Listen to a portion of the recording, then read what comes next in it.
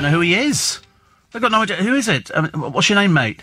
I'll give you a clue. And down the waterfall. Oh, by the way, I nearly forgot something. On Cheryl's single, which is bombed completely, how many writers are there? 7. 7 writers on that thing.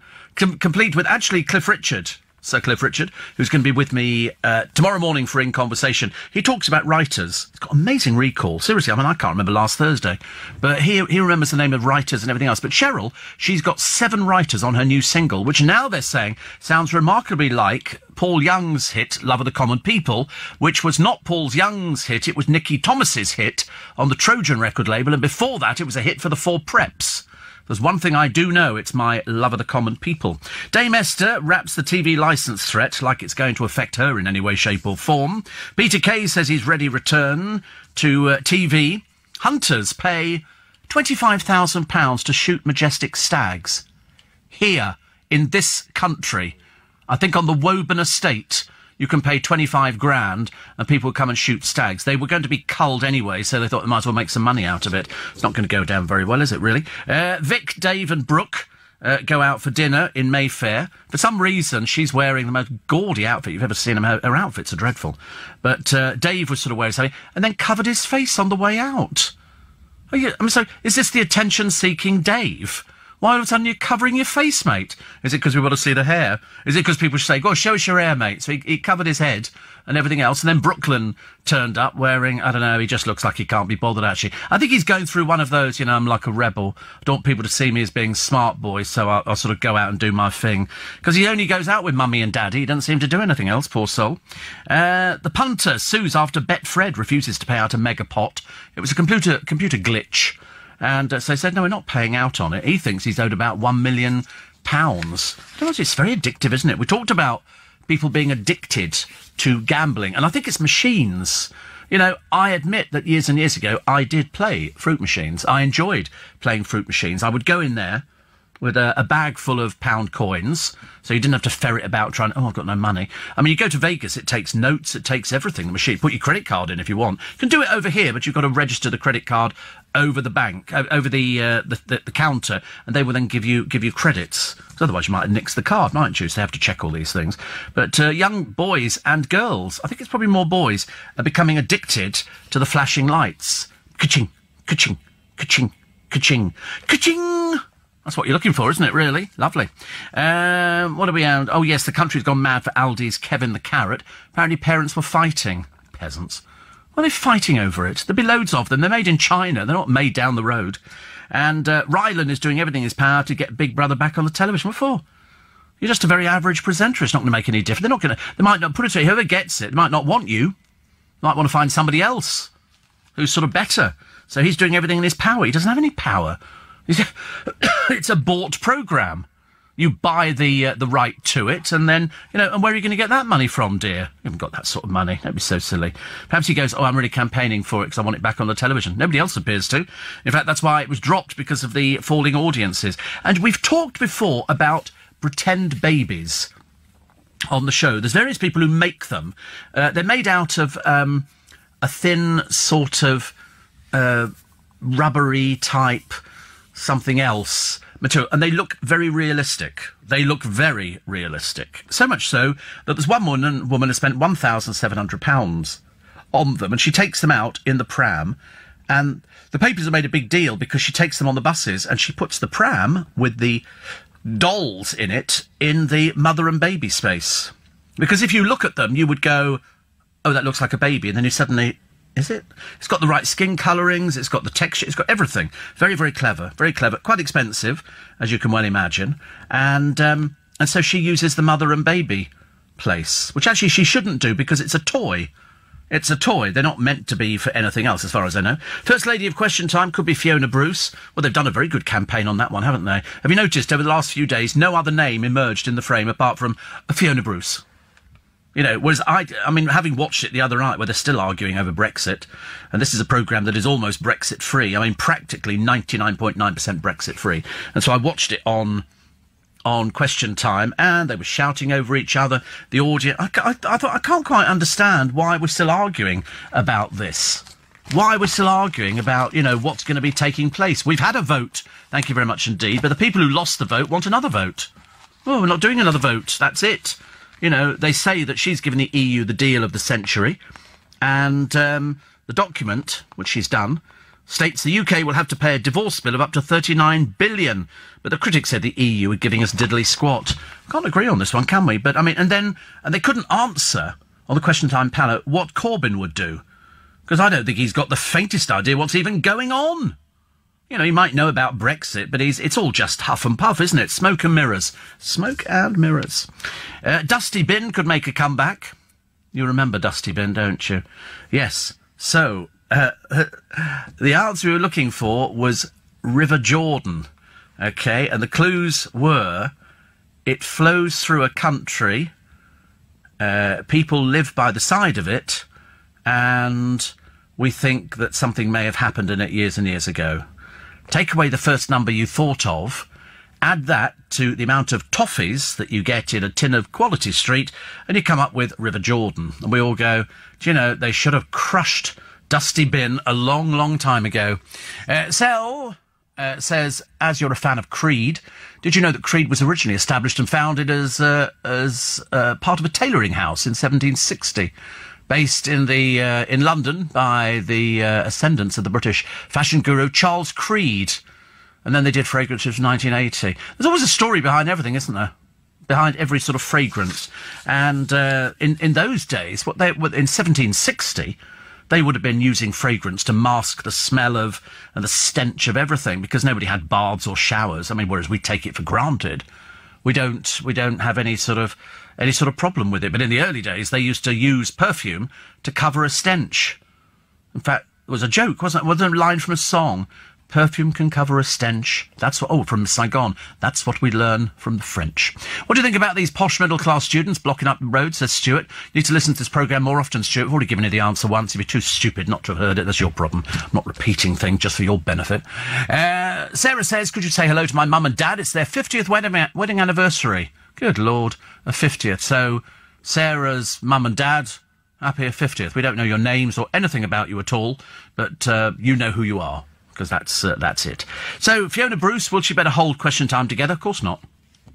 They shout over each other. They're getting their one opportunity to be on telly and to argue their point. So they're not going to listen to her going, excuse me, could we on the Antiques Roadshow, I'd never had this sort of trouble. And when I interviewed Prince Philip, who completely wiped the floor with her. Also, a suspected arson attack wrecked 11 buses at a southeast London depot. They'll find the person. It's honeycombed with CCTV. They will find somebody there. Like yesterday, we had pictures of some murderers on a bus going to murder somebody with this 17-inch knife, which are banned. But apparently you can buy them quite easily. The Daily Star had no trouble getting this 17-inch knife. And you think to yourself, and you think you're going to clear knife crime off the street. This is what the mayor has said, hasn't he? It's just a load of old hot air. This is the man who, by next year, another 92 staff will be working for it. What do they do? There's more than 1,000 staff under this new mayor. What a waste of money. We could have had police officers, could have had more nurses, could have had better parking facilities in London. Instead, we just get a man whose ego is way ahead of the game. Way ahead of the game. Ridiculous, honestly. Absolutely ridiculous. Plus, what was the other one that I quite liked? Oh, yes, Costa. It's a coffee shop. And they do all their Christmas coffees and things like that. But they do a sandwich for Christmas. Unfortunately, the one ingredient on their Christmas toastie that they failed to mention is the fact that it's got turkey in it. So, of course, a vegan would have to be, wouldn't it, really? I mean, this thing has obviously been on sale a little while. Bought it and apparently was nearly sick. Nearly sick, because that's what happens with vegans. They get nearly sick. Not properly sick, but nearly sick. And because they failed to mention meat on the ingredient. You have to search for it. It's one of those odd things, isn't it, really? Very strange. German wine's making a comeback. Oh, God, I do hope not. My father used to indoctrinate us with German wine because he spent a lot of time in Germany when he was in the forces, and so he was stationed over in Germany. And so we sort of grew up on Liebfraumilch, Riesling, and of course, when you try them now, they're so sweet. They are so sweet. And then they had the big problem, didn't they? Do you remember in Vienna, they tested the wine, and it had antifreeze in it. They even had a pop song in the charts talking about the antifreeze in the wine. It had got into the system. It was quite a scandal. Everybody was going, well, can we trust this wine anymore? It had, I think it was called glucol, the antifreeze. I'm pretty certain, actually. There you go, glycol. Well, it's not bad, actually. And several wineries illegally adulterate the wines using the toxic substance to make the wines appear sweeter and more full-bodied. And then the German wine laboratories performing quality control went, excuse me, this has got antifreeze in it. So immediately, the thing collapsed. I mean, the long-term effect, I think, was that the Austrian wine industry focused their production on other wine types, other than their previously primarily dry white instead of the sweet wines. And they sort of went for a different market. Much stricter wine laws were enacted in Austria itself. But there was a record out, and it was about glycol inside the wine. But then again, if you knew what the ingredients were inside some of your favourite, drinks and food, you probably wouldn't be eating ever again. As it is, our newsreader, Josh, this morning, has sort of... I said, do you want a sandwich? I thought, I'd like to bring a sandwich in for him. And he always asks the filling. Now, I don't know whether it's because he's allergic to different things, or whether he's a secret vegan, or a secret, pescatarian or something. I don't know what he is. And so I've got ham and cheese, I said, and I offered him a hoisin wrap, hoisin duck. Then apparently he had duck last night, obviously living the high life down there in Kent. But so he said, I'll go for the ham and cheese. And they said, do you want to share it? We go sort of half, I don't know how to share it. It's like when you go out to a restaurant and somebody goes, what are you going to have? And I go, I'll have so-and-so and chips. And then the other person would go, all right, I won't have I'll have some of yours. I go, you're not having some of my chips. I've just ordered a portion of chips. It's a portion of chips for me. It's not a sharing portion of chips. When somebody sort of says, I'll have half a sandwich with you, I sort of think, well, I don't want to share half a sandwich. So I suggested to him, I said, why don't you have half now and then half on the bus? What's he done? Eaten all of it. And then attacked the producer because he had biscuits. And then had the audacity to say to me, can I dunk a biscuit in your cup of tea? Me, a presenter of many years standing, still under the age of 70, asking to dunk a biscuit. What have I always said in the past? Dunking biscuits? I think not. But it's quite... this is the Zumwalt Glycol poker. This was after... Lovely, isn't it? Takes you back to those Tyrolean days. Here we go. They have little places outside of Austria called Heuriger, and it's an individual wine grower.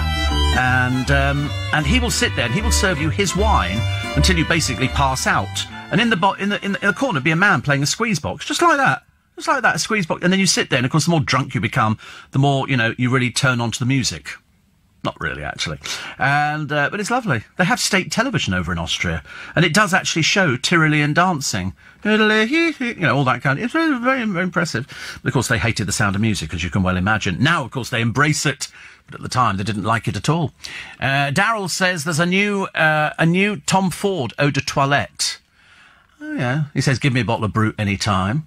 And, Steve, I would rather see Mr. Blobby back on our screens than Big Brother. Failing that, spending all day watching the test card from the 80s. I know. She's grown up now. She's got children and everything. Right. A quick time check. Let's try and be good, shall we, for Friday. It's freezing. Don't bother going out. It's far too cold. 17. Dallas says, my parents were also hooked on German wines where my dad was stationed there. Remember Blue Nun? Dreadful stuff. I can't drink any German wine now. In fact, I haven't drunk German wine for more years than I care to mention, yet we grew up on it. I remember thinking perhaps it's designed, pardon me, to make you drink not very much of it. And Norman from Sussex says, do they still make Liebfraumilch? Yeah. Yes, they do. Yes, it's very popular. It's very popular. I don't know why. OK, this is a think substance. It's very pink. Mountain so huge, but it's a desert state. Well, its mind is. It's been very attracted to publicity. The face ruined by continual surgery. Sounds like a river, the rapids, getting so old. It's a bankrupt state. If you take away 25 million, you get the number you started with, 0, which is also the IQ. And the answer is Jordan. That was how Mr. Dusty Bin used to do it. And Ted Rogers would stand there and going, and the answer we were looking for... Sorry. So my first is in blue. That was a reference to Sky... OK, which is television, and that's why the aerial was there, and the aerial links to washing machine. The washing machine links to Calgon. Calgon is a state in America, and that's what you've won. You won a year's supply of steak. You go, what? What rubbish was that? But we sat there glued to it, trying to work it all out. Thank you for Steve Allen, says Eddie Mayer on his show yesterday. What a tribute. Thank you for Steve... Was he thanking God? Or was he just saying thank you for Steve Allen? I saw him yesterday because Cliff Richard said to me... Sorry to name drop Cliff, but everybody in the building was so interested. And he was lovely. He was on very good form, and we've got a bit of music for you on the programme for this weekend. And when we finished the interview, because Cliff is a bit of an LBC aficionado, he's a good lad. And, of course, you know, we got him through the bad bit of his life, which is now behind him, which is great. But he said to me, he said, "Do you ever see Ian Dale?" I thought, well, I do see Ian, but mainly at the ratings meeting, the figures meeting. The Radar meeting. I'm not telling you what it is. The Radar meeting. And he said, well, you know, because he bigged him up. He was very nice about him. So when I saw Ian yesterday, it's strange because I was here quite late because we didn't do the interview with Cliff until 12. And so I finished 12:30. The time I got out, it was like 1 o'clock, got back to the station about 1:30, so I managed to get the right train home. So I was home about 2:30, something like that. So he said, when you see him, can you thank him for me? So, of course, I was delighted to do that. So I said to Ian Dale, I quite puffed my chest out, and I said, Sir Cliff Richard just says, thank you. And he went, oh, that was nice. And then just at that moment, Eddie Mayer walked in. I went, Eddie! It was like a scene from the Rocky Horror Show, you know. The river was deep, but I ran it. I ran it, Janet. I don't know why I thought of that one then, because I'm sure there was somebody called Eddie in it, wasn't there? Was there somebody called Steady Eddie, or was that something else I'm thinking of? I can't remember, I don't know. But he looked very well yesterday, very well. Doesn't put on weight, damn him. That's Eddie Mayer, by the way. So, and then I saw Sheila Fogarty, and she was chatting away to it. It was actually a very social, chatty sort of a day, even though basically I had no idea where I was. I'd gone past the... Meatloaf played Eddie, that's right. Meatloaf played Eddie. I like Meatloaf. I did see him at one of the Royal Variety performances. That wasn't his best turned-in performance. He did. They always record the rehearsals, so if they're, you know, not up to scratch for the main performance, they can run the other thing. So they come on stage and do it, but when you see the finished product, they're actually showing the rehearsal, which is much easier. Much easier. Anyway, so 25 minutes past 4. Excuse me 1 minute. T. Lovely. So the country goes mad for oldies, Kevin the Carrot. It's the, you know, apparently this was the advert that apparently children were really upset about because the carrot was dying. And the carrot, well, I mean, you know, they've seen Mum in the kitchen killing carrots. Equal rights for carrots. Get Petter onto that one straight away. Goodness sake, honestly. And Dame Esther wrapping the TV licence thing, you know, the threat to sort of take it away from people. She's like loaded. She's serious. Why does she need to worry about it? These people don't need to worry at all. Why it's better to be a Scrooge rather than a Rooney. You see, people are anti this Christmas card of theirs. Well, I think it's charming. I don't normally think anything that they do is charming, but this Christmas card, I think, is charming. I think it's lovely. Arlene Phillips, returning to Strictly, 9 years after being axed for being too old. Too old. Your worst nightmare, isn't it? Too old. The posh shop selling a handful of twigs for 40 quid. You know, not just any old twigs. They're Christmas twigs. 40 quid seems quite reasonable. Don't forget, I'm turning on the lights in Twickenham on Sunday. Top of Church Street, just around there. And we'll do that anywhere between, I don't know, like 5:30, 6:30, something like that. So it'll probably be in the middle. Probably in the middle as well. Noel Edmonds is in the jungle, duel or no duel, as the telly stars lock hands, and we've managed a free bungle. This is this Chow Chow. When you actually see the Chow, you suddenly realise that the picture on the front of the Sun the other day was a bit misleading. It looked like a little tiny puppy. This thing's blooming humongous. It's enormous. Absolutely enormous. And police are also probing the theft of an exceptionally rare mushroom. It was attached to a tree, and somebody's taken it. And it's in the New Forest, said to ease dementia. Apparently a police spokesman said the matter is under investigation. I wouldn't touch anything growing off a tree, but, you know, just in case it's poisonous. So here's the Chinese model. Very odd. It's led to racism claims, and the firm's co-founder, Stefano Gabbana, deepened the row with crude terms about China on Instagram. D&G's Instagram page also used offensive terms. It sparked a boycott. So the model's eating pizza, you know, with chopsticks. Shops have axed their goods. Social media shows people burning them and putting them in loos. D&G had to scrap a show. It said its online accounts were hacked. All because it's not so much the model eating the pizza with chopsticks, which is the best way to eat it, I would be honest, looking at her. It's the fact that they use some crude terms. And it was probably the crude terms that kind of got people a bit up in arms. Not so good. Strictly Cam dancing. This is Camilla. She was there with Craig Revel Horwood at a charity bash. There was also Ronan Keating, Alan Carr, and Julian MacDonald at the Lancaster House. They raised cash for the National Osteoporosis Society. That was quite nice, wasn't it? Ronan Keating, what was he there for? Don't tell me they had him down as a singer again. They keep making that mistake. There they go. Ronan Keating, singer. You know, and I remember thinking, probably not. A new film out tells the story of the 1970 Miss World protest. This is where feminists stormed the Albert Hall beauty pageant. They threw flour from the top of the balconies. It was almost like a scene from a Carry-On. And it was people who were anti-Miss World. They didn't like any... But then people don't like loads of things nowadays. They're all snowflakes. They're little snowflakes. Those who want to sit in the middle of a road. There's some people who damaged something the other day. It was a Stephen Hawking clock, I believe. They damaged it. It was in protest at climate control or something. They're peasants. You want to go round and wreck their houses as well, see how they feel about it. It's ridiculous. A year after running away, a mum of 9 has dumped her husband for a Gambian toy boy, who she met online, is converted to Islam so that they can marry. She's got 9 children.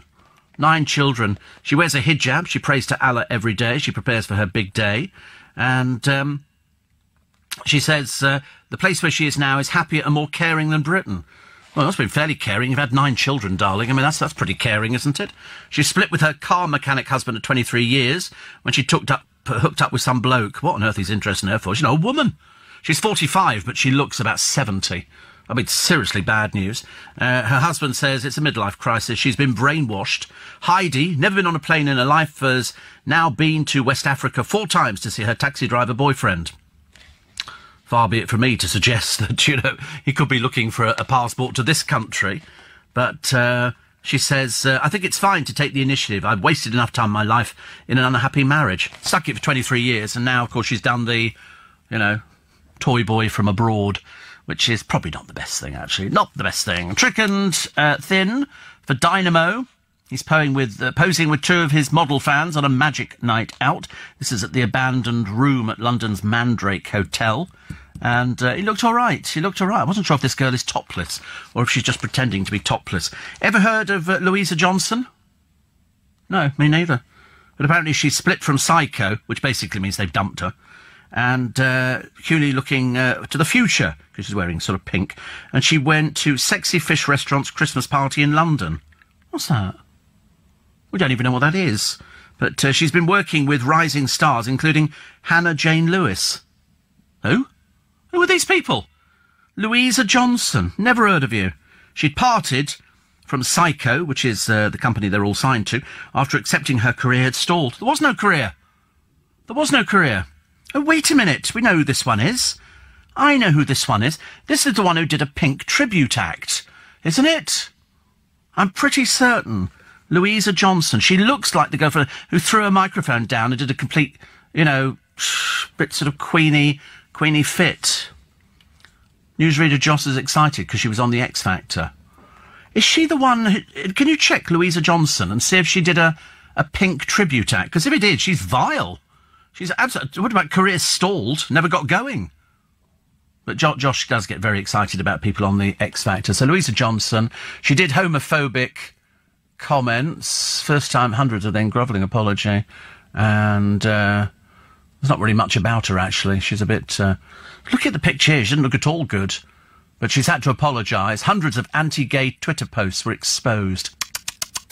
No, she's issued a grovelling apology. Not interested, love. Go away. Go away, you horrible piece of work. Horrible piece of work. And they sort of, somebody says, you know, she's talking about... She uses very, very bad words, actually. She's a piece of filth. I'm sorry. This is disgusting. This is disgusting. And you were invited out to some charity thing. Perhaps they weren't aware of how vile you were. People like you shouldn't be allowed out. Shouldn't be allowed out. There's a boozer. Oh, God, I'm really late for the news. I'm so sorry. I've got a boozer's name coming. Shop in Crouch End. And it's called Alcoholic. That's what the shop is called. It's got a picture of somebody falling over, open till late, beers, wines and spirits, off-licence, lottery, pay zone, oyster. It's a £3,000 sign. To be honest with you, it looks about 20 quid. It's quite dark. The council has yet to comment. I'm surprised, actually, the police haven't commented. Really surprised. Alcoholic was the idea of the part owner, who said he was drinking cognac when he hit on the attention-grabbing design. And it's fantastic, really, isn't it? How stupid are some people? You know, he probably thinks this is good publicity. Take my word for it, pal. It's not. It's really bad publicity, and no doubt the council end up closing it down. What sort of people are you trying to attract out there?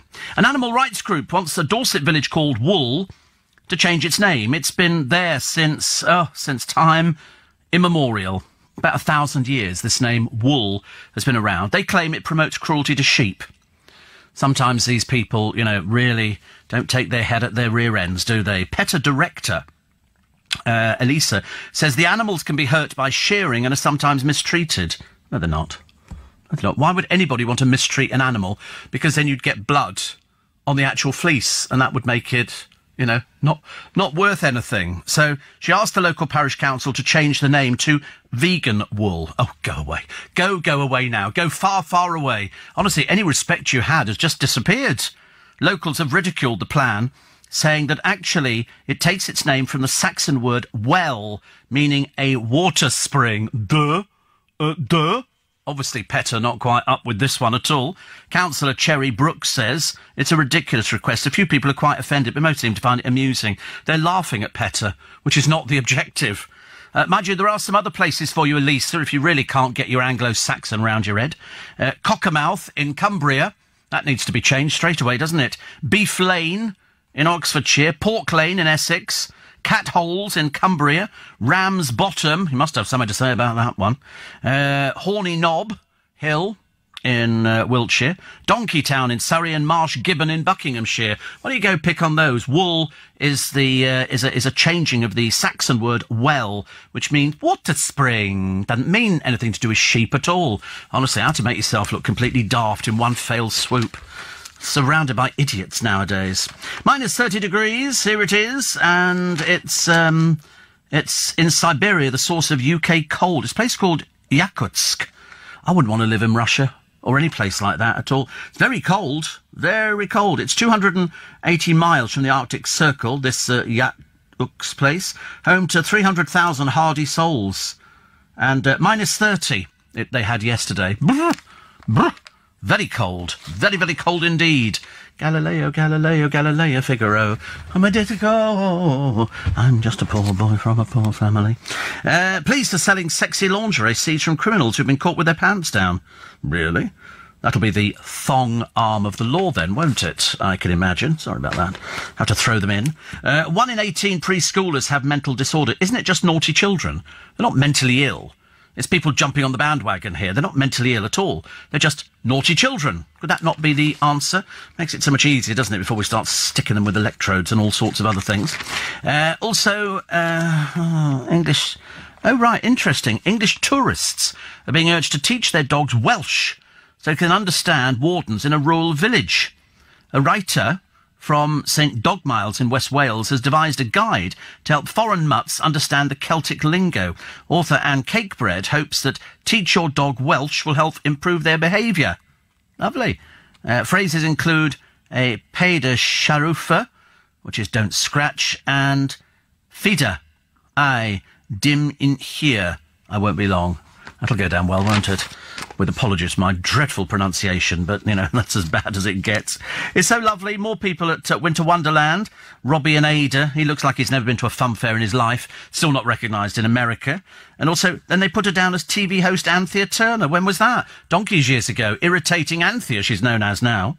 Tamara Eccleston, the woman who didn't know what toast was, and her husband, too. It's best not even to mention him at all. They were at the London attraction. It's the fact that Anthea Turner was there. What on earth was she? A TV presenter? Then they just put her down as a bit of a failure, really. Make it so much easier for us, wouldn't it, really? The German winemaker to come back, make all the papers for today, without people realising they just really aren't very nice. If you've had them as a child, I say 16, 17, something like that, you'll just know that, wine tastes change. I'd rather drink Pinot Grigio now. But then some people probably don't like Pinot Grigio either. And Cliff says, I'm thinking of opening a shop called Food. selling cheap batteries and a selection of novelty tat. Oh, I think we got one of those in Teddington. Have you seen the Christmas ad made by Phil Beestill? He made it a few years ago for 50 quid, and it's lovely. It's about a lad who listens to cassettes of messages from his late mother. Yes, I've caught up with that one, Rona, thank you. Somebody's asked him to do the John Lewis ad next year. If he can make this for 50 quid, John Lewis's was 10 million. £10 million that could have gone to such good charities. But there again, you know, wait till we start watching all the after effects. My first album on cassette, Steve, was Cliff's Wired for Sound. I love the track. If I remember correctly, the video he was hurtling around on roller skates. I don't know, I can't remember that one. But me and my mum, says Janice, saw Cliff in Heathcliff many years ago. He's amazing. He is amazing. He's lovely. It's a lovely chat. You'll like the chat. If you're a fan of Cliff, and even if you're not a fan of Cliff, you will be by the time it's finished. I know you don't care much for him, but I'm Celebrity Get Me Out of Here, but have you seen the state of Noel Edmonds? Well, I'm not interested in the programme, but Noel Edmonds is great. Best programme he ever did was Crinkly Bottom and Noel's Christmas Presents. Best person to do them. Best person without a shadow of a doubt. Other people have tried, and he still does them, but they're not the same as they were on the BBC. I love him. I think he's great. I would watch if they put Mr. Blobby, Steve, in the jungle. Could you start a campaign to make it happen? He'd destroy all the other contestants. I don't think he'd be able to breathe. In there, because without giving too much away, it's two separate outfits. There's the bottom half, which come with braces, so you stand in it and you put the brace. So you can only basically wear a pair of shorts and a T-shirt, because it's rubber. It's soft rubber, and you can probably sweat buckets in it. And then the top half goes on, and then he becomes Mr. Blobby. He's very clever. Really is very, very clever. And you're right, he would be. You know, he just falls over. He comes in, and then trips over. It's the old Norman Wisdom thing. It works an absolute treat. I love it. I love things like that. Very, very clever clowning. Esther, a bit of a botch-up last night with her new consumer show on Channel 5 called Esther's House Trap, and concentrates on the rip-off merchants who prey on old-age pensioners. And I didn't see it, so I cannot comment on any of the names that you've given me here. Because I need to check it, because I don't know. If I make a mistake, which I am prone to making on very odd occasions, you know, companies might come back and say, oh, that wasn't us, that was somebody else. So they have to say on the programme, you know, this company called Steve Allen Trading is separate from any other company called Steve Allen Trading. Okay, so that's why, really. So what they do is they set up the house with hidden cameras. It's been done before by Matt Allwright on Watchdog without Matt, so a bit naughty. Well, there's nothing original on television. It's all been done before. And the hidden camera thing, we've seen people on there where they put old-age pensioners in who are actresses, and they have to sit there and pretend they don't know what's going on, and they had a bloke round there. And it was great, because I love seeing things like that. And Matt, I think it was Matt Allwright on this one, what this bloke was doing was selling fire extinguishers, but for hugely inflated prices, like £500-600. And, of course, elderly people go, well, listen, because you've got a big house here, you really need it. And so the house was all rigged with cameras and all sorts of things. And then at the crucial moment, after he'd come up with the money and the fact you need to sign now, you need to get this in, because this is the only time I can do this price. It's a load of old baloney, of course, because these things are tat. And then Matt Allwright walked through the door with his microphone. So... Da, da, da, da, da, da, you know, which I like. I think that's quite brave. How these people never get attacked, I'll never know. But I like things like that. I've seen it done loads and loads of times where they catch people out. And then people go, no, nothing to do with me, nothing to do with me. They try and get out of it. And he follows them. In this case, he followed him all the way down the road, back to his car. It was a lovely bit. But they did it before with Roger Bisbee. Roger Bisbee used to be LBC's DIY expert. In fact, he actually fitted a boiler for me many, many years ago. He's a lovely chap, really is. And what they would do, they'd go around to a house, it would be their set-up house, and they would fiddle with the boiler. Just a couple of little things, which, you know, a qualified boiler person would know about, and then see how much they would charge. And he would say, right, we've taken this out and we put that in, and this is basically 50 pence. You know, it's very simple. So the most that they might charge would be 50 quid. It literally would take them 2 minutes. That's all it is. And so then they have a hidden camera, and they watch the bloke fiddling about inside he quite clearly didn't know anything he was doing. Not a clue. But he knew how to rack the price up. He goes, well, you need this part. I'll need to go away and get that part. He said, it's going to be about £600. What? You rip-off merchant. Like people who come round and say, oh, your roof needs doing. And so old people get taken to the bank to pay 3,000 or 4,000 quid to some old, some old crook who's told them their roof needs doing. How would you know? I could look at my roof all the time and go, I don't know if it needs doing. Anyway, listen, as long as it's not leaking, we're not going to bother with it. All bad news. Celebs Go Dating is back, except they couldn't find any celebrities. One is back for the second time, proving he's an even bigger fool than we thought he was first time. But unlucky in love, Kerry Coke-Toner has been signed up. Yeah, right, whatever. Believe this rubbish if you believe it. So, dreary old Kerry, getting worse and worse as the years go by. Or the minutes, or the hours. Also, Chelsea Healy. Who? Chelsea Healy. Also, who's the other one? Georgia Steele. No idea. Ibiza Weekenders David Potts. Pete Wicks. And Sam Thompson. Again. Very boring. What a dull thing. But Kerry Coke-Toner's instant switch off immediately. Who's interested in who she goes out with? We know what she's like. She's just finished with somebody, hasn't she? Very odd. It'll all be fake, as we all know. They shouldn't put her on television. They should let her go and find a job properly, because all they're doing is they're just perpetuating the myth that she's got some sort of talent she's offering people. She's got nothing to offer people. Steve, I drove my mother to an M&S food hall yesterday for the first time. What was the item in her basket? The first one? No, not sprouts, but a clotted cream rice pudding. Why? Because she'd heard you being passionate about it. Oh, they're lovely. Could eat those cold. Could eat those cold. Creamed rice pudding. Oh, yum, yum, yum. Just outside Wool, which is based on a spring, but if you're Petter and you haven't investigated this thing, you think it's to do with sheep, whereas it's to do with a well. Like Clerkenwell Well. You got them all the way around London. There's lots of wells. That's where the wells were. And there is still a Clark and Well. It's there. You can see it. And that's quite nice. So Wool... According to Petter, it's something to do with sheep. Of course, the local people are laughing and pointing at Petter, going, you're a bit dim, aren't you? It's to do with a well. It's an old Anglo-Saxon name. It's been around for 1,000 years. Petter haven't twigged onto this one at all. But anyway, Wool, outside there, is the house of T. Lawrence, better known as Lawrence of Arabia, owned by the National Trust. Very tiny. I've been there. I went there. My father was very interested in going to see it, so we went down there. And also there is a tank museum, but T. Lawrence of Arabia, apparently died locally on his motorcycle. We think it's a Brought Superior. And there's one exhibited in the Tank Museum. Did I mention it's the best museum ever, says Phil, in Bournemouth? Have you and Mr. Blobby ever been seen in the same place, says Phil? You seem to know a lot about the workings of the outfit. I worked with him for about 5 years. So I should do really, Phil. I should do really. There's no point in trying to guess these things. I know better than anybody else. Well, actually, loads of other people know Barry as well. Due to your recommendation yesterday, I did watch Celebrity Antique Road Trip with Peter Andre and Joe Pasquale on iPlayer. Very entertaining, says Mark. Did Pete say anything? Or did Pete do his usual sort of... I don't know anything about it. All right, what do you think? I quite like that. Ems would like that. She's a beautiful girl. She's my saviour. She's your carer, mate. She's your carer. Steve, listening from Oman, preparing breakfast for my kids, Miguel and Jewel, and they want me to ask you, what did the triangle say to the circle? You're pointless. Oh, Celine, honestly. Go and hang your head in shame. Go and hang your head in shame, ladies and gentlemen. I don't know what your weather's like this morning. If it's anything like here... Freezing cold. Well, it won't be like here, will it? You'll be basking in beautiful sunshine and everything else, and we're sitting here freezing. My friend Lynn was back last night from her holiday. She went to Budapest. Loved it, as indeed she always does. 78 degrees in Oman. 8 a.m. and it's 78 degrees. Oh, what a trial and tribulation for you all, Miguel and Jewel. It must be honestly, it must be quite nice actually occasionally to go, could we have some rain? Rain would be nice, wouldn't it? We like a little bit of rain.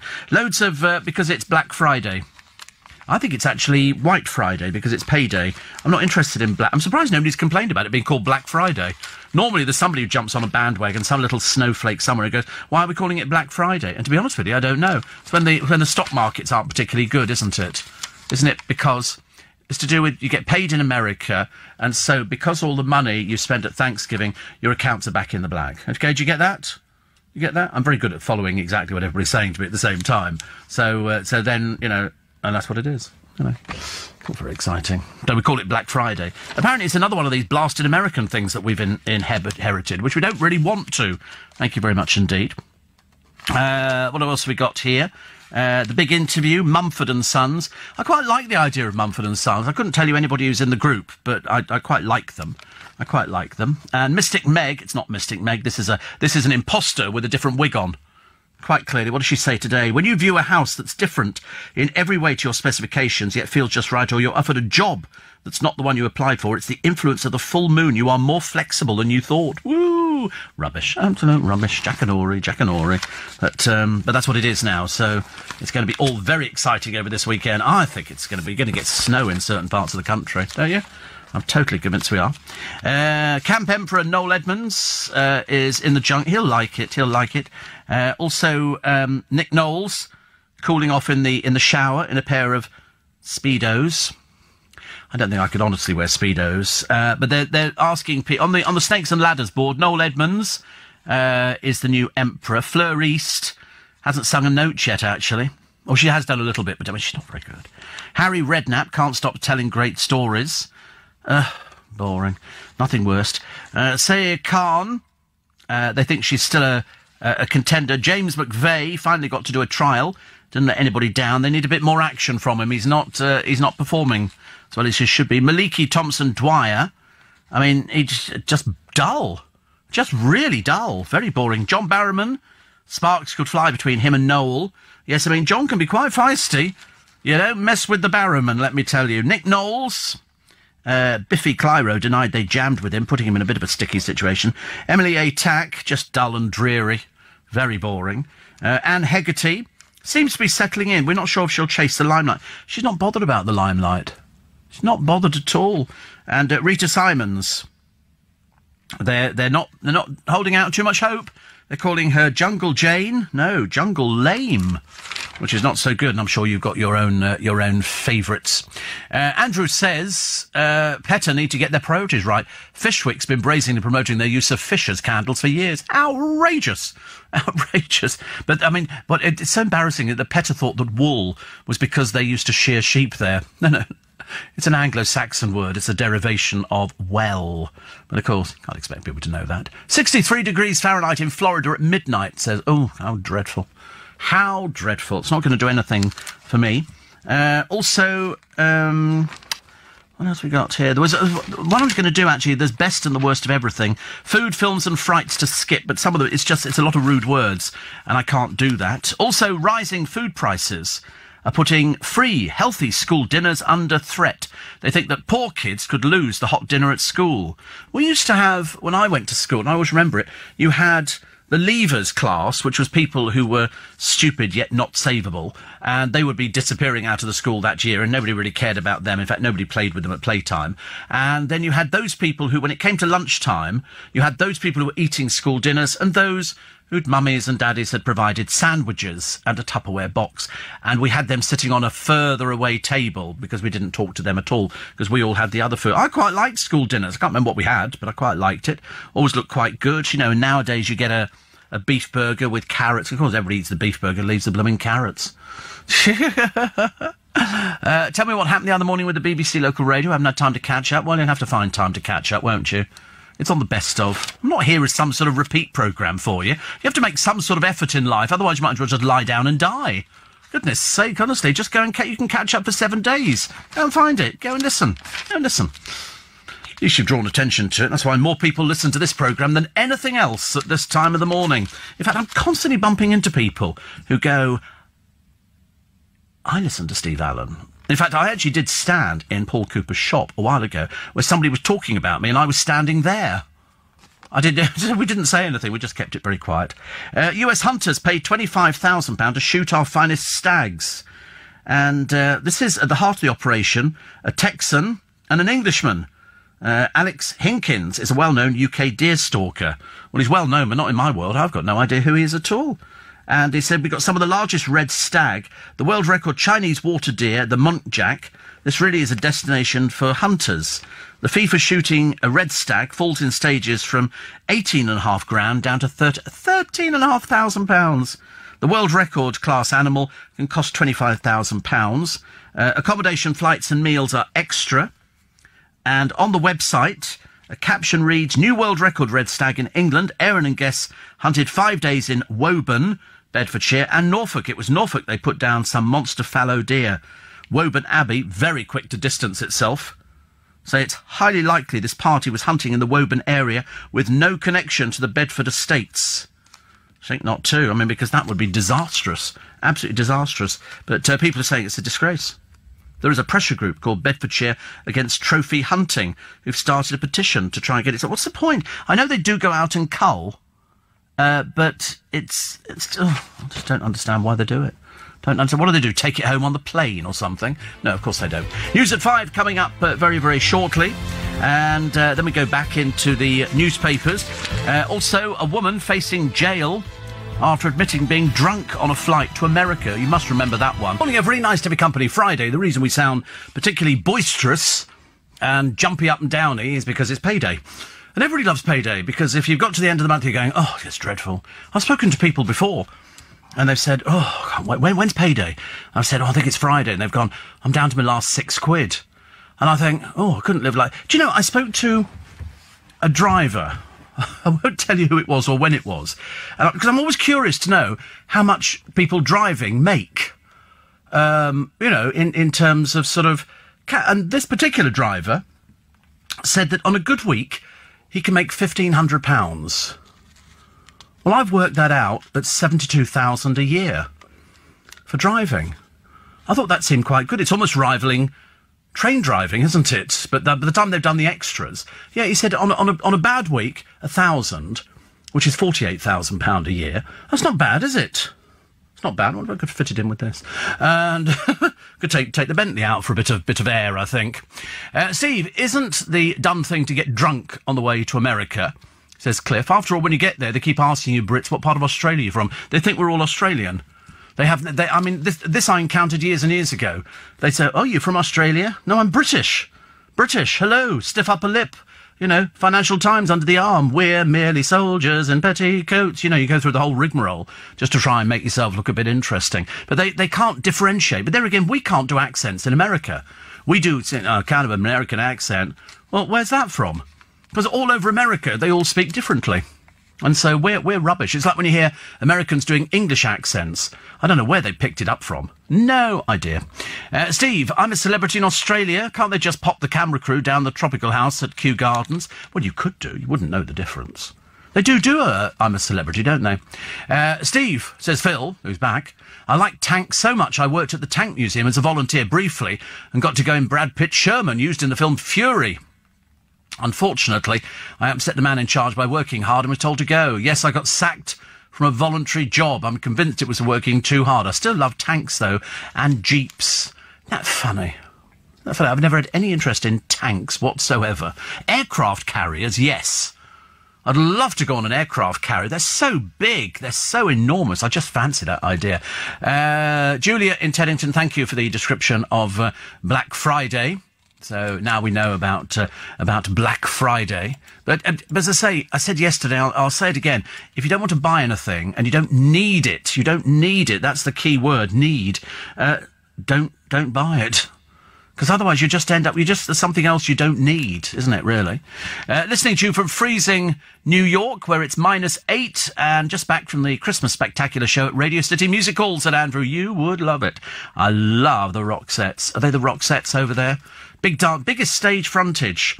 Liberace did a show there many, many years ago, and they thought he was dying. Well, he was dying, because his costumes had been dry cleaned, and it was the dry cleaning fluid that was making him go a little bit woozy. Steve, before you go to that big radio studio in the sky, if we don't crowdfund to freeze you, will you finally switch those phones on at Christmas? Even if it's finally switch those phones on, even if it's a recorded message from you wishing us a happy day with glitter everywhere. No.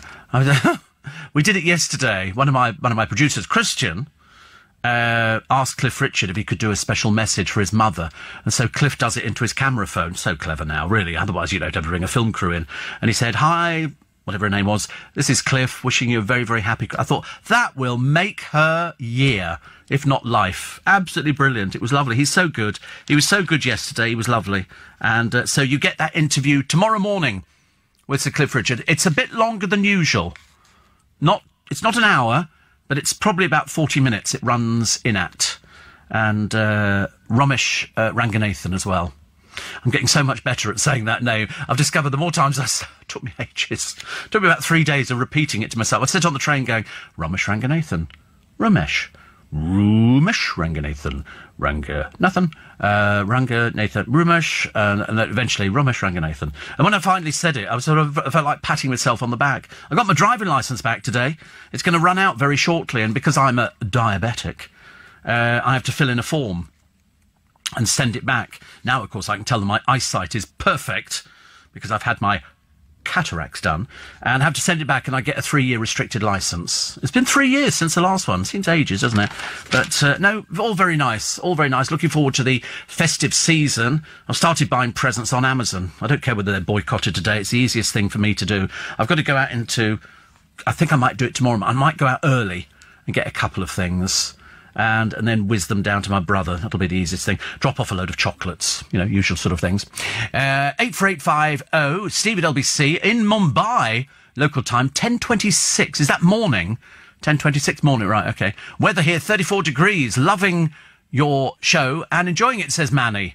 Thank you very much indeed. And somebody says, are most people listening to the show like me, wondering why I'm listening to this fantastic presenter? I don't know, but it is the biggest show at this time of the morning, bar none. Biggest share of the audience, biggest everything of the audience. And quite rightly, it's down to you, which is fantastic. Why don't you grow a grapevine in a pot on your patio, says Jackie? Because I'm too mean. Why wait that long? It's like, grow tomatoes. I've done that. And strawberries. And I can go to Marks and Spencer's and go and buy the things much quicker and much easier. Which is great.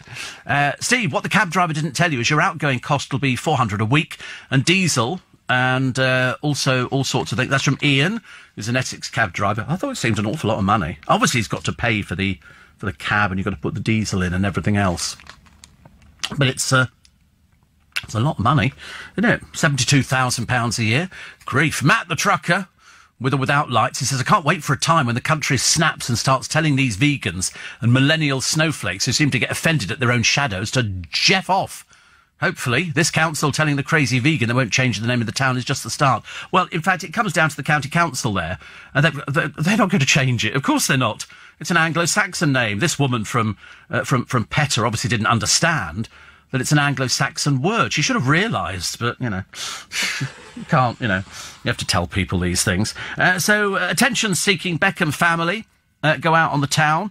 David Beckham takes his wife Victoria and son Brooklyn. Are the others not old enough to go out for lunch, or did it look a bit too much like the Von Trapp family going out? He hides his face. She's got a phone with VB written on the back of it. Pretentious, moi, je... Excuse me. Brooklyn just looks like he's wandered in from another cloud, I'm afraid. He doesn't really seem to have any friends to go out with or anything. He goes out with Mumsy and Dadsy. Victoria was hard to miss. A bright yellow trouser suit, middle of winter in London. Hello, where are you from, dear? This is London. We don't wear trouser suits, bright yellow or otherwise. Dave goes out hiding his hair from the photographers. But I thought that's what you thrived on, Dave. I'm sorry, I've obviously missed the point here. You're really a little wallflower, aren't you? Or a snowflake.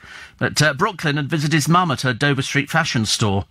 Oh, he's not going to start wearing clothes, is he, from there? She doesn't do blokes' clothes, does she? She only does women's, I think. But his parents have been dogged about the state of the marriage. Is it just fake? Who cares? Who cares? What's he got to do with us? Apparently, I may be wrong, Steve, but I believe one of the highest-paid driving jobs is driving a fuel tanker. You think so? One of the highest-paid jobs. Never thought about that. So different rates of pay for people driving different lorries. So tanker driver Phil could tell us that. Is it good money, Phil? He's obviously not going to say no. He's obviously going to say yes, it is, but he's not going to tell me. It's like trying to find out from a black cab driver. What do you average, then, per year? We'll never find out. Never in a million years. Unless I became a black cab driver, then I could say, well, actually, I'm averaging about 120,000 a year. You watch, that'll bring them out. That'll bring them out this morning. 120,000? Are you mad, Steve Allen? Absolutely not. Oh, I'm obsessed with my tea this morning. If you're lying in bed, you are seriously, you are sort of there, aren't you, at the moment? Excuse me, desperate to actually get something. And somebody says, Beckham parents are fair game, leave the kids alone. We never talked about the kids. Talked about Brooklyn. He's 19, sweet cheeks. We found another one here, another snowflake. He's 19. He can vote. Unbelievable. He can vote. Yes, he goes out looking a little bit strange, obviously like he hadn't really made any effort whatsoever. No, they attention seek. If they attention seek, fair game. £3.8 million cheat, jailed. They found him. He's a fraudster. John Dalton had 12 different identities. Falsely claimed repayments from HMRC, but skipped bail in 2007. They found him, and he's gone to prison. He's been on the run for 11 years, jailed for 5 years, 4 months. Good. You'll enjoy it in there. He's getting on a bit now, so he might make it out, or he might not make it out. You don't want to see the chilling pictures in the paper today of a boy being stabbed to death in a street. It's one of these tit-for-tat killings. It's stupid little children with half a brain cell who think they're all big and clever. And so 2 of them have now been convicted, some bit of pond life called Ingram and another bit of pond life called Hussein. They attacked... Mohammed Amir Hussein is 17. They've been convicted of murder. That's Oscar Ingram as well. Ozell Pemberton was murdered outside a McDonald's after a bust-up. Police called the attack cowardly. So they've gone to prison for a long time. Hussein is seen picking up the knife and plunging it into the victim's chest. Horrendous though it might seem, this is not a film. This is real life. Ozell's relatives say they've been robbed of the best part of their family. At Birmingham Crown Court... one of them, Ingram, a pathetic waste of space, a silly little nobody, was jailed for 24 years. Hussein was given at least 16 years. Good. Perhaps you'll discover all sorts of nice things in there. I'm sure you will. But you look at these people attacking people on the street. This is, some kid. I don't know what it was. I've got no idea. But it was a bust-up. And nowadays they just produce a knife. You just wish that the other person had something to retaliate with, but they don't have, so he died there on the street. Not the first, won't be the last. I've just sort of a fab plant for you. It's called Hot Lips, because you talk a lot, says Trish. It flowers June and September, red and white, and it looks lovely right now. Go on, Mr. Hot Lips, put one on the patio. No, I haven't decided what I'm doing with the patio this year. I'm a bit late in doing it, I realise. I never got aircraft carriers, says Phil, until I went on HMS Invincible in Portsmouth. And then I got totally aircraft carriered. OMG. What an amazing thing. And the lift for the Harrier jump jets up to the flight deck. Wow. I can't remember if I've ever been on one. That's the thing. I'm trying to think back in our photos. We've got photographs of me sitting in aircraft when I was, where the helmet was bigger than I was. But you can own a tank. You can go and buy them. But, I mean, where am I going to keep it, seriously? Not the easiest thing. Had a Thanksgiving lunch in Grapevine, Dallas, with Denise, now having a cheeky glass of port. Really? Port. You've got to be careful with port, haven't you? You've got to be careful. You mustn't drink too much of it. I used to have a friend years ago, loved port, absolutely loved it. And I never got into port. Really never got into it. It's like brandy, whiskey, stuff like that. I never really got into it. But I could go with sherry. Right, imagine what a great programme this would be. 5:15 in the morning and the presenters had a sherry. Can you imagine? I don't really want one. I'm just sort of saying that in case people write it and go, oh, now you're encouraging drinking as well. 20. Morning. Nice to be company. The Von Trapp family. Think the Beckhams are more like the Adams family. And Victoria's maiden name was Adams, says Kevin. It's one of our regular Kevins. We have a lot of Kevins on this programme, which is nice. Chantal says, I love a cup of tea, Steve, and at just the right time. It feels like a nice cuddle. Poor Brooklyn looks lost. Oh, he loves his mummy and daddy, doesn't he? That's why he opted out of college. That's why he stopped being a barista. That's why he can't take photographs. You'd think he'd be taking photographs all the time, but it doesn't happen. He just carries on living in the limelight of his parents. Yeah. I mean, I should imagine all this is going to backfire horribly in the future. It generally does. Steve, will you pull your Christmas party trick this year? That's the bag full of extra fine glitter strategically placed above the studio door to empty all over the next presenter to replace you. Nobody replaces me in the studio, James. This is my studio. It's been officially designated the Steve Allen Memorial Studio. And although actually one of our other presenters, not on this station, on one of our sister stations, I saw her yesterday and I said, you've got glitter on your face. She said, I know. And it's little bits, that little tiny fine stuff. She had it all over her face, but of course every time she moved, it was like Belisha Beacon going off. Bless it. Do you remember playing marbles during lunchtime? No. No, we didn't play... We couldn't afford marbles. We didn't have the money for marbles. Might have been one marble between 3 families. But we just don't... We didn't play marbles. We had simpler things. When it was icy... In the school I was in, the prep school, We used to turn the benches upside down and use them as sort of like toboggans. And that was our fun. Believe it or not, that was our fun. Very odd. Jackie says, I love first dates, but I hate the annoying music they keep playing so you can't hear what they're saying. I just think it's a bit sad that you have to go on television and pretend, or in some cases lie through their teeth, that they're looking for dates. They're not looking for dates at all. Kerry Coke Toner can find just about anybody, and has done, of course.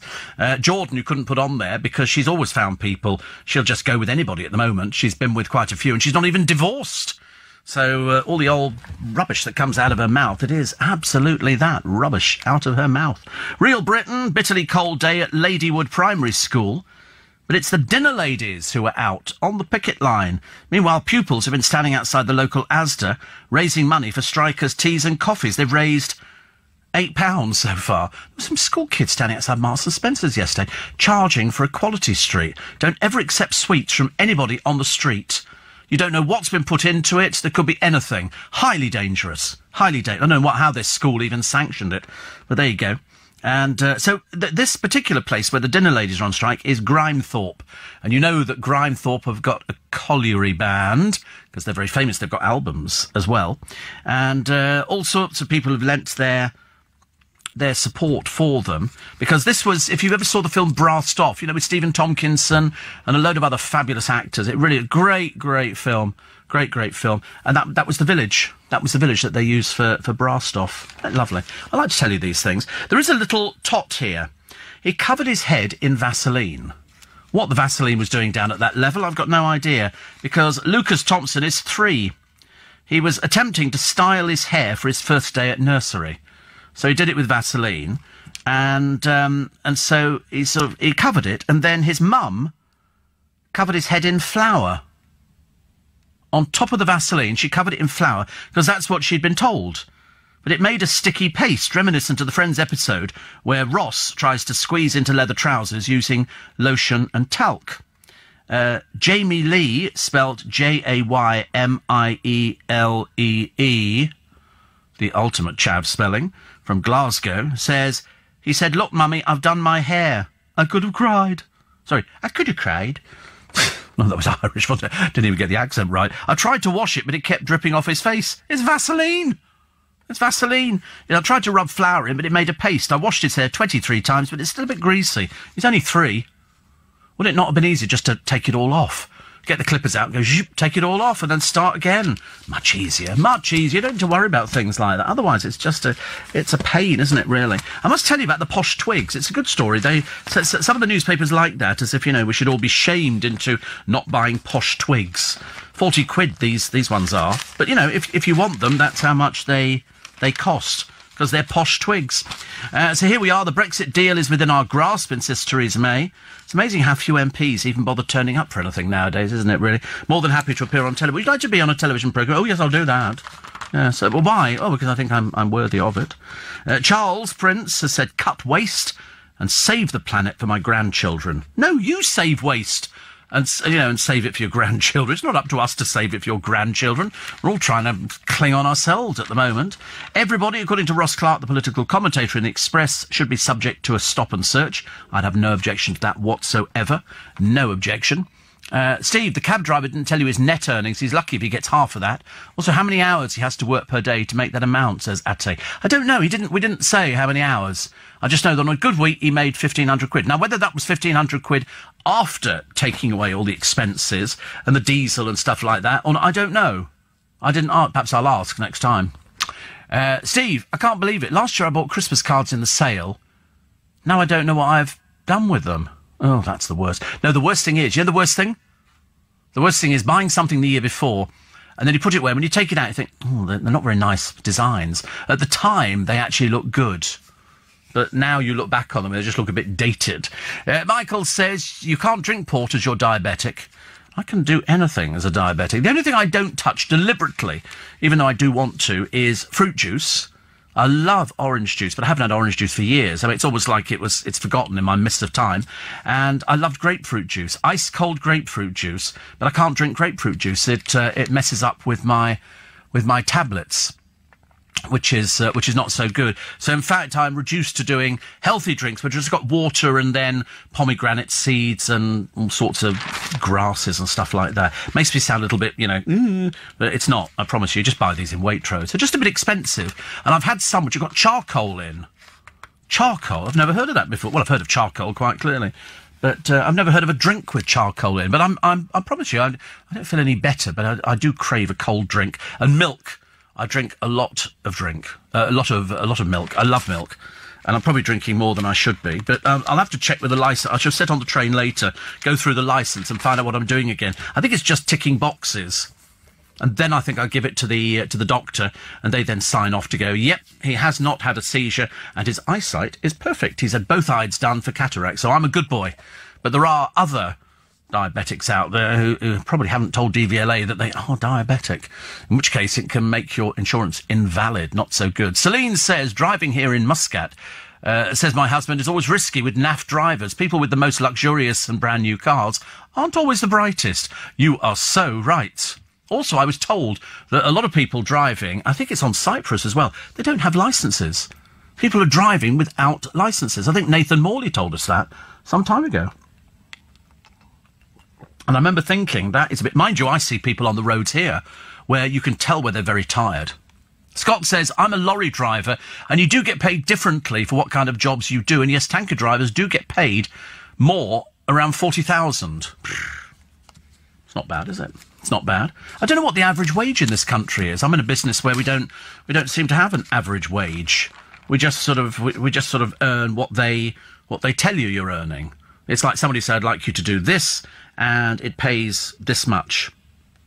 And you go, right, okay. And you either take it or you don't take it. But I always think, just be grateful to have a job in this day and age. If somebody's nice enough to employ you and nice enough to look after you, well, then you owe them. You owe them. Although we come back to that age-old argument, don't we? If you won 70 million on the lottery, would you still get up to come into work? And I had this chat with somebody the other day in the office, and I said, but what else would I do? I don't know how to do anything. I don't make cakes. I can't cook. I really don't know. Graham says, I'm lucky enough, Steve, to be flying out to America this morning to join the new huge aircraft carrier HMS Queen Elizabeth. We return December if you fancy a visit. No room for Brooklyn Beckham, though. Bless you, Graham. Thank you very much. That sounds lovely. That sounds lovely. I like the sound of that, to join it. The trouble is, there's something very impressive. When you see them coming into Portsmouth, and you look at the size of these things, and they go, oh, wow, they're huge, absolutely huge. I was watching a DVD the other day, How Sad Am I? And it was a film of ships being launched, and they seem to tip them. They look as though they're going to sink, and then they sort of bob up again. All sorts of ships. We have them going straight down. Most of the ones I was watching are foreign shipyards, and they seem to launch sideways, so the ship goes in sideways. Very interesting. Why not go the whole hog, says William, and rename wool as Bry-Nylon? But Bry-Nylon isn't wool. That's the trouble. It's PETA who've got their knickers in a twist over this one, and all wrong, because wool is a slight derivation of well. It's an old They've had it for 1,000 years. An Anglo-Saxon name, well. Only it's sort of been turned into wool. And so PETA have gone, oh, wool is very cruel and all this kind of thing. Honestly, they've done themselves no favours at all. No favours. Michael Douglas says, I worry for my kids. Addiction is in my family. Is it wrong to have addictions? I don't know. I really don't know. I'm not sure if I've probably got an addiction to radio. I would say, you're right. Matter. There's a little sneeze. Good Lord above, honestly. So it's just as well you're going to get the cold at the beginning of the weekend, so you've got 2 days to recover, then you could be in on Monday again. The new electric black cabs are huge and they cost upwards, says Ron, of 50 grand. Still, they only cost about 2p to run, so the earning potential's massive. Oh, I should imagine it is. But I've tried over the years, and I've got lots of friends who are taxi drivers. They would, on pain of death, they would not tell me how much they take a year, how much you could earn as a taxi driver. I'm assuming you could do really well. You've got to work for it, though. If you work for it, I've had taxi drivers complaining, and yet we've had other taxi drivers who I've heard on with Dave O'Brien talking about, how you can get apps and things like that to increase your earning potential. If you just drive around town or sit there up at Heathrow, then obviously you're going to lose out. Because I've always said to people, if it's like picking up me first thing in the morning. I was thinking, if you're early, come round early. I'm always ready. Then you can get back into town and keep earning money. Don't want to sit around wasting time. This one here says, I'm nearly out of my bunk. When you mention the driver who earns 1,500 quid a week, I've been a taxi driver for years. I've never seen money like that. Some tanker drivers are on about 20 quid an hour, more on overtime. That's a dream. I won't work shifts and lose the weekends for a 4-on, 4-off shift pattern. I'm what's known as a tramper. I live away from home all week in the cab. So to give you an idea, remember I'm on the road with 40,000 litres of petrol or diesel or aircraft fuel and sleeping with it. Yes, I'd forgotten about the sleeping with it. It is the sleeping with it, isn't it? That you sort of have to. It's a dream, anyway. And I like a dream. I think we should all have a dream in life. But you're right. You're literally sitting on a time bomb. He says we get 11 quid an hour and I get 13 after 8 hours. It's more in the south, but I'll never leave Yorkshire. Do you know? I think there are certain parts of the country that I never realise are so beautiful until I see them on television programmes where people want to move to the country. And you look at it and you think, I could live there. And then you think, oh God, they're in the middle of nowhere. They're in the middle of nowhere. Steve says, speaking of school dinner ladies, the bane of my youth, they assumed they had the right to slap you over the slightest transgression. Ours never came around the table. Yes, it was the other Steve who had a bit of trouble with the school dinner ladies. But I, for my sins, was a table monitor. You didn't get a badge. You only got a badge if you were a prefect or head of school or something like that. If you were a table monitor, you could basically decide whether Binns minor was going to get fed or whether he was going to die at the table. And so you would send them up. You go, you, Rogers, you, Liechtenstein, you go and get the food. So they would have to go up there and bring it back on the trays, and I would then dish the food up because I was table monitor. So we didn't really. The only time the dinner ladies came round is when they were collecting all the things, and you had a jug. And I always remember the jugs, all in different sort of shiny colours with water in. We just had water. You know, I wanted gin and tonic. I don't know. You know, they were paying enough for it. And you got a jug of water, and then you put the glass in. No ice. No, nothing like that. But I think the water was reasonably cool, but not cold. And you'd have your thing. And if there was any extra food left in the trays, then you could say, would anybody like any extra? Not you, Binns. Liechtenstein, would you like some more? Well, force yourself to eat it. You know, and then we go, okay, somebody going to go and get the spotted dick? You know, and there'd always be somebody who would. That was always the pleasing thing. And so they used to sort of go, but we never got hit. I did get the cane at school on odd occasions, probably about 3 times in my brief existence in prep school, and I used to dread it. So, in other words, my own fault. I don't know why. I made a rod for my own back, as they say. And you did try the things, putting a book down your trousers so that you didn't end up with marks and everything else like that. But we did used to get marks. You know, marks as in wheel marks. God, terrible. Steve, it's so much easier putting my child back on school dinners. Of course it is. And it's worked out. It's, you know, they're getting the best kind of food. Now, I've got a bit of a dilemma for you. Now, I haven't heard this, so I'm not knowing what I'm about to hear. So I want you to listen to a little piece of music, and then I'm going to ask you to listen to another little piece of music. Okay, do you think, the question is, they sound vaguely similar? Here's music clip number 1. I took the fast lane all of my life. I've been a bad girl, I've been a good wife. I don't have to think. When I go in, I go in. I'm falling hard like a million times. Okay, that's we have to fade it out there, she swears. So that's clip number 1. Okay, to do things like that. I grew up on reggae. I love reggae. Love it. I've got so much reggae. I just love it, every bit of it. I've got DVD. People have sent me in DVDs of reggae. I've had some really good stuff, which is nice. So, do you reckon that they sound a little bit similar, or do you think they don't sound similar at all? Somebody says, I've got 2 first-class degrees in German and English. I couldn't get any city job after uni, so I picked up driving for Uber. I don't like the company. It finances my fashion brand until I can pay myself. I make 1,800 quid on a good week, working 70 hours with £400 deduction, so £1,400 a week. So 2,856, 60, about 64,000 a year. That's after deductions. Seems quite good, isn't it? Steve, best job? Cranes. Cranes. I'm getting 30 quid an hour at City Airport, plus living expenses. Cranes. Do you know, I look at cranes in London. You'll laugh. I go out of Waterloo and I look at the skyline and there's cranes everywhere. You can't... And I think, they don't even have a lift. They have to climb. A lad... I mean, seriously, I feel ill even talking about it to you, so I won't. Steve, the only time I've heard taxi drivers moaning about money is when they're scoffing in the cafe doing diddly squat. We talked about diddly squats the other day. Jamie Oliver does diddly squats on the programme. We had to go and check it out on YouTube to find out what they were. It was lovely. Steve, did anybody else have different coloured custard at school? Yes, we had pink custard, chocolate custard and custard. The pink custard, it always used to get the skin on first. Ugh. People used to go, oh, can I have the skin? No. Bins, sit down. It's not for you. Liebfrau Milch, would you like some? I used to hate pink skin, or any of the skin, really. It's terrible. Steve, you must have been very popular at school. I don't know. I don't think kids think about that, do they? If you're at school, you just think, I'm putting the uniform on, I'm going to school. You don't think about whether you're popular. I never thought about that. I mean, I'm quite chipper and chirpy, but I don't think I was any more popular than anybody else at school. I did get a little bit of bullying, but luckily I've got a tongue on me like a viper. I can lash people with tongues, you know, and they didn't stand much of a chance, you know, because I was more intelligent than they were. What's your favourite pub in Twickenham?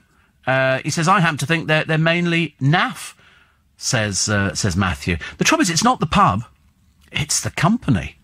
You can sit in the world's worst pub. If you're with the right people, it'll be the best place you've ever been to. You can sit in the best pub with the wrong people and have a really miserable time. So I'm not a regular drinker, but if I was picking anywhere, it would be probably the Barmy Arms, because that's our sort of rugby. I know there are other rugby pubs there, but the Barmy Arms has got a bit of affection for me. You can sit there in the middle of summer, you can sit there in the middle of winter if you want, and sort of stare at the river going by. That's quite nice. I quite like things like that. We have a few pubs. We've got some very good pubs with some very good food. I'll give you a list on Sunday. Steve, read the tunes. That'll be Paul Young advertising his new upcoming tour. Love of the Common People? How does that work? What's that mean? Am I missing... He's doing Coventry? Oh. Well, I don't think it was him that said it sounded the same. Somebody else came up with it. Dan in Littlehampton... How appropriate. Says, I've got a nasty case of pleurisy. But he says, I've been up all night. Now is the time to try and get some sleep. What do you mean now? We've got an hour and 15 minutes left, excuse me. Don't disappear off my radar, thank you very much indeed. The onesie suit Nicky Thomas says Chantal is wearing is what tickles me. He wears it in quite a few of the videos. It's obviously an old favourite. But I love it, yeah. Living on free food tickets. I love stuff like that. Really lovely. Steve, I think you can have an addictive personality. Alcohol has been classed as a disease by the World Health Organization. Well, it depends on how much you drink, I suppose. You can certainly become very ill on it. And, Steve, my wife Sally's taking me to the Holmfirth Picturedrome in West Yorkshire tomorrow to watch the Red Hot Chili Peppers. They do rock songs, but use bagpipes. The event is my 65th birthday present. Holmfirth is where, of course, they used to do Last of the Summer Wine there. Looking forward to the show. And that's Rob in Doncaster, Hatfield. He says, another piece of useless information. Roy Clark, who wrote the show Last of the Summer Wine, was my history school teacher in the late 60s. So there we go. You have a nice time tonight. I'm sure you at 65. Child. These petter people, Steve, should see a sheep that hasn't been shorn for years. They can't move or look uncomfortable, says Shane. Yes, I mean, this is Petter who've complained about this place called Wool, because they think that sheep are abused, which, of course, is a blatant lie. They're not abused, you know, when they bring people in to... Otherwise, if somebody was there kicking sheep in the face and something like that, the farmer would be the first one to go, oi, what are you doing with my stock? Doesn't work like that, but, of course, you know, never let it spoil a good story. And it has spoiled a good story because the place Wool is named after a well. It's a derivation of the word, but, of course, they weren't bright enough to know that. The wartime escort aircraft carrier HMS Campania was used as a floating exhibition centre for the 1951 Festival of Britain. My memories, says Alan, of standing on the flight deck are rather vague, as I was only 3 at the time. I don't think you'll ever remember anything from 3 years old. I don't care what anybody said. They go, oh, I can remember being in the pram. No, you can't. No, you can't. Grace says, I've just finished my last cup of tea. Not in bed, though. I bought some Christmas nice blue wrapping paper from Poundland. I think I, too, have addiction to LBC. I hope so.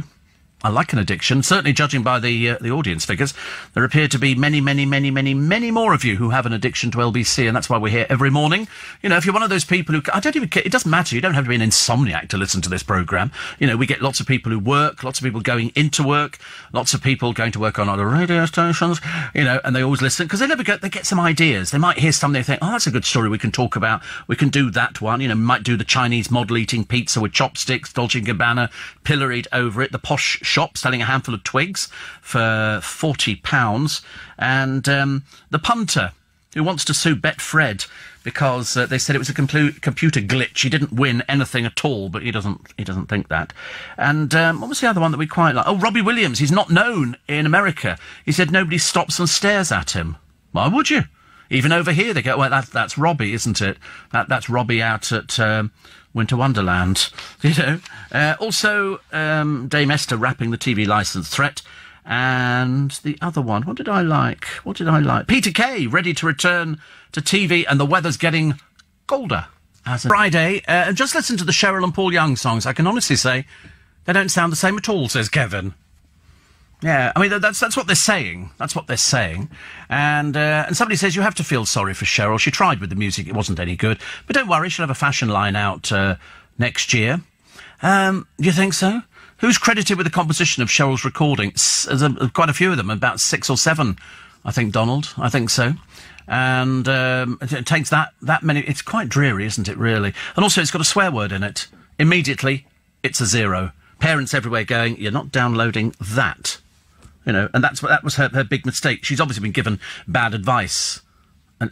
Oh, there's now a non-sweary version. As if that makes any difference. As if that makes any difference. I'm sorry, you bring out a sweary version, and there's a non-sweary version. I'd rather not hear any version. I'd rather just hear a good pop song. Or something a bit original. Something a bit original, please. Jackie says, you're becoming a DJ. I certainly am not. Certainly am not. And David says, great to hear a bit of Paul Young and Love of the Common People. Some TV advert going the rounds at the moment is Every Time You Go Away. Can't for the life of me remember what the advert's about. I've only got ears for Paul and the song. Yes, every time you... I wonder what advert that... Somebody will know. Somebody will know, which is good. I love reggae, says Jay.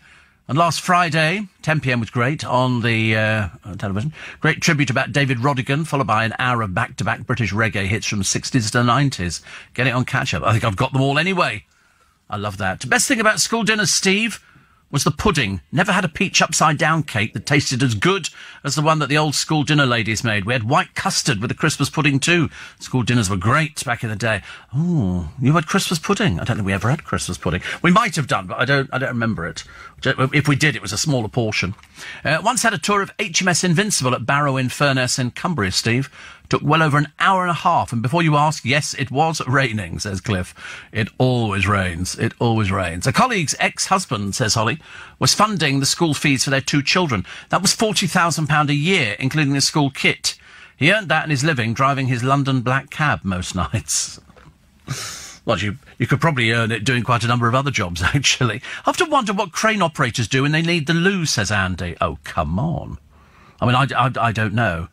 Do they have to use a bucket? I really couldn't comment. I've got no idea. I suppose perhaps they found crane drivers who don't need to go to the toilet. Oh dear. Steve, will you be having a late night on Sunday or rush off once the lights are turned on? Says, right, I never have a late night. I'm on a contract. And the contract is you will be here at this time of the morning. This is, of course, the later I leave it, the less sleep I get and the more grumpy I get. Actually, I don't get grumpy. I'm not a grumpy sort of person. Some people are grumpy in the morning. They say, oh, I'm not a morning person. I'm absolutely a morning person. I can't think of anything better. I love it. Once you're actually up, I think it's great. Very happy with it. What have the Daily Mail got for us today? What wonders? Fiona, the First Lady of Question Time, Fiona Bruce. It'll be done in her same presentational skill that she's used for every other programme. It'll look like the Antiques Roadshow kind of thing, only with politicians. And sometimes not. Here's this fungi. Its official name is... well, it doesn't matter. It's commonly referred to as bearded tooth or tree hedge frog. And each section of the mushroom can measure up to 3 to 10 inches wide, with spines. Rarely found in the UK, but when it is, it's normally on damaged beech or oak trees. And when it's cooked, it tastes like lobster in butter. I don't like lobster. They're white when they first grow and turn yellow to brown as they age. And somebody's nicked this one. A rare woodland delicacy. Somebody will have it served up. They were probably thinking, I wonder what that is. Wait, I know what that is. That's worth a bit of money. That's a good one, isn't it?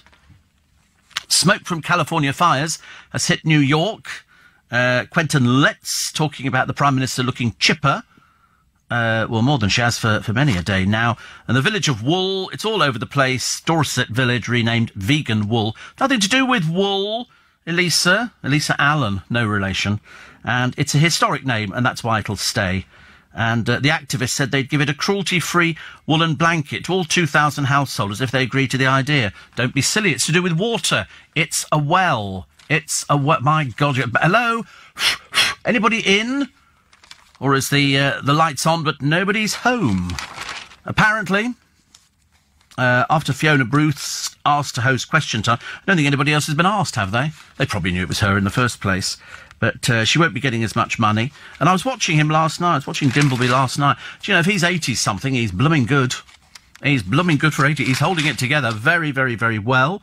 The married Tory MP who bombarded barmaids with sleazy texts will face no action. They have a picture of one of the barmaids, Imogen Treharne, and they said no. Critics say it's a very good day to bury bad news. Very easy, very easy. Plus, football chiefs, Gordon Tenney, Novichok detective, we've lost everything. He tells how the family's cars, possessions, and even children's toys had to be destroyed. That bottle, they say, could have caused 4,000 deaths. And the dreadful story of John Chow. He went there to try and bring Christianity to the sex-crazed tribe cut off from the world for 30,000 years. They repel all visitors with poison arrows, and they killed him. He landed on the beach in his little canoe. He'd pedalled 3 miles to get there. And they didn't want him there, so they killed him. It's as simple as that. The message to the modern world is, wish you weren't here. They're not interested. They've lived like this for a long, long time, and they intend staying like this at all the time. So please don't bother going there. We used to get sixpences in our Christmas pudding. Can't do that now. You know why? Because it's dirty money, unless you wash the money beforehand. Why do you want to put a coin in the... I mean, we did it too, don't worry. It's the same sort of thing for everybody. The Cheryl song says Josh is awful.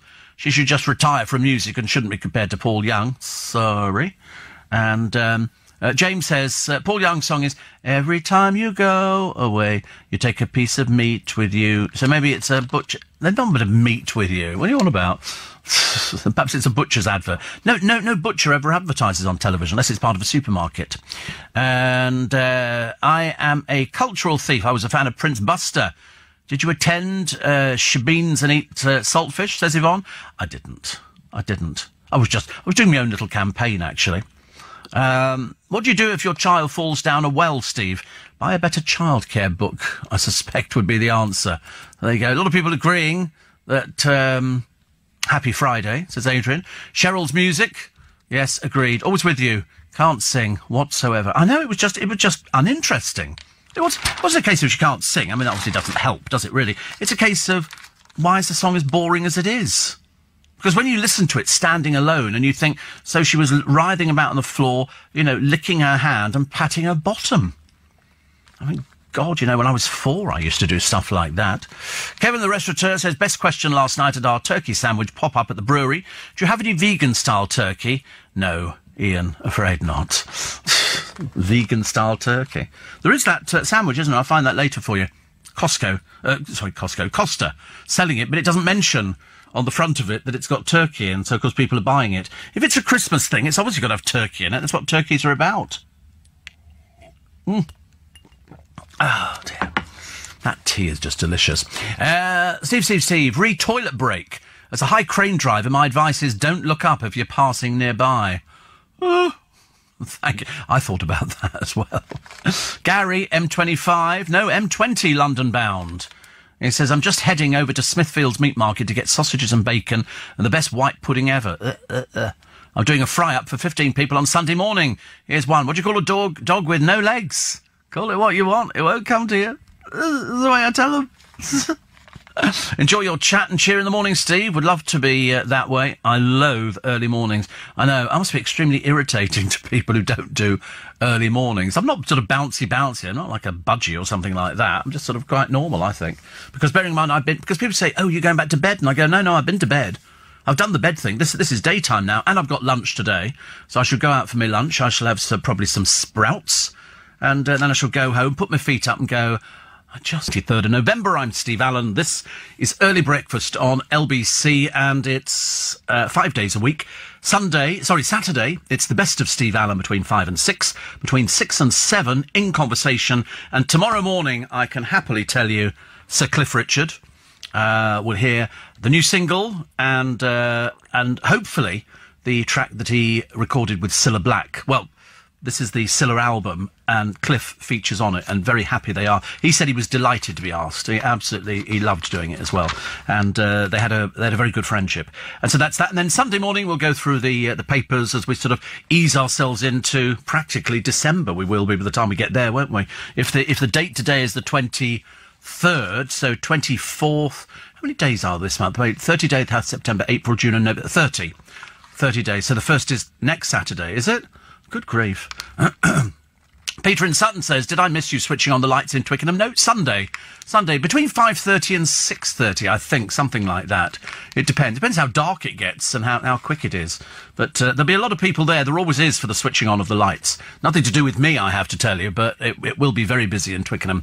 Nasty Woman Steve, Cheryl Tweedy's history with the female nightclub toilet attendant. Yeah, see, the trouble is she dismissed that the other day because I think she's fed up with people talking about it. Whereas, in fact, if she had half a brain cell, she'd go, I know, it was a mistake, I was at that. But she doesn't. She goes on the defensive. And if you go on the defensive, the journalists are going to jump on you like a ton of bricks. Exactly the same for Sarah Ferguson over on 60 Minutes in Australia when they talked about her setting up a Prince Andrew, when she was set up by the News of the World and everything else. I don't want to talk about it. And I'm thinking, they're recording all of this. All of this is recorded. All you've got to do is go, I did talk about it in the book. It wasn't a great time in my life. And just dismiss it like that. Then there's no story. If you go defensive, then at one point she stands up and says, I'll take a 5-minute break. And you think, what for? You haven't said anything. Stop treating people as if they're some sort of peasants or something. You know, she did it the same the other day. There's no need for it with Piers Morgan. If you go in to do an interview with somebody and he's flogging your charity, you at least have some blooming manners and learn a little bit of humility. Because that's the way it works. But no, she doesn't. She's the most ungrateful person you've ever met, seeming to think, because she's the Duchess. She's not the Duchess. She's a failed member of sort of an out-of-town family who happened to marry Prince Andrew, done the rounds with just about God knows. I mean, Koos Stark and all sorts of people. It doesn't really matter, but at least be a bit gracious during an interview. I've always thought to myself, if ever I got to that stage where somebody sort of comes in and you ask them a question, they go, I don't want to talk about that. You go, OK, interview's terminated. Thank you very much indeed. See you around. And walk out. You don't know, you're inviting somebody on to promote something, her own charity, which she's managed to get her daughter and the husband in on it. So at least be gracious. And Cheryl the same. Cheryl exactly the same. All you've got to do is try and, just have a little bit of thought, and then you can play it to your own advantage. Celine says, true, at LBC is addictive. I mean, Brexit is not of my concern, but why am I listening? Well, I like you and Darren Adam, period. That's how it works. That's how, don't you, within 5... If you don't like somebody on the radio, don't bother listening. Go listen to something else. Much easier. Not going to... No skin off my nose. Somebody goes, I think I'm going to go and listen to something else. I'm going to go, please stay. I don't need to beg. We've got enough people listening at this time of the morning to sort of, fund a small army, I think. The advert, the Paul Young song, is played at Heathrow Airport, says Nancy, who sent a kiss, which is always a good show. And Brian's having 3 birds for Christmas. So 3-bird roast. I should point out. He said, I may do a trial run. Do a trial run. Otherwise, it would be a complete disaster. But he said, I'm looking forward to coming to the Magic Circle show. Have you thought about the theme for the day? The theme for the day is getting through it. I've got 2 to do. Not on the same day, different. They're spread about a week apart. But if you've never been to the Magic Circle before, for my Christmas show, you'll love it. You'll see some really, really good magic. And you'll see it close up. No television, no nothing that could sort of, cloud your judgment. Over in Aldi, they weren't just having cloudy judgment, they were having fisticuffs. Because Aldi have got the toy Kevin the Carrot. He's quite big, and kids want it. Why? I've got no idea. It's like going to a fun fair and you've got these enormous bears hanging for... Who has those at home? But anyway, people fought to get their hands on the toy. They've cropped up on eBay for 950 quid.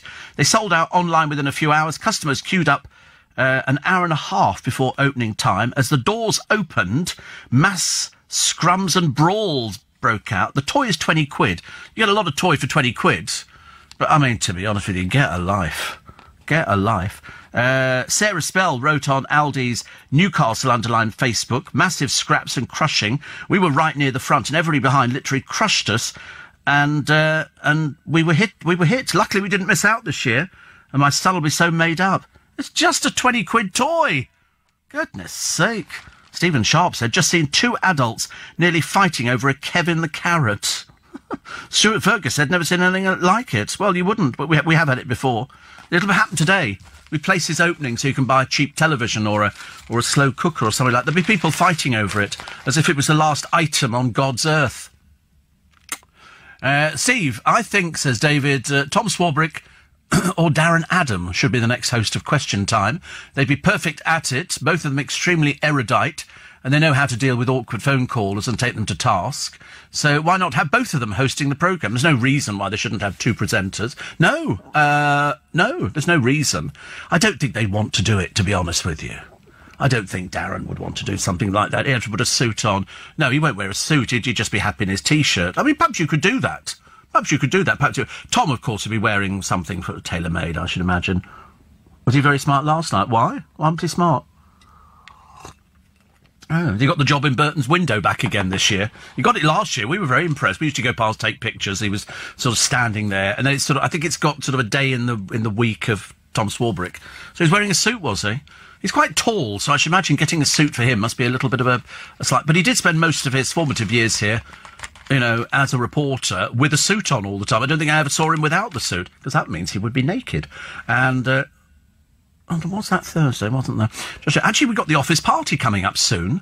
That must be happening soon, isn't it? The office party? I never go. I'm not good with things like that. It's easier not to invite me. I can't remember when it is. Children as young as 2... and their mental health issues, but as somebody said, is it defiance disorder or just plain naughty? I suspect it's probably just plain naughty. You can't have a 2-year-old, because they're going, oh, there's loads of these, and you think, no. I think you're sort of doing it. Also, how long can Wild West Britain go? Well, it's totally lawless at the moment. Kicked, punched, stamped on, dragged from a squad car, graphic scenes showing the law enforcers under violent attack in videos. I think they should arm them. It's as simple as that. Watching these people here. A traffic warden was dragged off his moped and kicked in the head by a gang while bystanders filmed it. I'd have had them prosecuted. Straight away. Also, a no-go estate in West London on bonfire night. Police came under fire with so-called fireworks. This at Lisson Grove.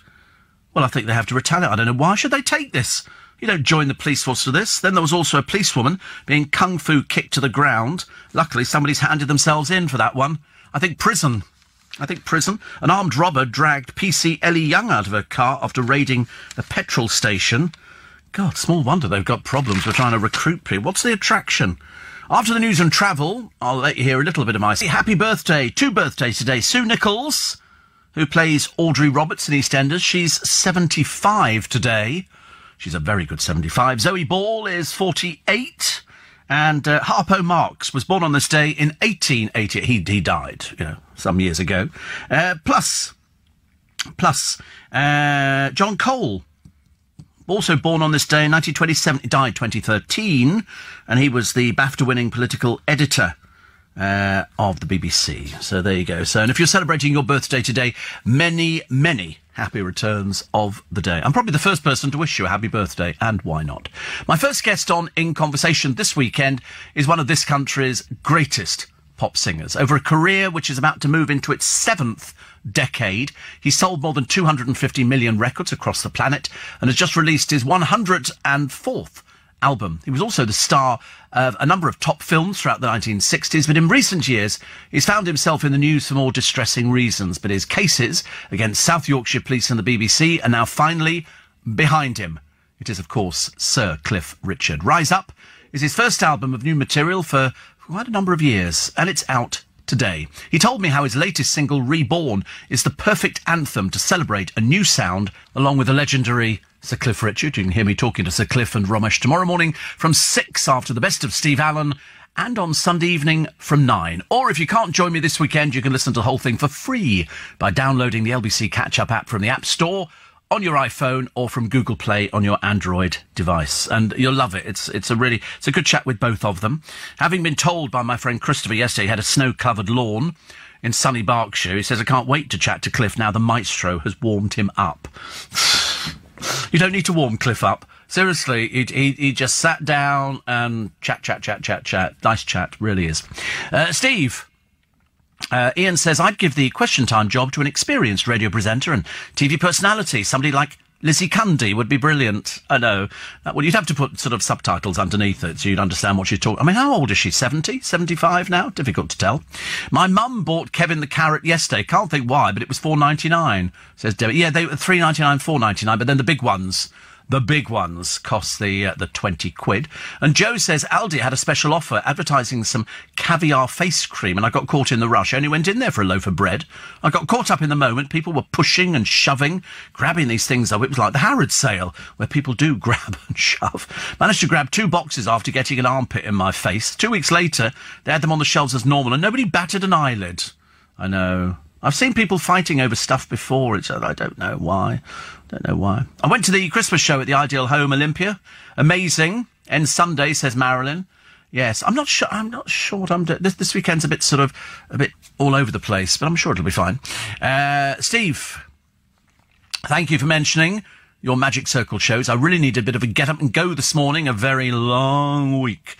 Now feeling very excited. Have a lovely weekend, says Heather, who's our Norwich nurse, who I met the other week in Joe Allen's, as you know. Are the police, says Job, being spoil sports? They're threatening 6 licence endorsement points, fine and conviction for using an e-scooter, unless you have their own private grounds to ride on it. Well, I thought they were illegal.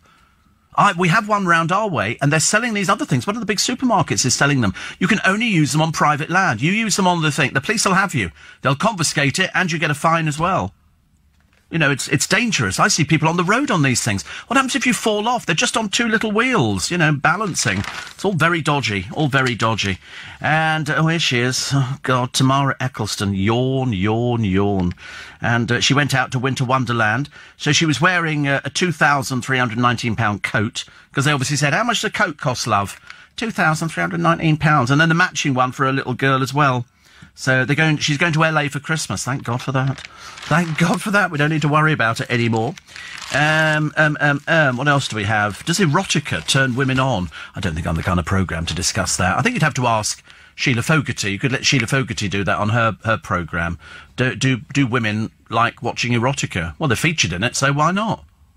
I don't know. I'm only guessing, of course. I don't know these things. Steve, I'm gutted. You said Groucho Marx is no more. I know. It's a shame, really, isn't it? You have to face hard facts that sometimes people do go. And so mind you, sometimes people I think have gone haven't gone. Although after they've heard me saying they've gone, sometimes they go, which is a little bit worrying. 84850, he says, but he must be reincarnated because he's got a radio show at 10 a.m. on LBC Daily.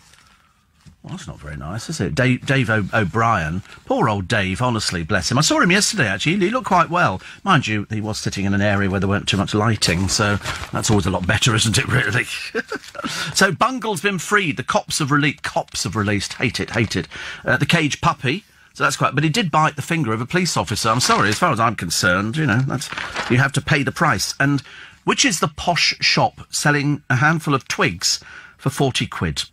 Homeware and clothing store called Anthropology. I mean, I wish I could tell you I've heard of it. I've never heard of it.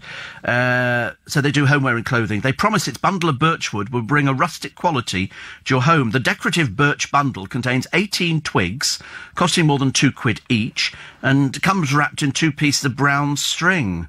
The chain, which has 7 branches in London, has been ridiculed online for its overpriced offer. Well, don't buy it then. Who wrote this?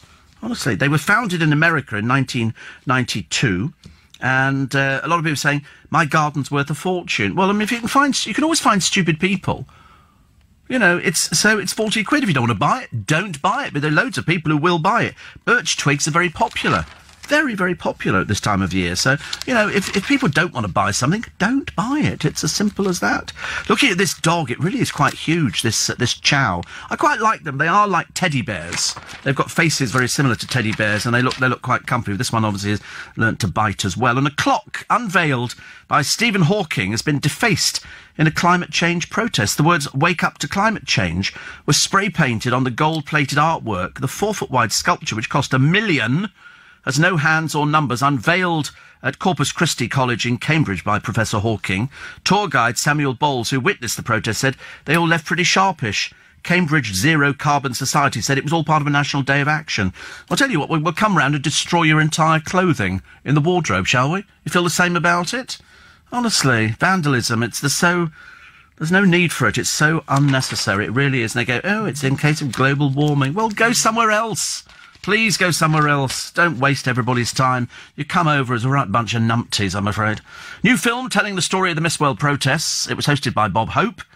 And I think the winner was Jennifer Hoston, the first black Miss World. You know, the days when they went, oh, a black Miss World, good heavens above. And banners people were protesting. The cops arrested somebody. Feminists sprung into action at the Albert Hall. They were throwing leaflets and flour and everything else. It was a different time. People complained about just about anything. You know, if you sneezed the wrong side of the bed, you know, you were going to get arrested or something. What's this picture of? Oh, it's Mylene Klass showing off her wild side. And her X Factor appearance was panned. Her music comeback has disappointed. Now things seem to be getting worse for Cheryl Tweedy. Yes, is Cheryl's song a young one? Does it sound a little bit similar to Paul Young? We don't know. You're very much divided on it. Some people say it is, some people say it isn't, but it doesn't matter. At the end of the day, it's dropped out. It's disappeared. It's, you know, it was also a dreadful piece of music. And I've heard I'm not an expert on music. I'm really not. Steve, says Paul, the problem with those bunches of twigs, they're not available in all branches. Thank you, ban him. You're banned immediately. We don't want that sort of joke on this programme. Heavens above, this is a programme for adults. It's a local programme for local people. And to share it with people and all that kind of stuff. More of your texts and emails coming very shortly. And also the trials of self-driving vehicles have been given a £25 million boost. Addison Lee is getting $8.84 million to test taxis in Greenwich. I'm so glad I don't live in Greenwich. A driverless car, not my idea of fun at all. They're what? Self-driving buses? What, in London? What, like double-deckers? What, you mean get there and say, welcome aboard, you know, and then turns the face round again? Is it like that, or is it you just sort of get on it and it'll be somebody towing it in a Mini or something? I don't like the idea of self-drive things. I wouldn't mind driving one. I nearly leapt into a lorry the other day. I came back from somewhere, there was a lorry sitting there, and he'd left the engine running. I thought, I could just nip in and drive off. I could be a labourer. Yeah, right. You know when you get somebody who is on a mission and they want to do something, and there's a bloke in South Africa. He's called Lionel DeLang, and he found 4 former circus lions working in the Ukraine, and so he bought them and he flew them to a national park in South Africa, which is called the Krakakama Game Reserve. So they sedated the lions, took them over there. But I'm not sure if you can do that. I know he has done it, but I'm trying to think whether or not these lions survive, because they're not used to actually having to fend for themselves. They're going out there. But there's 4 of them. He raised his own £32,000, which I thought was quite a good idea, wasn't it? Mind you, share a thought and try not to laugh. At the mum's house was wrecked after her teenage daughter advertised a party on Facebook. We've heard of these disasters before. Gatecrashers who piled into the family home ended up pulling down the ceiling. There were over 100 youths drinking outside the home in Lincoln. The owner's daughter was had asked a few friends over while her mother was away. She was stunned when the mob turned up. The mum, who asked not to be named, says, I'm horrified. I was unaware she was going to have a party. She'd been staying at her grandmother's. Anyway, when I came back, there were people taking MDMA, the dining room ceiling came down, the TV was smashed and the bed was broken. I had to hire a skip. I mean, I think that's somebody grounded for about the best part of her life, isn't it, really? I think.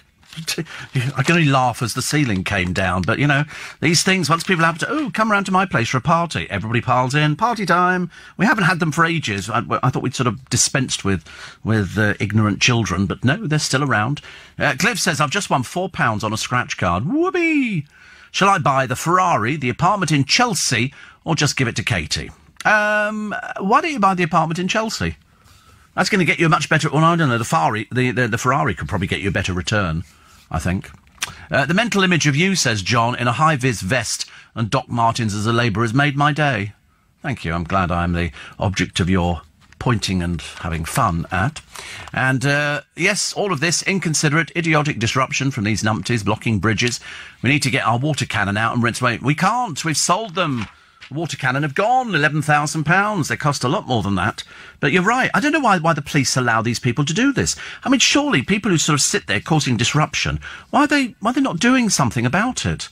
They're just standing there, which seems a bit pointless. You know, get them all hoisted off and arrested. You know, causing a disruption. If I did it, I'd be dragged off and arrested, I think. So why not? Les Dennis's name has appeared all over a city centre, but he's denied being behind the bizarre graffiti. His tag has been found in several places. And so there's pictures of it. Les Dennis, Les Dennis, Les Dennis. The council are very good up there, though. They aim to remove all this graffiti within 24 hours and all other graffiti within 14 days. So they're very good. We have a similar sort of thing around our way. But if it's on your own building, you're supposed to make provision for putting something on there so that the paint never sticks. Because they're a real pain, these people who go around. You want to literally take them, hold them, strip them, and then spray paint their bodies and then go, right, now you're going to be walking home by yourself. People who spray paint, you know, people's vehicles and along the side of it. It's awful coming into Richmond Station. Dreadful. And as fast as they paint over it, they're back again. Surely they've learnt. Why don't you sit out there very quietly in a little hut with some dogs? And the moment you've got infrared cameras on, you put them on it. There they are. Here they come out. OK, send the dogs on them. Why not? Costs a fortune to try and clean this up every time. It's ridiculous. It's literally non-stop. Literally non-stop. What else we got? Oh, God, because it's Black Friday, everybody's going berserk about, you know, buy these shoes, 30% off here, 40% off here. And, you know, we're going to spend, apparently, £2.4 billion. Brits will spend 271 million quid an hour. That's what you're going to be doing. Do you really want to do this? Looking at some of the bargains. They're only the sort of bargains you normally get at the pre-winter sale anyway. But they've got pages and pages in the newspapers, you know, saving £300, saving £100, saving not very much money. And it's everything. It's just everything from, oh, that sounds nice, doesn't it? Rhubarb and apple crumble. There's a recipe in the papers today for rhubarb and apple crumble. Why do they show me this at this time? It doesn't look very complicated. It just involves oats and Bramley apples and... Oh, no, I can't bear it. I can't bear it. I could eat a rhubarb crumble now. I had scampi yesterday. That was a bit of an excitement for me. I haven't had scampi for ages, but it was particularly nice. Rylan has decided he's going to do everything in his power to get Big Brother back on television. Well, Ford got no audience. Sure way of losing money. You don't want to do that, do you? Dusty Bin is making a comeback. Said to have a role in a movie by Vic Reeves and Bob Mortimer. Bob Mortimer, perhaps they're going to get rid of him. Could be. I don't know if it's an original one, because he was about in 1988. So, you know... they've got the green light to make a film called The Glove, about Michael Jackson's famous glove. Noel Edmonds arrives in the jungle, £600,000. Of course, the others haven't read the newspapers. They don't know how much he's earning. I'm telling you, about £600,000. Peter Kay secretly planning a huge comeback, but it can't be that secret. The papers know about it. So obviously he's let slip that it's going to be a comeback. His car share co-star, Sian Gibson, has said she's working behind the scenes with him, and he's sort of back. Because if you remember, he cancelled everything because of a family problem. We never knew what it was, never discovered what it is at all, but the good news is that he's planning this huge comeback, so he'll be on all sorts of things. What was this a picture of? This is wannabe actor called Jamie Windust, who doesn't identify as masculine or feminine, has slammed J.K. Rowling's latest film as the worst job I've ever done. Jamie complained about long hours in the cold with nothing to do on the set of Fantastic Beasts. Well, that's what it is, dear. OK, it's called filmmaking. It's very tedious and boring. Hopefully you'll never get booked for anything again. Fancy complaining about something like that. You had to hang around. The other extras were incredibly homophobic and transphobic to the members of the cast who were visibly diverse. Oh, shut up. Shut up. Just get on with your life. Just get on with it. But, you know, it doesn't... You know, you have to identify with either masculine or feminine. There isn't anything else. I don't want to break it to you. But it is either boys or girls. Unless it's fridge freezers. Or slow cookers. But, you know, if you're happy with this, that's fine. I don't know whether you're a boy or a girl. I couldn't care less. No interest to me. I just know you've gone on to a film and said it's the worst job I've ever done. I shouldn't imagine you've probably done many jobs. But, I mean, it can't be the worst one. It'll be the one that brings the most publicity, because otherwise, everything you've done up until now hasn't garnered any publicity at all. Danny Dyer. What? Yeah, that's the daughter, by the way. Danny Dyer sounds completely different. He's laid into critics who've rubbished his royal connections. He's not the full ticket, is he, really? He's not the full ticket. If you remember, he didn't really bother with Danny, because he was away on holiday. At the time, but he's an EastEnders hard man. He even admitted he'd take on the job of king if it was offered. It's not going to be offered, love. Don't want to break it to you. But he's going to be appearing, I think, with his daughter in Nativity or something. As I say, she can barely string two words together, so this should be an interesting one, shouldn't it? Also, extremist content is being beamed into homes from a banned Islamic hate preacher. They're all a bit doolally, aren't they, really? They're all a bit doolally. We just have to sort of, you know, take it on the chin. Thank you. Goodbye. Off you go. Go and talk to somebody else. And... What's this one? Oh, the perfect road trip. The perfect... See, I've never done a road trip, but a friend of mine would probably love to do it. This one is driving an Aston Martin DB11 whilst whizzing past Loch Lomond, listening to Fleetwood Mac. Ooh. In second spot was the route from Barnstable in Devon to Newquay in Cornwall, and a third was a trip around the New Forest in Hampshire. Crikey, that's nice. They've got all these... A poll of 5,000 drivers found the top car was the DB11, followed by a Range Rover, Ford Mustang, Jaguar E-Type and Porsche 911. Where's my car? Where's my car? Not even down here. Richard Evans from a retailer says that the Aston Martin DB11 and the Range Rover are the most popular car choices. Well, there you go. I've never been in either. Not that it makes any difference. There's an anthropology branch in Richmond, says Rosanna. I saw the £40 twigs yesterday, couldn't believe it. Although the shop smells divine. They'll sell lovely scented candles. Oh, don't tempt me with scented candles. I have a text from a pal, Steve. Yesterday she laughed so much she burst a blood vessel in her eye. I've heard of it before. It's painless, by the way. I know, I've heard of that. Although a friend of mine came to me out the other day, and he said, I've just had a nosebleed. I said, I've never had a nosebleed. I mean, I don't know where they stem, unless you've blown your nose too hard. Could be that. When I'm on a train and I see graffiti, Steve, in what seems like an inaccessible area, I find myself wondering, how the hell did they do that? I think that as well. Bridges, mainly. You know, did they hang off it? And should they be target practice? I've saved £100 on Black Friday, Steve. Well done, you. How did you do it? The wife's gone out this morning without the debit card. Yeah, woo! That's like the old gag, isn't it? You know, we had the credit card nicked, but I'm not saying anything to the police because they're spending less than the wife. So that's actually cheaper, isn't it? How lovely. You know, it's nice to be in a good mood first thing in the morning. The supermarket's steep. This is an old story I did 2 days ago. If you go to Morrison's Daily shop, then if you go to their supermarket, there are different prices. In the Daily, the banana's 22 pence. In their normal supermarket, 11 pence. But of course, you're paying for the privilege that it's probably open 24 hours a day. And also, how many times have you nipped into a garage? Years ago, you could only buy a bundle of firewood and a Ginster's cold pasty.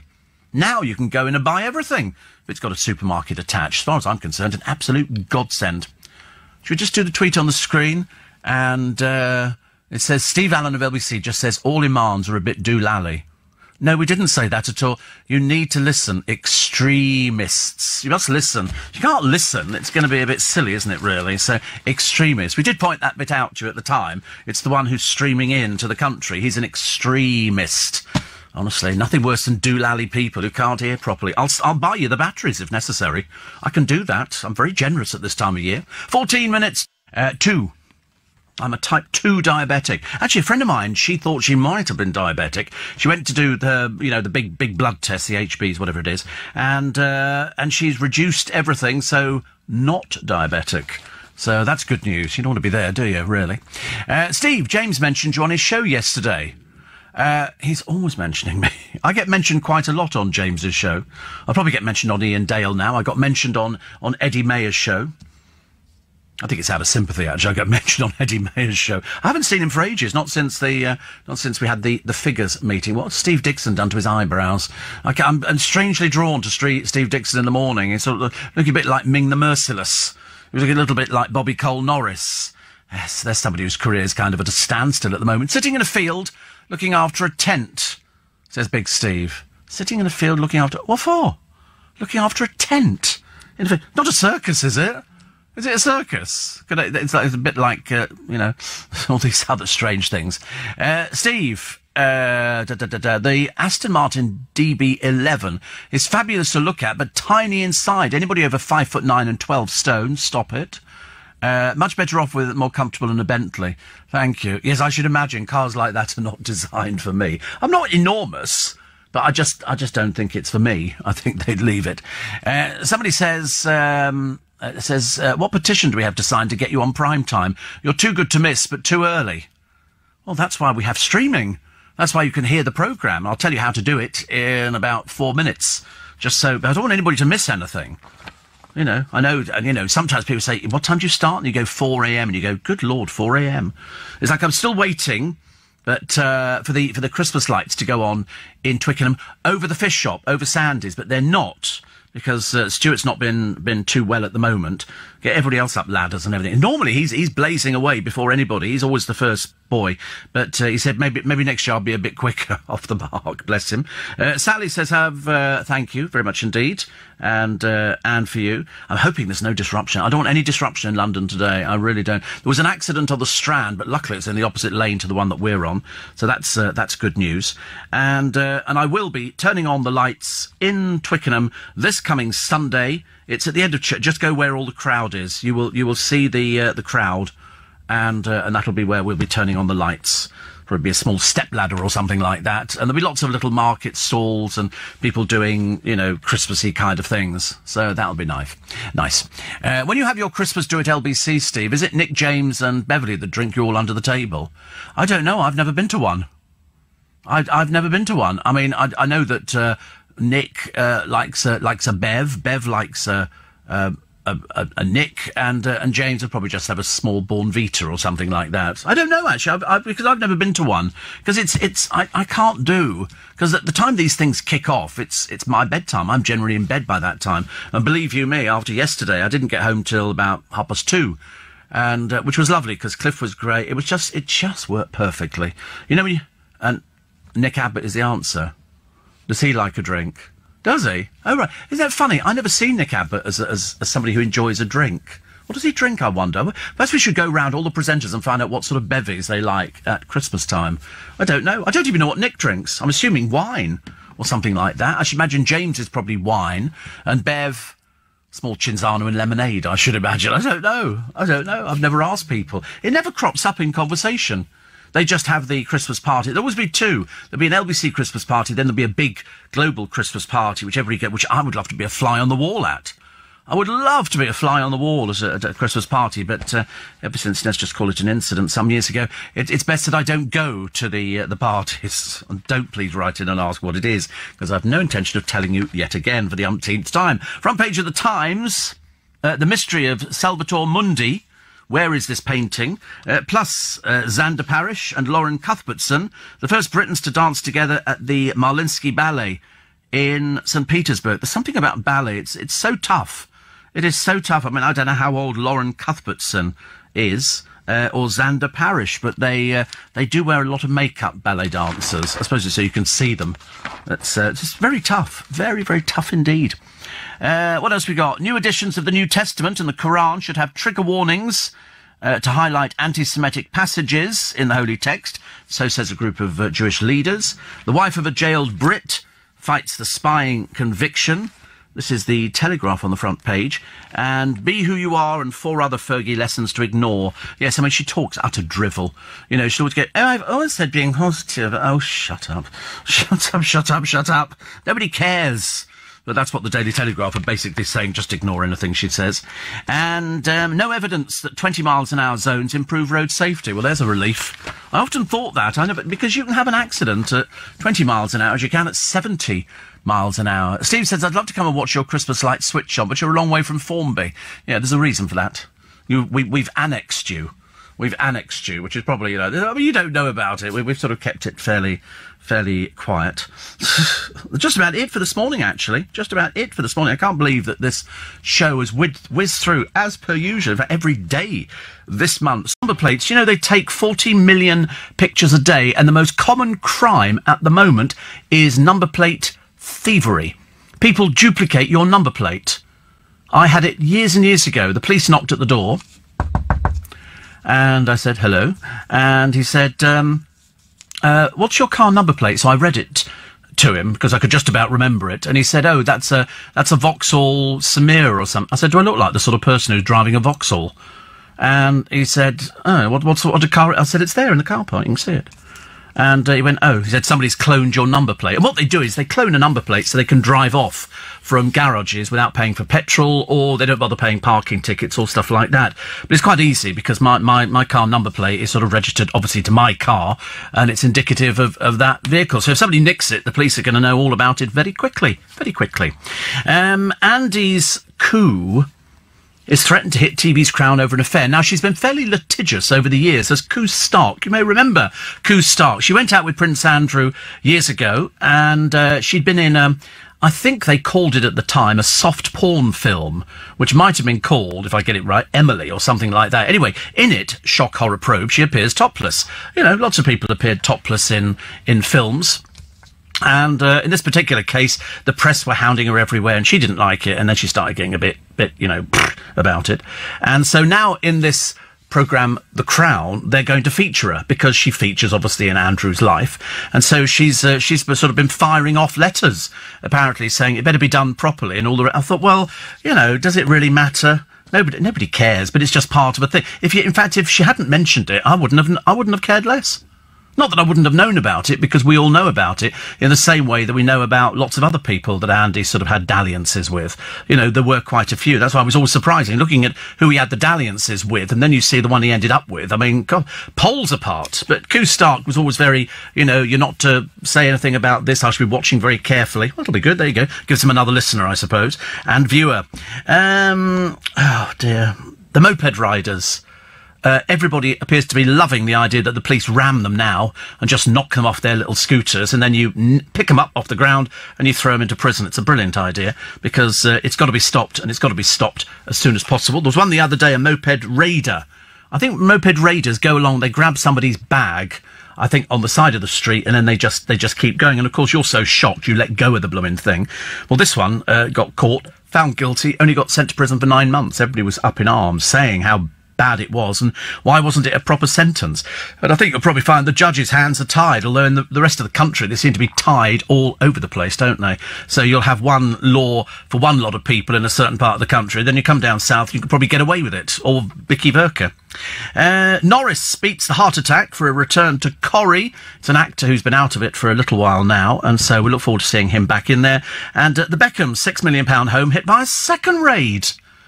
And again, nothing was taken, because none of their stuff is worth anything. I mean, you know, we've seen the Notting Hill house. There's no art on the walls. You know, I would expect somebody who lives in a nice, you know, 20, 30 million pound house to have something on the wall, you know, not just little pictures on the fridge of what Harper's managed to sort of scratch out. So the second home got raided again.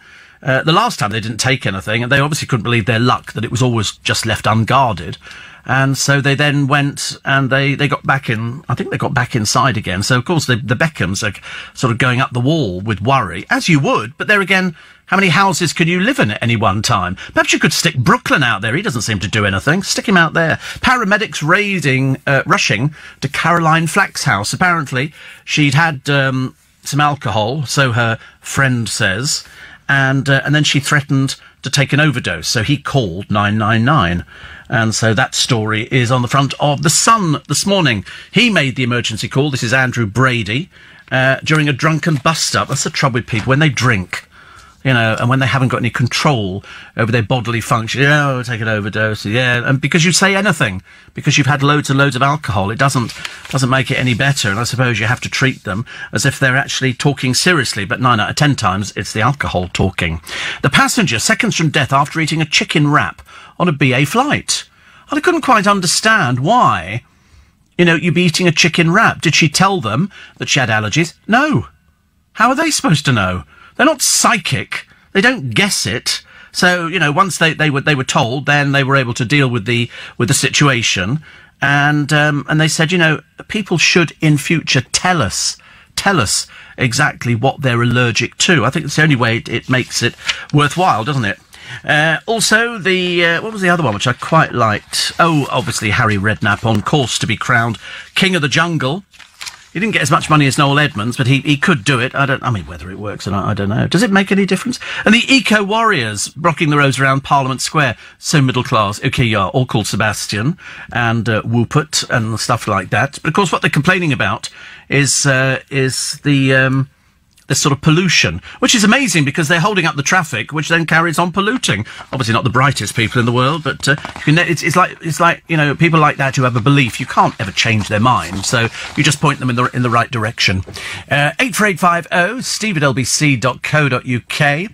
I quite like the idea. Who was Beverly Turner was talking about the police running the moped muggers off the road. Yeah, absolutely. I think it's the best thing ever. I mean, in America, they do it. I think over here we go, oh, God, don't want to damage the paintwork on the car. I might have to pay for it. But in fact, at the end of the day, they didn't need to pay for it because they said, listen, just go for it. Get them off the road. The more they know that they're going to... And so they drove up on the pavement for one. Bang, he turned round and bang, he fell off his little bike and bang, he's up in prison, which is good news. People this morning are talking about the army hiding the truth about one mother's son's death. Mel B's goat watched us making love. It's another tawdry story about what's sort of going on. Ray Quinn has bagged a role in Hollyoaks.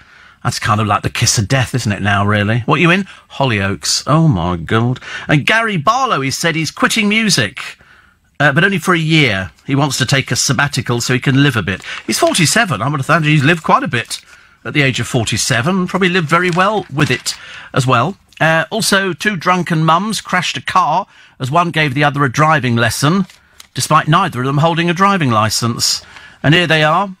Jane Maggs was sitting in the family's MG3 car. What's an MG? I don't know what an MG3 is. When she dropped the clutch after her friend Kelly stuck it in reverse. It shot backwards, across the road, hit a parked car and a brick wall. Both women failed a breath test. They're both from Eccles. And as she left the court, Mum of Five Maggs... There's a picture of Mags and a picture of Shona, and they've been drinking lager and rum and cola. I mean, people like that are just idiots, aren't they? They should have been locked up. Instead, they just get a derisory fine, 180 quid each, £75 compensation and £85 court costs. It's not enough, is it? Should have been more than that. Should have been much more than that.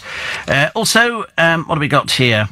Lots of people talk about Strictly Come Dancing. I'm not really bothered about Strictly at the moment. I haven't followed any of it at all. So I couldn't. I mean, I know when they're kicked out because they tell you that they're kicked out, but that's about as far as I know. Tasty bargains on chocolate on the run up to Christmas.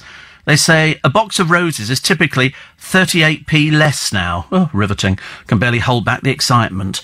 And Grade Trade Magazine, The Grocer, said not all the most popular chocks are cheapest. Quality Street is 33p more than last year. Well, shan't be eating that then, will I? Honestly, it should all be so cheap, much cheaper. Britain's youngest millionaire was still droning about the most boring person on the planet. And this is Jane Park. Poor old Jane Park, the lottery winner. But mainly, this is the one who complained about everything, isn't it? She I don't know what's the matter with her. But she dated a singer called Tay Stars. Tay, what of God's name is that? He is apparently a marriage wrecker as well. Jane does have a marriage on the line, but should be a catch, having scooped $1 million at 17. Trouble, she hasn't got $1 million anymore. Here we go. Tatty shoddy journalism. She hasn't got $1 million. That's all she won. £1 million at the age of 17. She hasn't got that now. Hardly anything, I would think. Dear. Anguish of parents whose daughter died of a misdiagnosed nut allergy. That's the trouble nowadays, isn't it? Years ago, I suppose people had the same allergies, but they didn't actually know that they had an allergy. If you're allergic to nuts, then you only find out about it by probably eating nuts or eating something that's been made in a place which has got contact with nuts. I mean, as far as I know, apart from lamb, I don't have any sort of problems or any allergies. Although, having said that, I might discover I've got all sorts of allergies, but I'm not aware of at the moment. Also in the papers today, because we got there's one story here. I mean, I can't even believe that I'm reading a headline like this. This is the front headline on the Sunday Mirror. Ready? You might have to put your fingers in your ears. Dad forced son 11 to have sex with stepmother to cure him of being gay. Wow. That's the answer, obviously. And so the victim has revealed his 20-year battle for justice. Dad forced son 11 to have sex with stepmum to cure him of being gay. Why would that cure somebody of being gay? What? I just don't kind of get that. The sort of the mentality of some of these people. If you're gay, you're kind of gay, okay? Sleeping with a woman is not going to make you think, oh, do you know, I quite like that. You know, I'm now not gay anymore. Of course, you do have that American group, don't you? They actually believe that you can cure being gay. They are slightly left of centre, slightly peculiar. It's, you know, it's absolutely ridiculous. I don't know whether they're affiliated with not those horrible Baptists that we read about in the news, the Westboro. They're just screwball, aren't they? They are complete screwballs. There's something the matter with them. These are the ones in America you've heard about. Louis Theroux did a documentary on them. America's Most Hated Family. Of course, they're actually sew up their own rear ends. They love the tag. It makes us hard and all the rest of it. Not really. Drive a truck into them, they'll collapse like a pack of cards, I'm telling you. And they go and picket funerals of dead soldiers. That's what they do. They shout obscenities,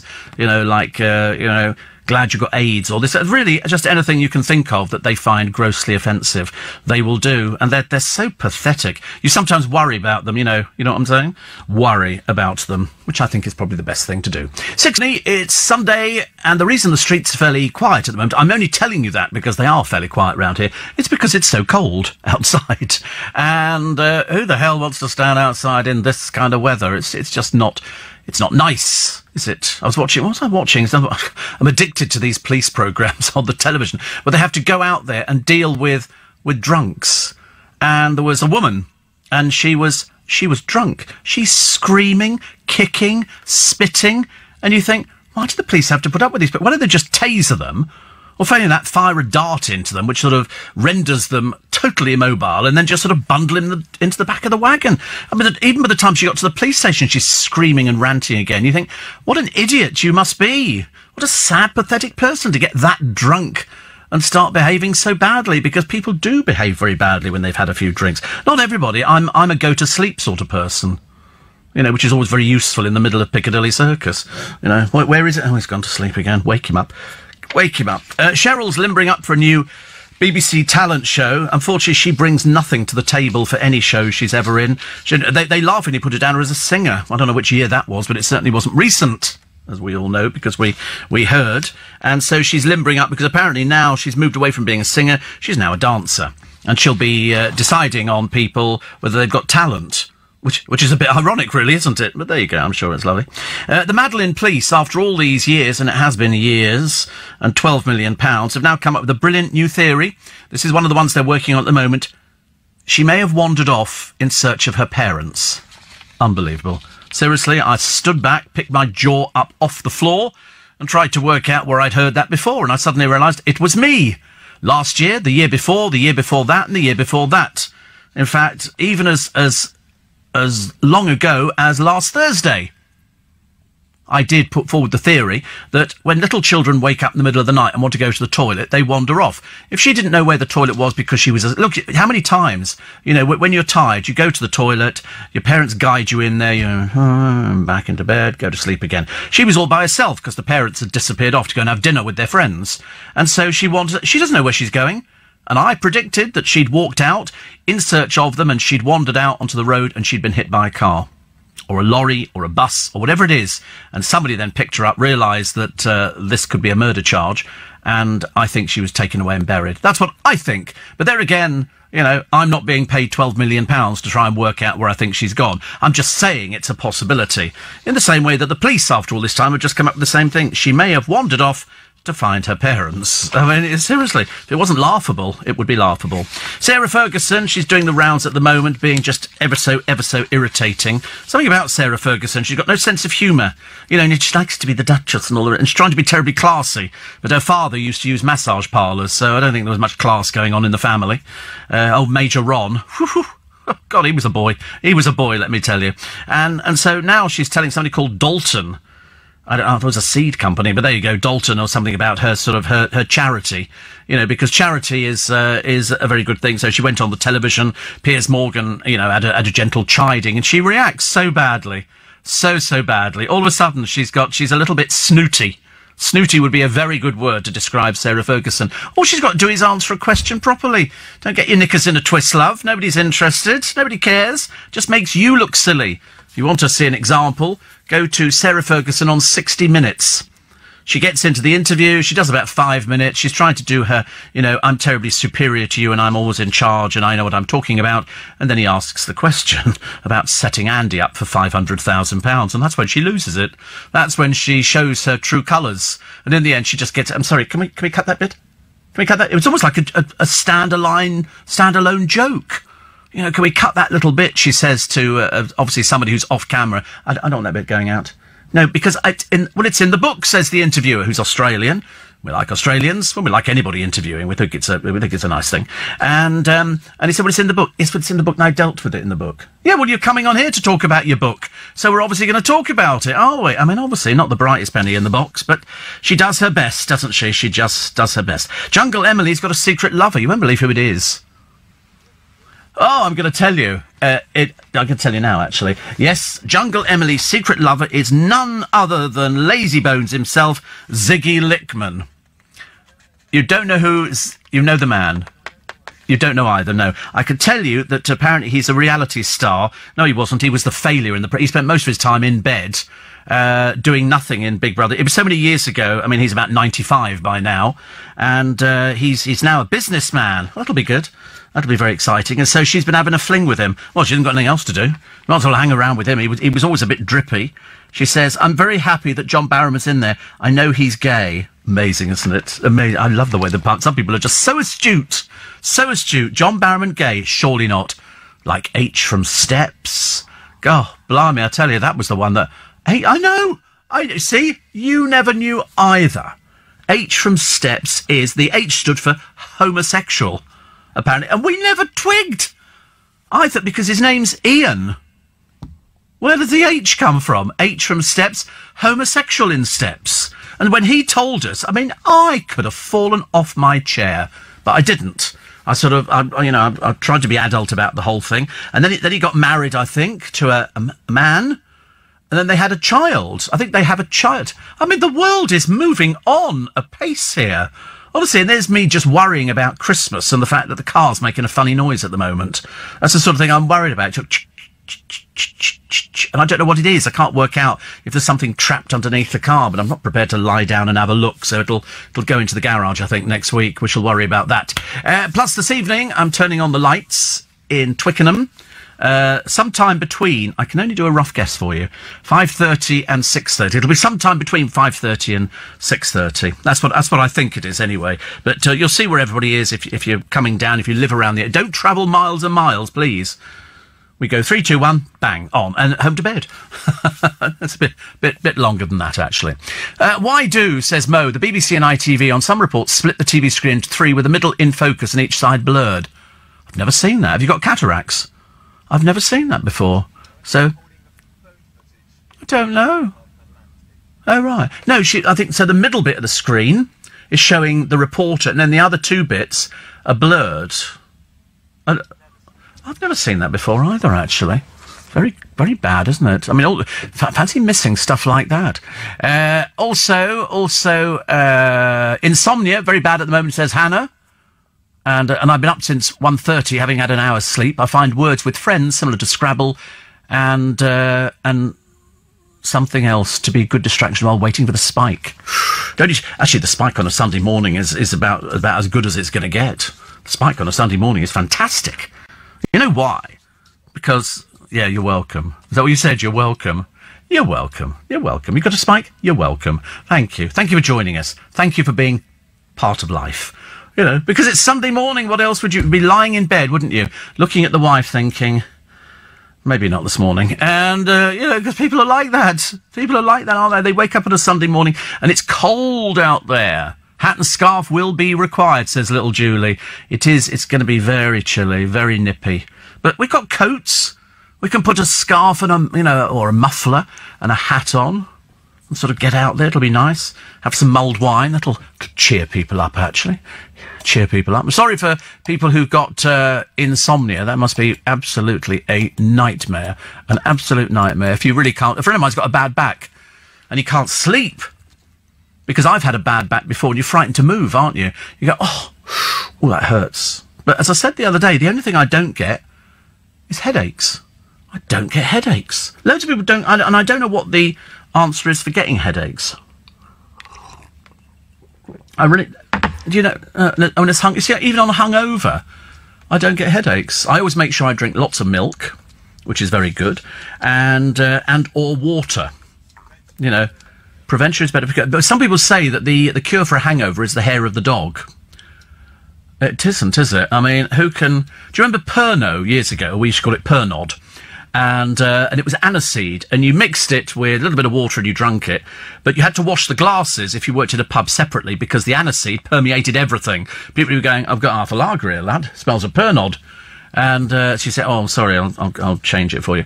And it became terribly irritating. But then the next morning, the joke was that you could drink Pernod all night. Or there was another one very similar to it. It might have been called Ricard. I can't remember. We used to have promotions in the nightclubs.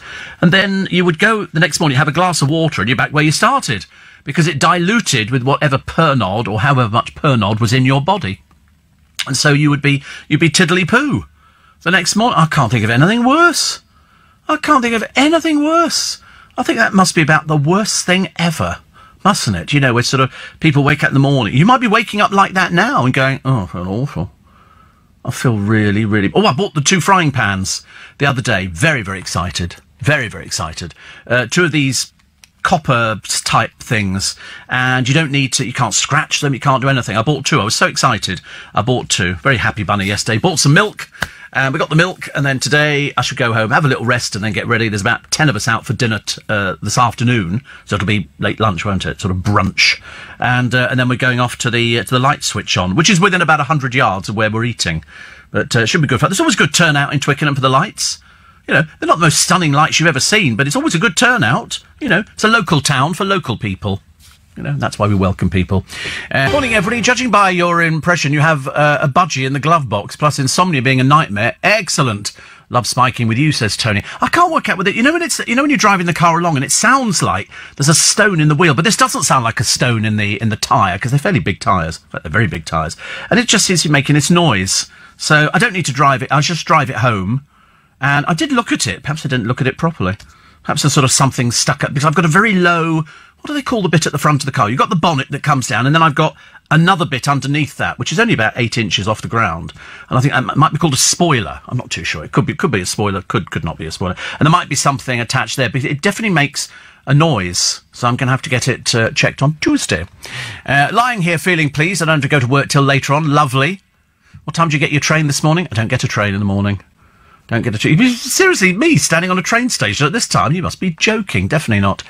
Somebody says it sounds like you've got a whole family of illegal squirrels living in your car boot.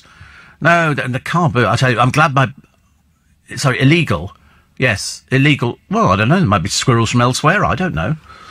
You know, squirrels who've wandered in from over the border. They might have paddled their way across the channel. I don't know. Who knows what squirrels do? They get rid of red squirrels, I know that. And Prince Charles loves red squirrels so much, he names them. They go in his house, and he feeds them. Seriously. And he talks to plants at the same time and everything. Actually, the funny thing is that all the things that we thought Prince Charles was mad about seem perfectly reasonable at the moment. I don't have any problem talking to plants. I don't have any problem with naming red squirrels. And then people say, oh, you know, don't you think he's mad? I said, well, we used to think he was mad. Now I don't think he's mad. Now I think there's definitely a fight going on between Harry and William. William, who'd always been, you know, shoved to the back. William was the bad boy. William was the one who got drunk. You never saw William... Sorry, Harry got drunk. You never saw William drunk, did you? William was far too, just getting on with it. Whereas Harry's going, yeah, whoopee, Harry! Whether it's a red-headed thing, I've got no idea. I think he's strawberry blonde myself. But, so all of a sudden, they've sort of moved out. So they're not at Kensington Palace. They're going to be living at Frogmore Bungalow or house or whatever it is. It's 10 bedrooms. Do they know 10 people? Will they be going around there? Because, I mean, there's no chance that Harry's ever going to be on the throne, so it doesn't really, it doesn't really make any difference, does it, I suppose? But they don't see each other as often as they used to. Thank God for that. It was beginning to become a little bit naff. Everywhere William went, Harry popped up as well. And another one here says, almost finished my Christmas shopping.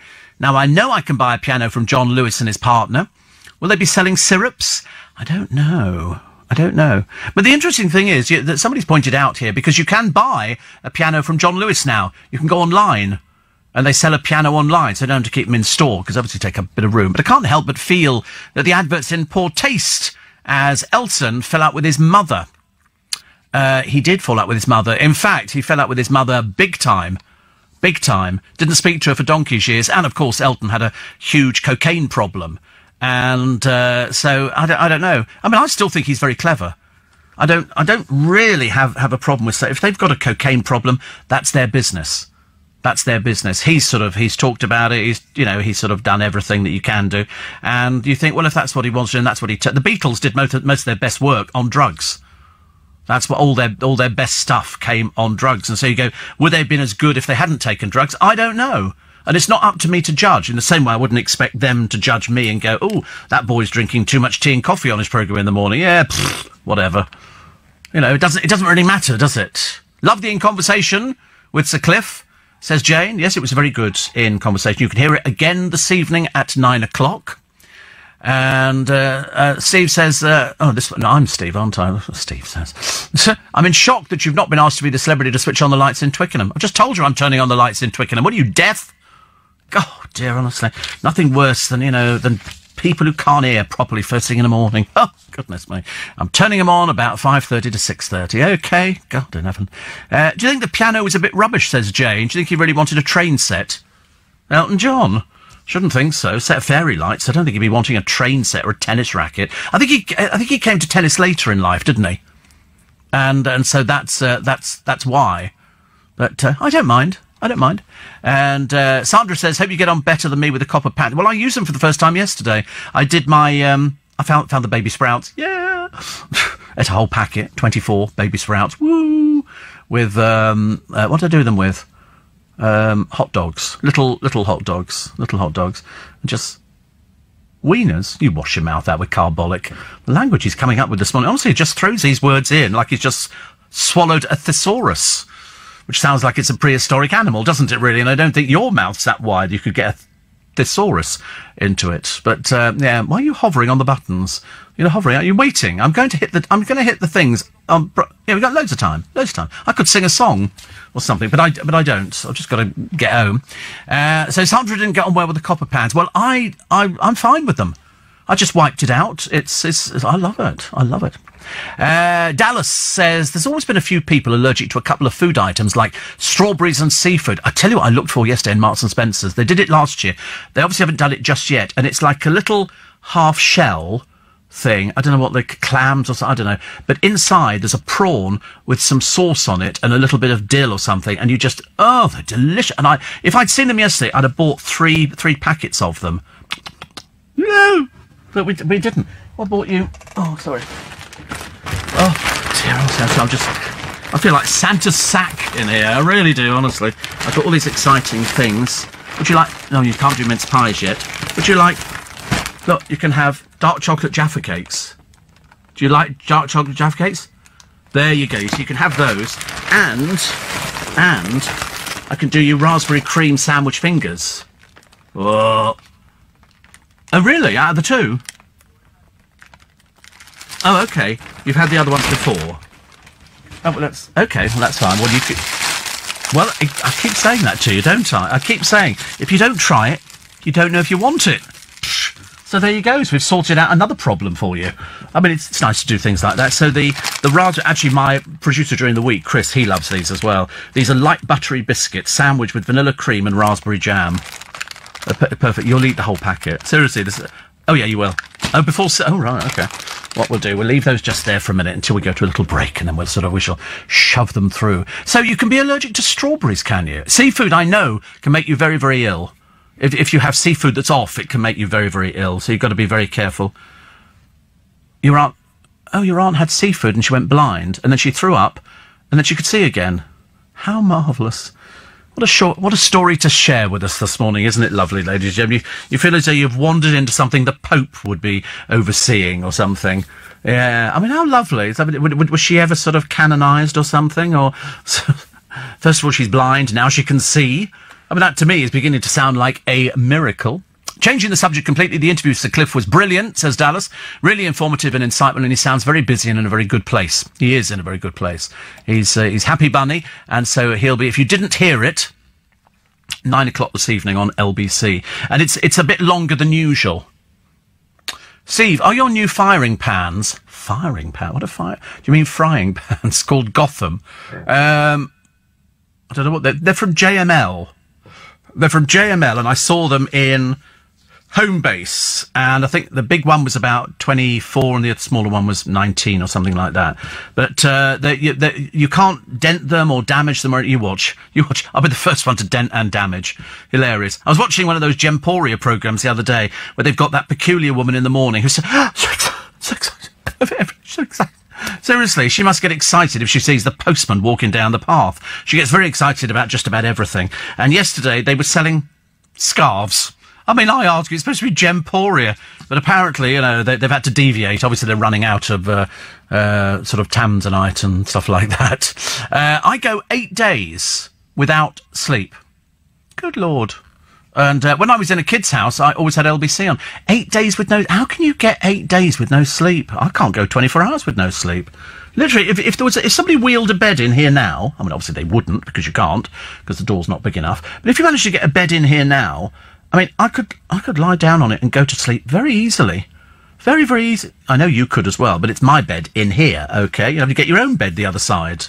I just quite fancy the idea. Just how long it would take you to go to sleep. Perhaps I need to be wired up to one of these sleep machines, just so I can find out.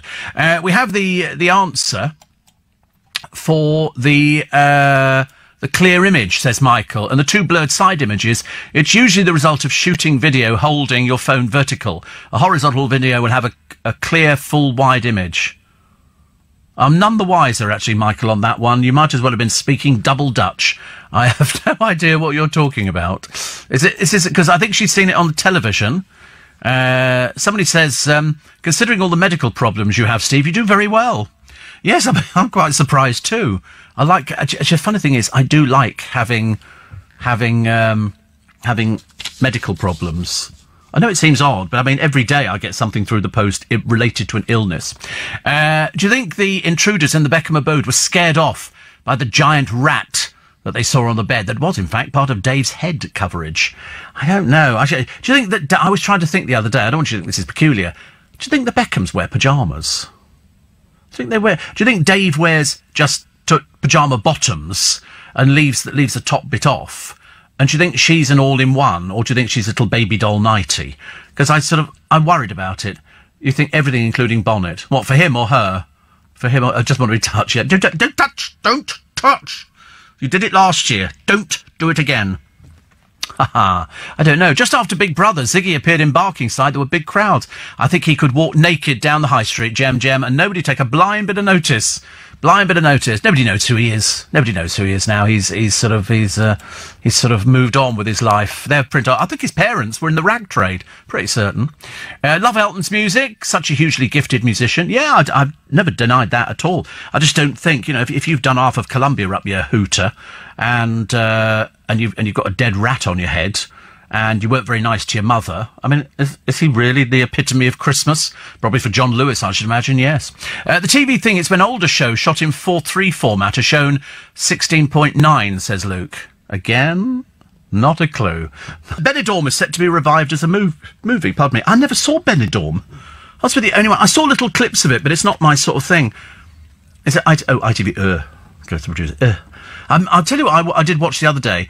Is it called Ibiza Weekender or something? It's these naff reps who seem to sleep with just about anybody, and a big fat queen who appears to be overseeing the whole lot of it, looking a bit like Divine. And I'm strangely drawn to this programme because they spend most of their time snogging and drinking. And I sort of sit there, and there's something about people drinking on the television that kind of puts me off. I sort of sit there, and then they go, OK, I dare Jordan to snog Bella, or so. Well, no hesitation. Jordan is in like an exocet, and their tongues, and, oh, dear me, ghastly. And they're all very messy in their bedrooms. They're not tidy people at all. Love Elton's music, Steve. A lot of people talking about that, about how good he is. I never doubted how good he is. It's just that he can be a little bit spiky. Sue says, it'd be lovely if you wish me a happy birthday. I'm an avid spiker and meeting friends later for a latte and then lunch with my daughter Sal. So there you go, birthday today. Phew. I'm seeing my brother today. He's bringing the girlfriend up, which is a great opportunity to empty the boot of the car again for the umpteenth time. And Jane says, just for clarity, I saw a truck yesterday, blue neon lights on the outside perimeter of the truck. Does that mean what I think? Absolutely. Absolutely. We're starting a new thing. And Sandra says, try cooking eggs in the copper pans. I did, and they stuck. Oh, right, OK, I'll try it. I don't do eggs. I don't know why. I suspect, Steve, that the Beckhams have separate bedrooms. Do you know, I'm not against separate bedrooms. Listen, the Queen's marriage has survived this long, and she has a separate bedroom from Philip. You can imagine the both of them snoring away like warthogs. It must make it really... If somebody snores in your relationship, and it might be you, who's going to want to sleep? You know, you just have separate bedrooms. So much easier. Just meet up Christmas and Easter. You know, and that's about it. Somebody says, I'm currently grooving to Sliced Tomatoes by the Just Brothers. I've never even heard of Sliced Tomatoes, but I do like...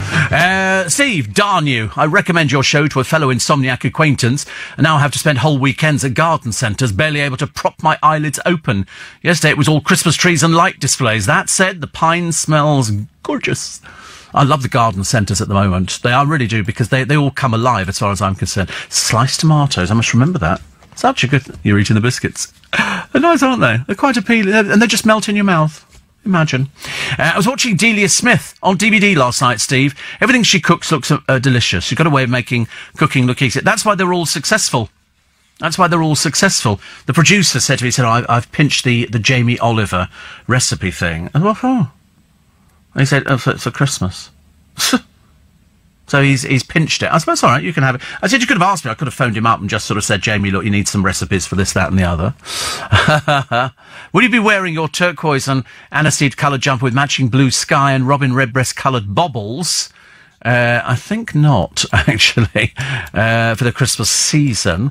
And what have the other radio stations got against Cliff Richard? They won't play his music at all. You know what it is? It's got nothing to do with Cliff. It's to do with the radio stations nowadays are formatted for music, certain music. And you get a gold station, a classical station, an easy listening station. And it's, they don't, you know, some of them play him. But also Cliff's fans are so loyal. He's number one in the DVD charts. You should get the DVD. It's very good indeed. My partner, says Jane, owns a waste disposal company. He wants to know if it's common for drivers to adorn the inside of their cabs with fairy lights. Yep. Not necessarily just Christmas. I think some of them do it all year round.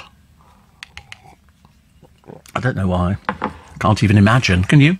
Carol had such a good time on Friday. We had a lovely time on Friday. A few of us went out for a lunch, which was very nice at Little Italy. And Tony and the team looked after us very well indeed. So we had a nice time. And then I staggered back out into sort of the what do they call it when the light starts dimming slowly? It's sort of, what do they call it? Dusk. It's not half as exciting to wait for, is it now? Now you know the answer's dusk. I was hoping it'd be something a bit more sort of romantic in London, but London was heaving on Friday. I don't normally go out for lunch, but I went home, then I came back, and it was only about 7 of us, I think. We had a lovely time. It was very nice. Twilight. Who came up with that? Oh, you're all by yourself? Oh, how is this possible? Honestly, where have you acquired this new knowledge? Have you been watching QI or something like that in the afternoon to educate yourself? I can't believe it. All of a sudden you're coming up with things. You're contributing to the programme in a way that we're not used to. Stop it. Not that fair. We tried to the other week. He won't eat a mince pie because it's not the 1st of December. Not the 1st of December. I told you about my... I think I need a new keyboard for the computer because it's sometimes it sort of seems to turn itself off. I put new batteries in and everything like that, and I started doing. I've got batteries in the keyboard. It's wireless. You look surprised. It's yours on the cable.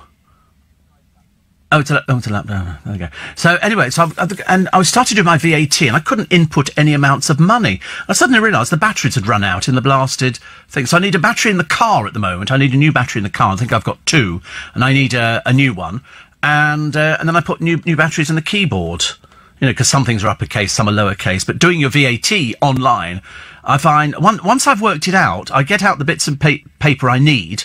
Write it all down, add it all up. So I then, the moment the boxes come up and I tick, the first box is the amount of money I owe them, third box is the amount of money before I've paid them, and so it goes on. And it's quite easy, and you click a button and it fills in the zeros, because there's lots of zeros on VAT things. And I was saying, at least I've done it. I paid the accountant. The accountant was paid within literally 3 days of him doing the accounts for next year, so that's all sorted out. So we're actually ahead of things at the moment. And then I've got 2 shows at the Magic Circle. January, we've got the show at the Leicester Square Theatre. And then we've got... What else have we got? God, there's loads of things, actually. I'm going to the ballet at Sadler's Wells. So all in all, it's actually... So we're racing through. We're racing through. The song Sliced Tomato, says Phil, is used for an advert. Is it? Are you sure? I used to like the song, and you'll have to tell me what this song is called, because I don't know. And I'll try and sing it. It goes, pow, pow, da, da, da, da, da, da, pow, pow, pow, pow, pow, pow, da, da, da, da, da, da, ba, ba, ba, ba, bam, bam. It's like girly singers. Pow, pow, da, da. It's Pow Pow by the Pow Pow, says the producer. See? Not so clever now. Not so clever. But if anybody knows what it goes, pum, pum, pum, pum, pum, pow, wow, da, da, da, da, da, da. Stop it! I'm doing my best. It's not my fault I can't sing for toffee. But so you watch, somebody come back and they go, I know exactly what that song says. Da, da, da, da, da, da, wow, wow, da, da, da, da, da, da, da, da, da, da, da. So it's like girly singers with a brass band, kind of, you know, but good stuff. Somebody will know, somebody will write in, I promise you. We've never been disappointed before. You've never let me down. Please don't let this morning be that time. Have you seen The Time It Takes? I've tried to watch this programme with Alison Hammond and Joe Lycett and a bunch of other people. I have seen bits of it. I haven't seen as much of it as I should. But this one here says the worst thing I've actually seen on television ever. Oh, well, there you go. It's dross. Until Pointless and Strictly. Are we paying for this amateur drivel? Really nice to be company. Welcome to the weekend. Well, we should have done it yesterday, I realise, but then you can enjoy yourself today.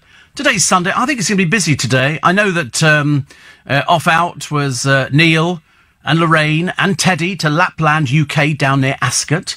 Wonderful. He said you'd love it.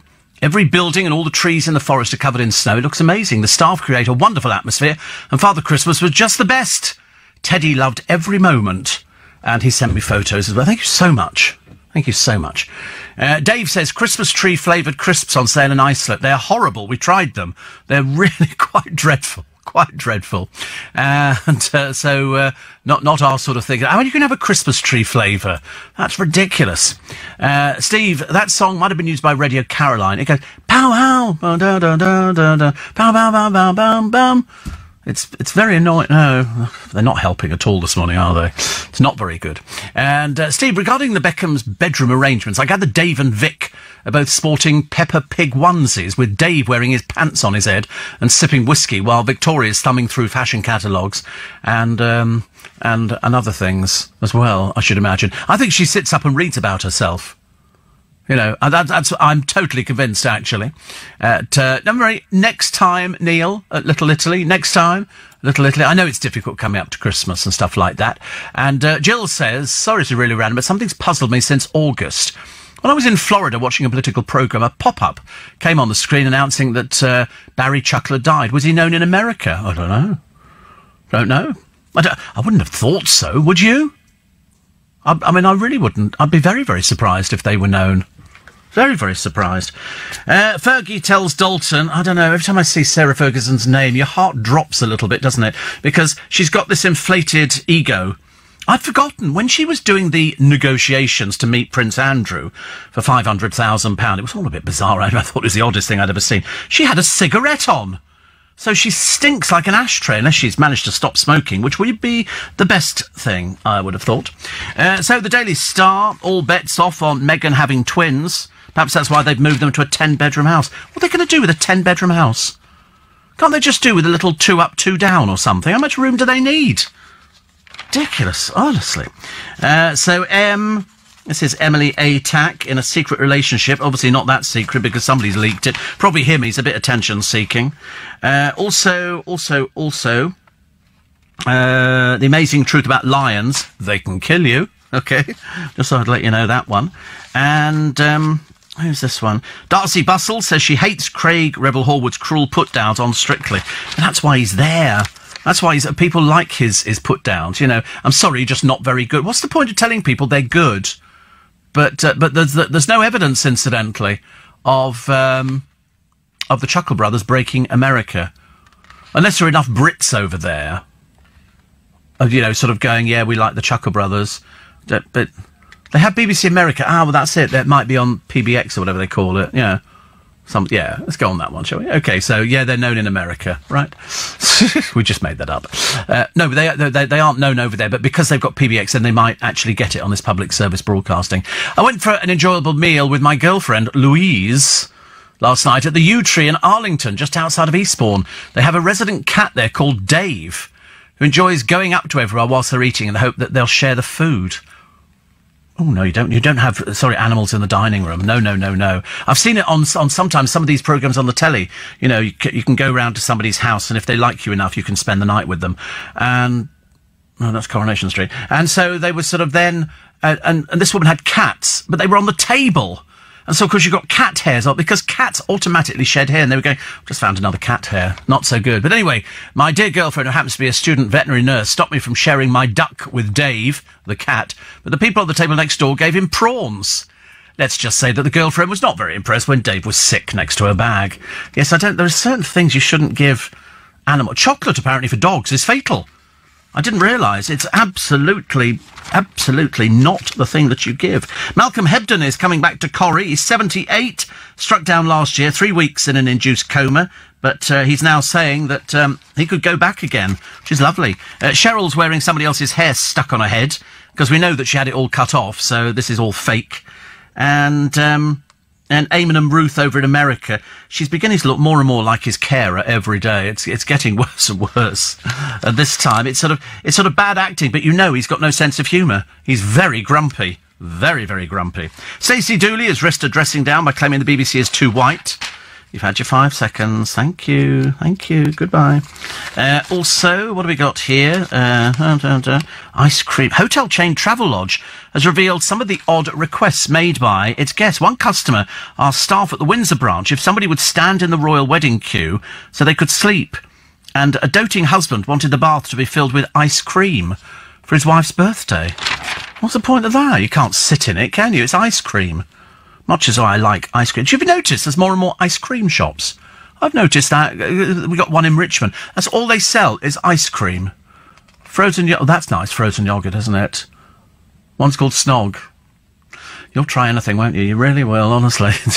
That desperate, you're tempted in by a bit of frozen yogurt called Snog. Oh, I'll have a large Snog, please.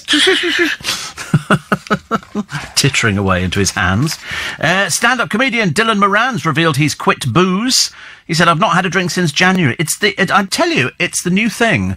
If you can give up for a month, then, you know, you can just you can go backwards and forwards. And it's quite a nice thing to do every so often, just to make sure that you're on target. You seem very organised with paperwork. Do you have a diary or a file of it? I'm rubbish with paperwork.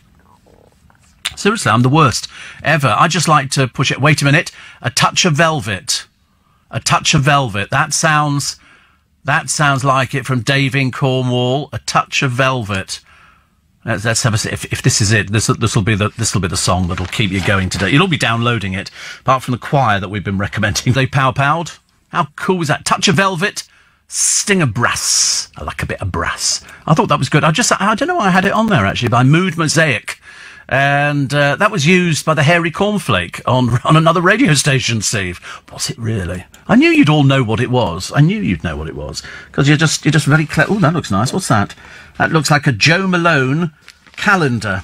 32. Where is it? 32. How much is that? These are difficult to get hold of. Oh, no, it says Aldi. Why does it say Aldi? Aldi, it looks very similar to Joe Malone. How odd. £49. Isn't that funny? It looks identical to Joe Malone stuff. Everybody now copies things, don't they? People go, oh, that looks really nice. And you go, wait a minute, it looks like something else. So you have to sort of check all these things. Steve, relights, take no parking, so there are many cab firms. Relights, take no parking, so there are many cab firms. Okay. I'm not going to disagree with anything this morning. I don't care. And pretty music, Steve. I could listen to it all day. Well, unfortunately, you can't. But I just thought it was sort of... It's just every so often I get a piece of music that I go, you should listen to this. You should hear it. And then people would go, oh, that's nice. That's very nice indeed. Daily Mail. Daily Mail today. Jamie's Christmas recipes. Well, I did have a copy, but I don't have a copy now of Jamie's recipes, but I'm sure if I asked him, he would send me one. The PM's plea to the people, back my Brexit. She makes an extraordinary plea to back a Brexit deal. I'm telling you, I'm so bored with it. I can't begin to tell you how bored I am with it. Why can't we just let it go through and then we'll see what happens? Because we're not going to have a general election. They're not going to have another vote. Okay? We're just going to get on with what we've got here and see what happens. That's all we can do. The country voted, we're not voting again. Revealed, the Prime Minister blocked asylum for the Christian persecuted in Pakistan. And yet, the UK was more than happy to give a home to one of Serbia's White Eagles, a paramilitary group. Also a war criminal from Sierra Leone, he's living here as well. Also a teen from Iraq who was trained to kill by ISIS.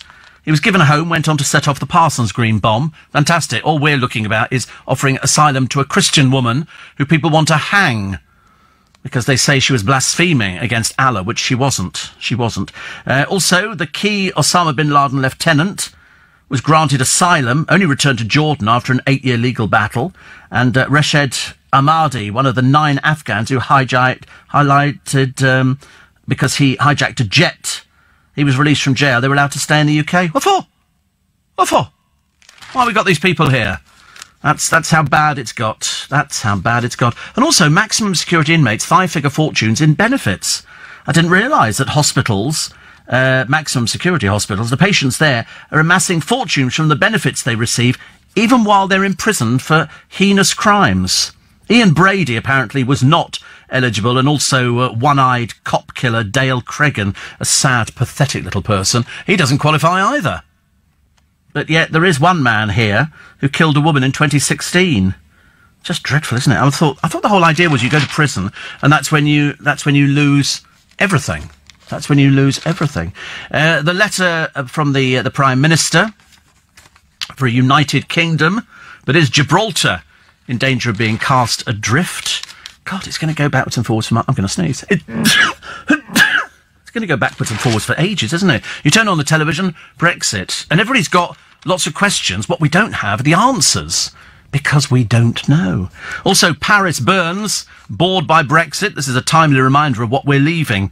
The London protesters doing a spot of cleaning. They're defacing war memorials. Fantastic, isn't it, really? You love people like that.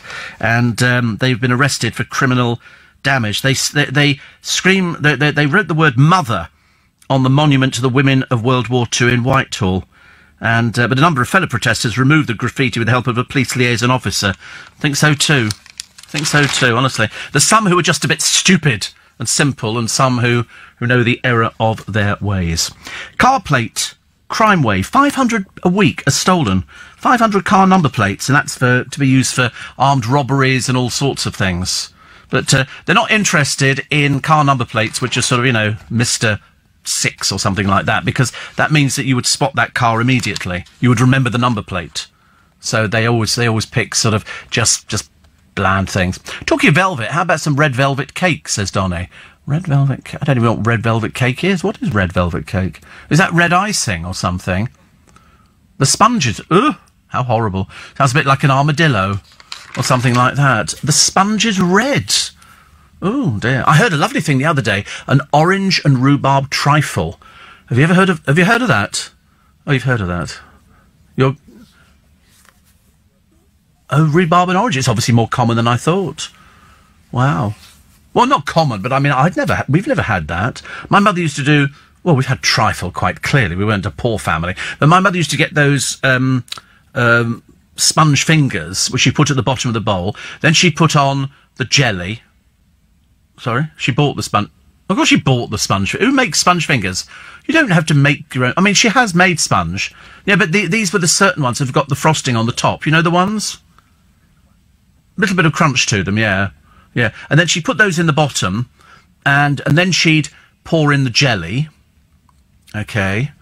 And, well, the sherry goes in all the way through. I mean, from start to finish. A couple of slurps of that. Always went down a treat in our house. And then she'd do jelly with fruit, so the fruit didn't all sink to the bottom. It would float in it, because that's the clever trick. And then we'd have custard, and then on top of that, cream and hundreds and thousands. Did you ever have hundreds and thousands? Do you know what they are? How do you know what they are? If you never had them, you are 40. Did you have chocolate vermicelli? So you don't know what that is, do you? No, that's exactly the same as the hundreds and thousands, except they're chocolate. They're little chocolate ones. And also, at Christmas, we used to have silver balls. Not intentional, we just ended up with silver balls. And that was... And my mother used to decorate the Christmas cake in the same way every year. Make the cake... Do the booze in it. There's a lot of booze in our family, even though I never drank till I left home. And then she'd ice it with all... She's very good at icing, my mother, you know, like that. And then we had a little Christmas tree that went on the top with a Father Christmas and a little sleigh. And they were the same thing. I bet there's loads of you ladies listening. You've got a box, haven't you, where you've got lots of decorations that go on the top of cakes for simnel cakes and, you know, all sorts of things. But if there's one thing I love, it's a roly-poly sponge. I love a roly-poly sponge with custard. I mean, that is just, you know, it doesn't get better. Well, there's probably other things you could get that would go as well, but Aunt Bessie does a very nice roly-poly pudding, and it's steamed. It's delicious. And yet, onion rings. Does she do onion rings too? Oh, I like onion rings. Marks and Spencer's do onion rings too, I think. They're quite nice. I'm having Italian for lunch today. Judy in Great Bentley says, quite rightly, I remember A Touch of Velvet was the theme song of Johnny Walker on Radio Caroline. 23 minutes past 6, coming up at 7, the Weekend Breakfast Show with Andrew Castle. This morning, up for discussion, Philip Hammond says Theresa May's deal is better than staying in the EU. Tijuana declares humanitarian crisis over the migrant caravan. 5 migrants are picked up trying to cross the English Channel. All of that and more on the Weekend Breakfast Show with Andrew Castle at 7 this morning on LBC. Are you having a trifle at Christmas? Yes.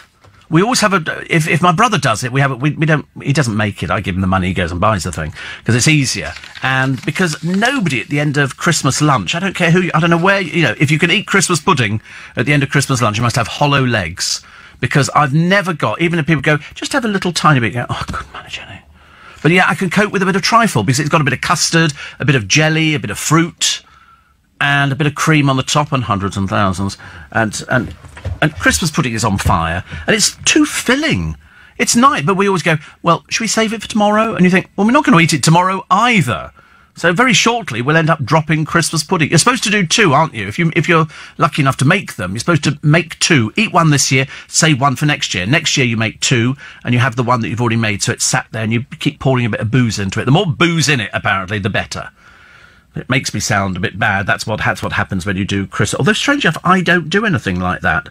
I don't do any boozing over Christmas at all. Give me a bowl of Satsumas, and I'm quite happy. Really, quite happy. I don't... Mulled wine. You can buy mulled wine, can't you? You can buy a bottle, it says mulled wine on it. Or you can buy trifle. I know. And I do. I buy the Marks and Spencer's trifle. I like a Mandarin segment trifle. That's quite nice.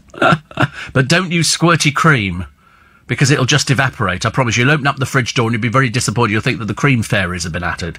But no, I like anything. I want these blooming prawns in the little clamshells. They're so delicious. So delicious. Right.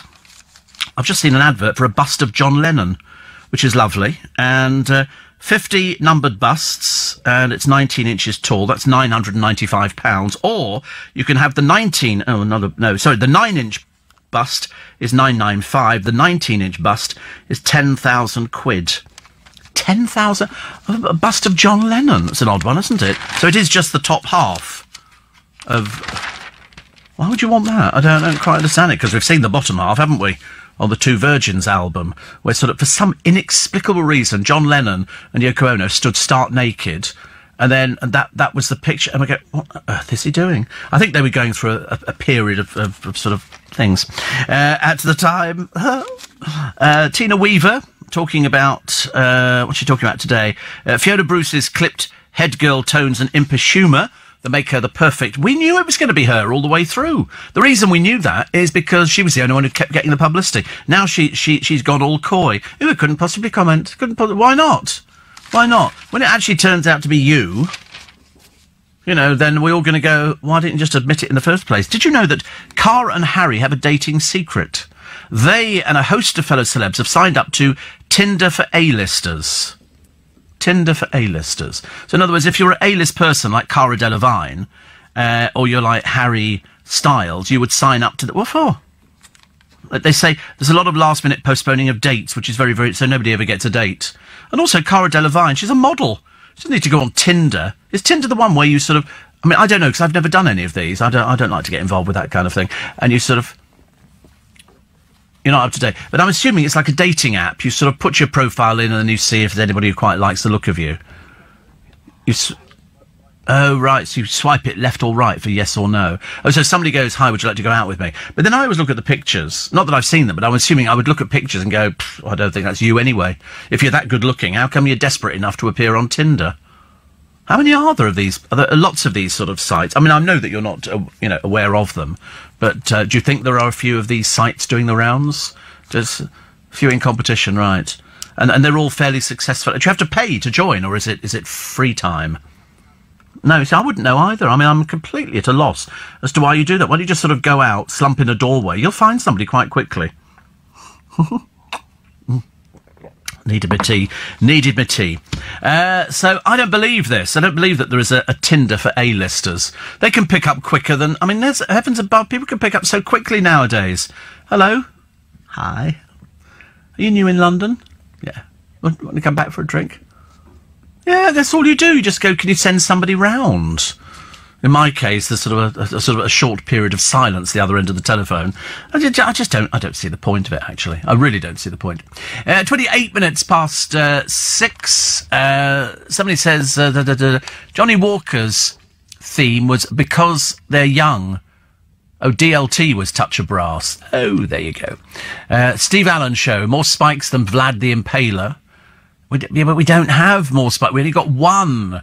We've only got one. Sweet potato fries or chips? Chips. I'm not sweet potato fries at all. But apparently the best chips in a recent survey were those done by Five Guys, because they leave the skin on for some reason. Apparently that's the good bit, the skin. So they just sort of, they don't, whereas most people take the skin off, don't they? And have you not been in Five Guys? Well, again, you must try it. If you haven't tried it, why have you not been in there? Is it because it's too expensive for you, or a little bit daunting? Yeah, I know, you never know. Sorry, can I help you? I don't know yet. Let's have a look at... what do you want? Hello, can I help you? It becomes very intimidating. But I do like a thick milkshake. I like it when it's so thick that you can't get it up the straw. That's my favourite time. Seriously, I can sit there, your little cheeks are sucked in, honestly. You look like an advert for Brer Rabbit. But no, chips, apparently, they did a survey the other day on who does the best chips. And their chips, because if you go to Five Guys, you get more chips there. We ended up leaving a ton of chips, me and my friend Paul, because they give you chips and then they pile more chips in. I mean, like anybody could look at the size of me and go, maybe not for you, Steve. I mean, there's somebody out in the newsroom this morning who we have sort of, and he's a rotund little person, presumably because he likes chips. Will it be salad or frozen peas? Oh, is this the Will it be mushrooms, fried onion rings? You'll have to wait and see. Bird's Eye introduced Steakhouse Grills, pure ground beef that you cook like a steak and serve like. It's not chips at all. That was a burger. I thought the advert went, hope it's chips, it's chips. Oh, dear, honestly. Hopeless, honestly. See, that's the trouble. Give them an inch, you know, and that's what you end up with. Cheryl, she's got rude words on hers. Rude words. Small wonder it bombed. Absolutely bombed. So, Koo Stark makes talk of the town today because they describe her as the colourful former girlfriend of Prince Andrew, has threatened the makers of The Crown with legal action, warning them against portraying her as a minx. Honestly, see, the trouble is I don't know how old Koo Stark is now. I'm not sure. She could be 60s. I mean, she dated him in the early 1980s. She's never talked about him. But then, you know, who cares? So he went out with loads of people. They were probably no nearer getting married than anybody else.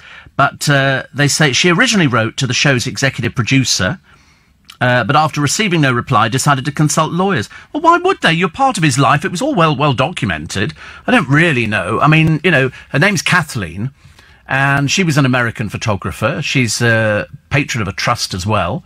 And she ended up going out with Prince Andrew. But she's known for her relationship with Prince Andrew. She's not known for anything else. She might have made, you know, a soft porn film, which is, if you take your top off, that's apparently soft porn. But, you know, she will be depicted in it because she was one of his girlfriends. What difference does it make? It doesn't make any difference at all. I don't think so. But I'm sure at one point, I know she did the acting and she's done all sorts of things. And then she was a photographer. In her personal life, I think she was close to Andrew for 2 years.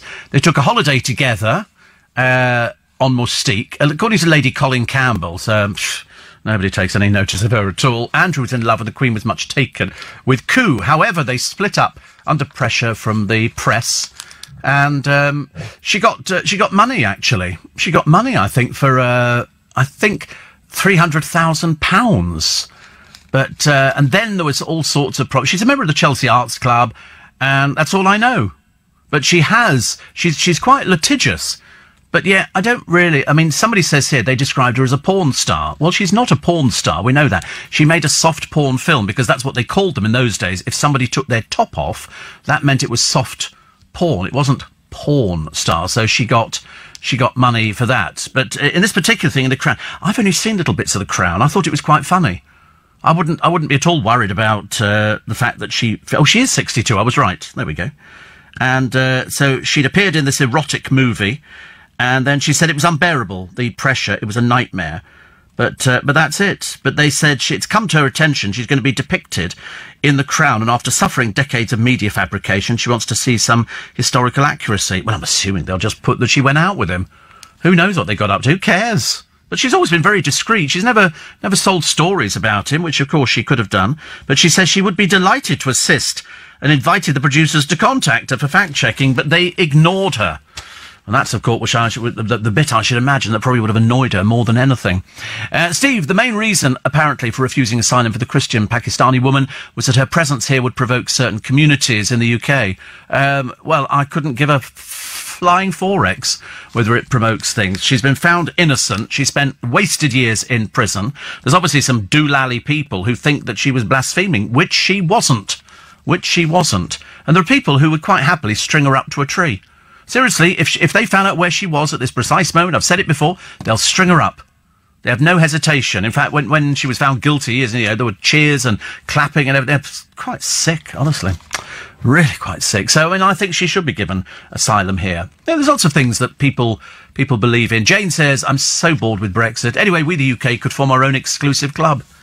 I think we just have to let it go, don't we? Just let's wait and see what happens. We don't know at the moment. But it's for all the anti-Theresa May thing. You hear it all the time on the radio and in the newspapers. People writing in saying, oh, Theresa May's terrible, sold us down the river and all the rest of it. These would be Labour supporters. This would be the Labour Party whose leader hasn't even read the blooming thing. He hasn't got the faintest idea what's going on. You couldn't trust Jeremy Corbyn with a chocolate fireguard. Definitely not. Sarah Ferguson, a little bit enamoured with Dalton Harris when she met him at her street child charity at Kensington Palace. As I say, nobody knows who he is. I've never even heard of him. But apparently, when he told her he was homeless at the age of 15, she said she wanted to adopt him. She's quite mad. Of course she can't adopt him. In fact, the other day I was watching this old thing of Peter Andre, and Peter Andre was sort of talking about wanting to adopt Harvey. And Harvey's father, who's Dwight York, said, well, of course he can't. Of course he can't. And then the reporter, I think was Kay Burley, threw it back at him about somebody adopting his children. He said that will never happen. He didn't quite understand. You can't go round adopting people's children when they're not your children. It's as simple as that. Jam, roly-poly and custard dessert. Old School Castles Pie and Mash Shop in Camden. Oh, how lovely. How lovely, lovely, lovely. Another one here says, I think we should all take a doggy bag to our meals and we can eat the leftovers for later. The Americans do. The Americans do that. You'd be surprised, actually. If you go to a Chinese restaurant or anything else and you start eating and then you can't finish it all, they'll happily put it in a box. It's no big deal to them. They don't want to throw it away. Take it with you. So that's what people do. And then sometimes they give it to the homeless people outside who are now so big they can't eat any more takeaway, Indian, Chinese, whatever it is, because the portions in America are huge. Absolutely huge. They really are. Steve, I just love cooking with booze. Sometimes I even put it in the Christmas cake, the pudding and the pies. Well, you can put it in anything, can't you, really? Somebody, says Alan, in Garstang, saw on Google News, somebody's making a Bailey's cream cheese cake. Bailey's cream cheese, I'm not sure about that one. I'm not sure. There'd be a lot of curdling potential, wouldn't there? But yes. I don't like it. I don't like the idea. In fact, I've actually gone off Bailey's anyway. It becomes quite sickly after a while. Christmas market is lovely over in Oslo. Michelle and Roger are over there listening to the funny show this morning. The Christmas market is so lovely. I like any Christmas market. You don't need to ask me twice to go to a Christmas market. Wayne, the trolley dolly, has just arrived in a humid Dubai, not a Christmas tree in sight. However, there are a group of women in full regalia singing Christmas carols in the hotel reception. You'd love it. I would love it. You're quite right, actually. And people know me so well. Anything to do with Christmas, and I'm quite happy. And somebody says the singers of A Touch of Velvet were called the Ladybirds, of which one member lives in Tower Road, Strawberry Hill, says Alan. The Ladybirds were very popular, weren't they? They were backing singers, which was lovely. Still to come, Julie Andrews is, the sequel to Mary Poppins, with no Julie Andrews. But I wonder whether or not you're going to get Dick Van Dyke. Yep, you're going to get Dick Van Dyke.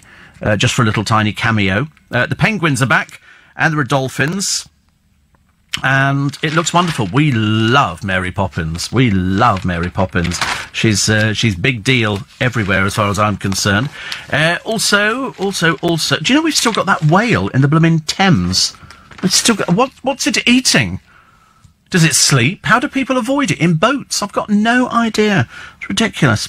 The money-making expert, a lot of people here, they say if you invested £1,000 in 2008 and you were with Ashtead, you're now going to be looking at £54,000. See? Unfortunately, in those years, we didn't have any money like that, did we? It was absolutely dreadful.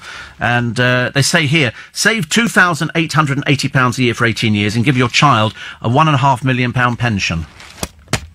Makes you a bit jealous, doesn't it, really, that you didn't sort of save as much money as you could have done. It's so difficult. People find it difficult now to save money. Some people do it, and some people don't do it. Also, a man conned out of 20,000 quid by an online date scam artist. They've used somebody else's picture. It's not this person at all. He's a retired dentist. He took out payday loans to send money to this girlfriend, but the woman in the photo is a porn star.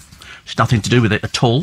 Also, Ed Sheeran, his lion tattoo is such a roaring success, it's worth a six-figure sum. Good Lord. He's just got a little boy's body, hasn't he, Ed Sheeran? He hasn't, We're not playing his music. No, we're not going to play it, so there you go. We're not going to play his music. Also, look, Dalton Harris again. Fergie tells Dalton, I'll be your mammy. For some peculiar reason. Sarah Ferguson was touched by his story of abuse growing up in Jamaica, and then she asked him to perform.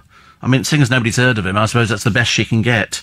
But that's about it, actually. And Ada Field, super busy getting over the shock of going to Winter Wonderland, I should imagine, which you don't want to go if it's raining. And make sure you've eaten beforehand, otherwise you'll be paying extortionate prices. 4 tickets before Andrew Castle's here for breakfast. Mark Wirtz's music can be bought on a double CD, says Paul. Thank you. Have you got Creed Viking? No, Aventus. And the Putney Prince is on the way to work, but wish I was still in bed. Oh, everybody wishes they were still in bed. But the trouble is, get up and then you can do something. Which is much nice. Somebody says I wouldn't trust myself with too much booze in the kitchen because I'd drink it all. before it was used for the cooking. Yes, there is that danger. There is that danger that you might actually. And somebody says, thank you for your chat and cheer. It's always good fun. Enjoy your brunch. Well, as I say, there's 10 of us for brunch today, which is quite nice. And then I shall turn on the lights in Twickenham. I know you said Chiswick. I'm turning on the lights in Twickenham today at about between 5:30 and 6:30. It's somewhere between that period. But there's lots of Christmas stalls down there and stuff like that. And this is to signify it's Christmas. We always get out the bells. A friend of mine, Ian, says it's not too long now until we get to Christmas. In fact, we are racing away. It's 1 month until the bell rings. 1 month until the bell rings, because it's the 25th today, so it's a month until, you know, you've got to start digging out half the bricks in your house, because if you haven't got a chimney, how's he going to leave presents? You know, unless he's going to leave them by the back door, which, of course, is entirely possible. Alert after boozy bust-up. This is paramedics racing to Caroline Flack's house after her ex-boyfriend... Oh, it's ex-boyfriend now, is it? Oh, that's sort of on, off. Dialed 999 amid fear she was going to take an overdose. Her pals claim that he acted vindictively over their split. Oh, God, honestly. How old are these? What are these people? 12, 13? No, they're adults. They're adults, but it's just awful. It really is. The Beckhams have fallen victim to another raid, just a month. I thought they had security guards. This time they say 7 security guards and 2 attack dogs chased the intruders from the ground. Well, how fast were they running? What, they got away from attack dogs? Don't be so stupid. Can't get away from an attack dog. What, you outrun the attack dog? These are Alsatians. And 7 security guards. What were they, the fat, overweight ones? Come on, run. Ridiculous, honestly. Apparently, both incidents are believed to have been masterminded by a gang targeting wealthy individuals in the area. But if you notice, first time round they never nicked anything, because I don't think the Beckhams have got anything. They don't collect art. They don't do anything at all. They've probably just got an ordinary dinner service. But apparently, a balaclava gang tried to break in. They were caught on CCT and were seen off by security. See off, you! Go away! Dreadful. The neighbourhood policing team has been made aware. 6:15 in the morning. Best time, actually, to break into somebody's house. So here's Caroline Flack, slurring and incoherent. She was looked at by medics after a binge. Her ex said she made threats of an overdose. What are you supposed to do? If somebody does something like that, obviously you're going to do the favour to them, aren't you? And you're going to sort of call 999. You know, the fact that this could have been alcohol-related is their problem. It's nothing to do with us. Nothing to do with us at all. Also, Dele Alli, he's a footballer, apparently. He stumbles after his girlfriend in an alleyway in his second boozy night out. What is the matter with these people? They're earning a fortune and they go out for boozy nights out. Why don't you stay in, Popsikins? So much better. However, bad news. Over in Ireland, Boyzone star Shane Lynch stunned viewers with a foul-mouthed rant on live television. Confronted with an embarrassing video of the boy band, he told the host he could shove it up his... Not at liberty to mention any other things, but he'd already arrived 25 minutes late for his appearance on the Late Late Show. As a result, Ronan, Keith and Mikey had to perform their new single without him. The presenter, Ryan Tubridy, I think it is, sparked Shane's fury with a clip of Boyzone dancing wildly on the show in 1993. One viewer tweeted, "Disgraceful display." Shane was late after missing flights from the UK where he's filming a new TV show. We don't need language like that, though, do we? It's unnecessary. I don't do language like that on my programme. Just not right at all, I don't think. You were right with the Findus TV ad. The bit the producer cut off plays, "It's chips, it's chips." Yeah, we got it now, though, don't worry. Yeah, he was just a bit premature. He's like that, you know, sometimes. 15 years ago, I used to visit Dubai, Steve. You could buy a few certain fragrances of Creed aftershave for 25 quid a bottle. Jane says, "I must state I do not visit Dubai now. Far too Blackpool." Yes, Blackpool at a price, though, isn't it? It's the latest place for all the drunks to go, to have sort of hen nights and stuff like that. Dreadful, isn't it? Even a friend of mine who's a very regular, in Dubai says he doesn't go there anymore. He said it's gone downhill. I thought the Beckhams had a place out there. I don't know why. No, I didn't say that because the Beckhams are down market, but they are really. I mean, you know, her dad was an electrician and David's mum and dad, they were hardly sort of high flyers, were they? But I'm sure they had a place out there. I'm pretty certain. The pregnant Duchess of Sussex has pulled out of a visit to Zambia. Another visit. Good Lord, life is one long visit at the moment. And oh dear, there's a pair of staff people here romping in a store. An Aldi. Oh, dear, it's so unnecessary. Aldi, romping. Please, we don't like that kind of thing at all. Sheridan Smith has worried friends by going on a booze bender. Stop it. I shall have to come round and tell her off again. And now here's Cheryl with this fake hair stuck on her head, because now she's pretending she knows what dancing is. She doesn't know what singing is. The mother was seconds from death after suffering a severe allergic reaction to sesame seeds in a chicken wrap on a British Airways flight. Why? Because she never told them that she had an allergy. You know, they're going to have to write everything, aren't they, on all these things. Apparently, Starbucks is it Starbucks? No, Pret a Manger have been done in one of the papers. Again, they've got stuff which has not been labelled up. And somebody, oh my God, could be another disaster. Rebecca Vardy dresses as a mermaid. Well, there's the indication to push her off the end of the pier. Thank you very much indeed. And, I mean, it's just... There's nothing to her at all. Absolutely nothing. She's just sad, desperate, wants some attention. Debbie McGee, how much do they get for pantomimes? Got to tell you. Joe McElderry, 48 grand. That's a nice package. Shirley Ballas, 160. She's doing the Liverpool Empire, bigger. Les Dennis, 65k. Jimmy Osmond, 110,000. Dawn French at the Palladium, £220,000. Good money. Debbie McGee, 60. Craig Rebel Horwood, 135. Kim Woodburn, 30. Duncan James, 80. Wow, it's a bit of a difference, isn't it? And for Colleen Nolan, nothing. We don't even know if she's doing pantomime this year. She should do, though. She should. That's the only thing I would say. Right. Rogue bailiffs who terrorise debt-ridden families will be stripped of their powers. So that's good news. That's good news. And what have we got here? People who buy fake hairstylers risk death. You'll find them on sale in markets everywhere. Hairstylers which can blow up and cause you serious damage. If you're going to buy something, get it from a proper shop. Seriously, it's too risky. Too risky, I think. And that is just about it for this morning. It's all gone very well, actually. So we've sorted everything out. We've done the papers. Andrew Castle will go into them in more detail very, very shortly. This evening, if you're round my neck of the woods in Twickenham, I'll be turning on the lights at the end of Church Street. You won't miss it. It's the place where it's just got the Christmas tree. Generally speaking, we pull a good crowd. So let's hope we pull a good crowd today. As long as it doesn't rain or anything like that, we shall be okay. Church Street does have a church on it at the very end. Very end. It used to be Twickenham's Main Street, but that was many years ago, before you or I were even born. And lots of people are going to be around later on, so I look forward to that. Listen, have a fantastic day. Wrap up warm. It's not warm. It is not warm out there. It's a bit chilly bonce. A bit chilly bonce. So all you got to do is wrap up warm and it's fine. I think it'll be a big busy day for shopping. I'm pretty certain, actually. I don't know if Paul Cooper's got his Christmas trees up, because now would be the good time to start working out your Christmas trees. You get a good 4 weeks of it, which is quite nice. And they found another mummy.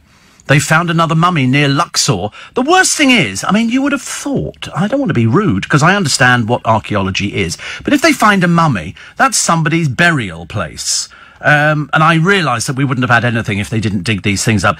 Literally within, the amount of time it took them to get him up out of the ground, and he was buried under about 1,000 tons of rubble, they started unwrapping him. They've unwrapped him. He's a mummy. That's his last resting place, poor soul. Little expecting 4,000 years later somebody's going to go, hello, who are you? And start unravelling him so we can see his face. And to be honest with you, because he was mummified, it doesn't look totally undifferent. I mean, obviously, there are bits that seem to disappear as you get older. But I don't know whether or not in the Egyptian mummying they take your eyes out. I'm not really sure about that. I don't know how that works. But he doesn't appear to have any eyes. He's got his teeth, though. They look quite nice. He's obviously been using the right toothpaste. The Royal Mail are installing postboxes which sing carols. They'll be identified. They've got sort of frosting kind of thing on there. And then they're going to, every time you put a post thing in, it's going to play a carol for you. Bit nice, isn't it? Do you remember years ago they did, what was it? Candid Camera. And they pretended they had somebody caught in a postbox. And so people would, and you'd hear a voice coming from inside going, hello, hello, and you get people talking to the phone box, the post box, going, yes, and they go, I'm stuck in here, I'm in the letterbox, I can't get out, can you get a policeman or something? And then they'd end up with somebody else standing round it. Lovely. It was lovely. And 84850 steve@lbc.co.uk. Fabulous afternoon in Twickenham with Daphne, says little Julie. Lunch at the Barmy Arms and a spot of shopping. Finish with seeing your good self. Switch on the lights and a lovely chat with your brother and girlfriend. And then the young singer, Casey Brooks. Amazing voice and only 15 years old. Chatted to his very proud mum and dad who were in the audience. It was a good crowd, wasn't it? Very good. Not as cold as I thought it was, but it was okay. And Ron says, I spoke to a couple of ladies last night. They came all the way from Torquay to meet Steve Allen. They weren't bothered about the lights, and judging by the crowd, you're a bit of a celebrity. Yes, well, we've done it a few times down there. I've done it. I think that must be about the 5th time, I think, that I've turned on the Twickenham lights. We may not be Regent Street, but we're all right. We're okay. We manage it. Thank you very much indeed. Made a trifle yesterday and used Swiss roll as the sponge. Oh, we used to use that as well, Swiss roll. But my best one sounded the other day when somebody said orange and rhubarb. That sounded like the trifle to end all trifles. But what did you have for lunch yesterday? I had liver. We went to a restaurant. There was going to be 10 of us, but we came down to 6, which was probably better sort of managed. So we put away a little bit of drink. And then I was back home in bed at 6 o'clock. Well, probably just after 6. Oh, I slept like a log. Will you be working on Christmas Eve and New Year's Eve? Says Stuart. Am I working Christmas? Yes, apparently I am. They're Mondays. Oh, typical. It's always Mondays, isn't it? They go, are you going to be working over Christmas? Yes, so I'll be here Christmas Day, breakfast, and Boxing Day, breakfast.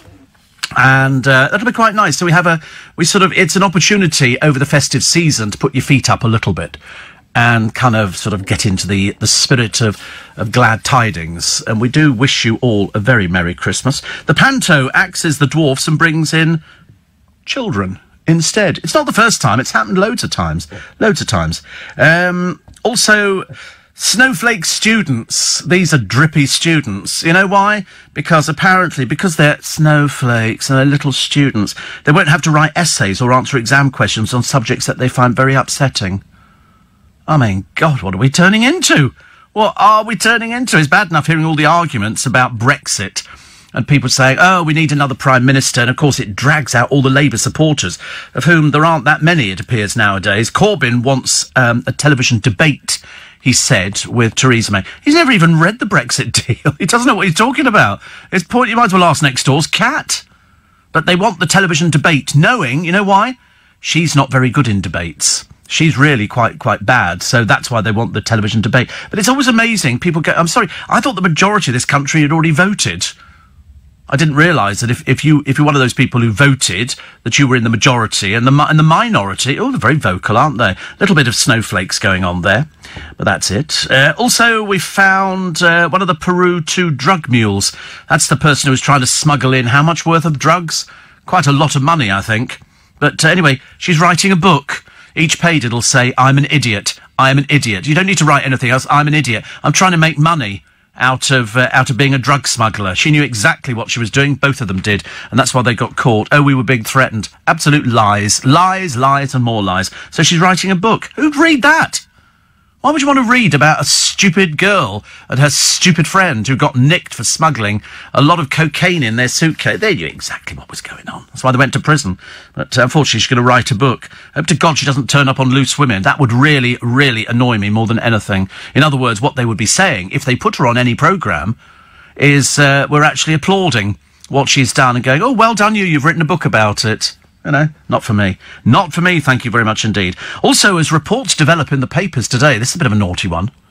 There is a block of flats in Chelsea. It's an apartment block. There's quite a lot of apartments in there.